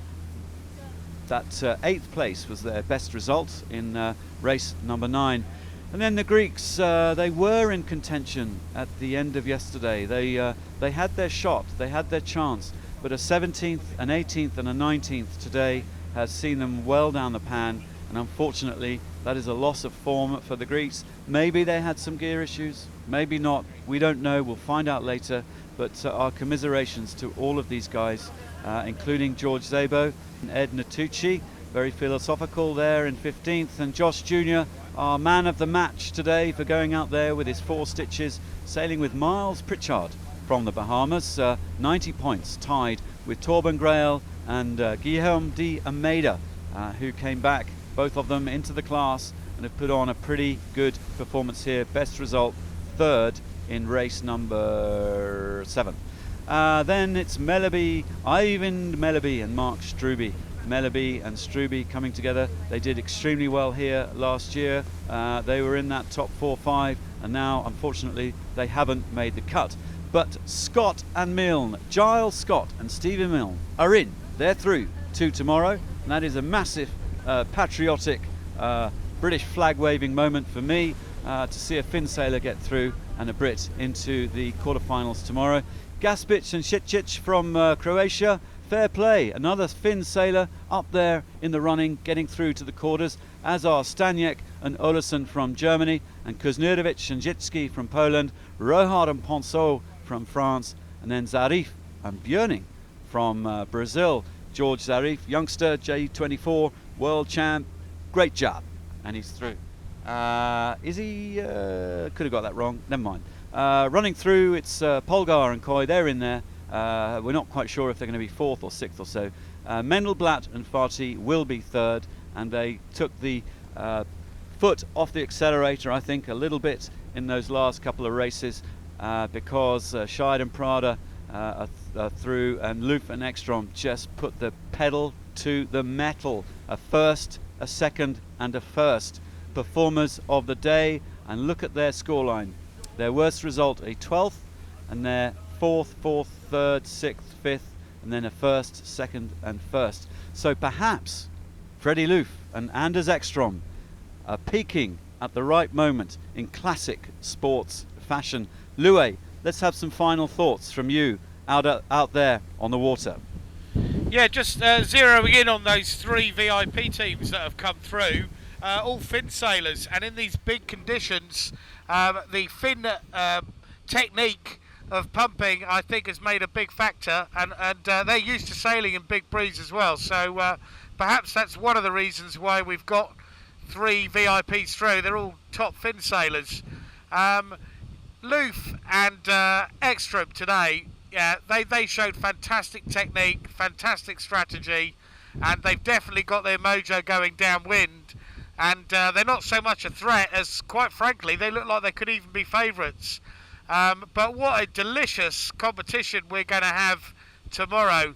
Not sort of dwelling on the top 10, but just looking at who's actually the current Star Sailors League champion, and that is Robert Scheid and Bruno Prada taking on Loof and Ekstrom. But let's not forget that breakages can happen, and tomorrow you get a breakage, that's it, goodbye, sayonara. So it's all to play for, but at the moment Loof and Ekstrom have definitely got the brownie points and the psychological advantage. Thank you very much indeed, Louis, and quick thanks to Louis and Gemma. They're out there with Bob Fish on board the TV Cats, and massive thanks to Adam. Adam, we're still going to use your shot for about 1 more minute, but we're going to come back to the studio with Claude here. Hooray! Okay, so sorry, Adam, you're clear. Thank you very much indeed for that. Great job, Adam Brown. So, Claude, it's all down to tomorrow now. We have 3 races yes, for the indeed. final day of the Star Sailors League, and a lot of money on the table, $40,000 US. The top prize. With 11 sailors have gone through. We're going to see 10 of those in that quarterfinal, and the competition kind of changes shape and flavour. Yeah, so it's very interesting going into tomorrow, and it's great that they very easy to understand, and your average non-sailor can even get it. So it's good, very exciting, and we'll see how the first race goes tomorrow and who moves on from there. But very exciting to be here in Nassau with the Star Sailors League in this final. It's a great format, a great concept, and a great job everyone's put together here. And it's been exciting racing. Yesterday I got to spin it on the water. Today I get to spin it into the booth, and I'm a little torn where I want to be tomorrow. So, but I'm happy to sit here with you again, Digby. Oh, thank you, Claude. Much appreciated. Thank you for your time and commentary. So, folks, I'm going to wrap it up and invite you to come back and watch the final, the last 3 races tomorrow. In Bahamas time, they are going to start. The warning signal will be at 11 a.m. and the start again at 11:05. Our aim is to come in at quarter to 11 with a 15-minute run-up into the quarterfinals. So please join us again at starsailors.com for the grand finale and to see who is going to be in the money on the final day of the Star Sailors League finals here in beautiful Bahamas, Nassau, at the fantastic Nassau Yacht Club. So cheerio from me. Thanks to the guys from Virtual Eye. I thought we had a good day. It was all cool. Thanks, John and Ben. And thanks to Andy sitting next to me, just out of shot, doing all the vision mixing. We had a nice day, Andy, and we really enjoyed that. Thank you to Louis and everybody out on the racetrack. And thank you very much, Claude, for joining us. Thank you, Digby, and pleasure to be here tomorrow. So adios, folks, from the beautiful Bahamas. The rain is beginning to go through. I can see a bit of blue sky out there. Time for a cup of tea, and we'll join you again tomorrow.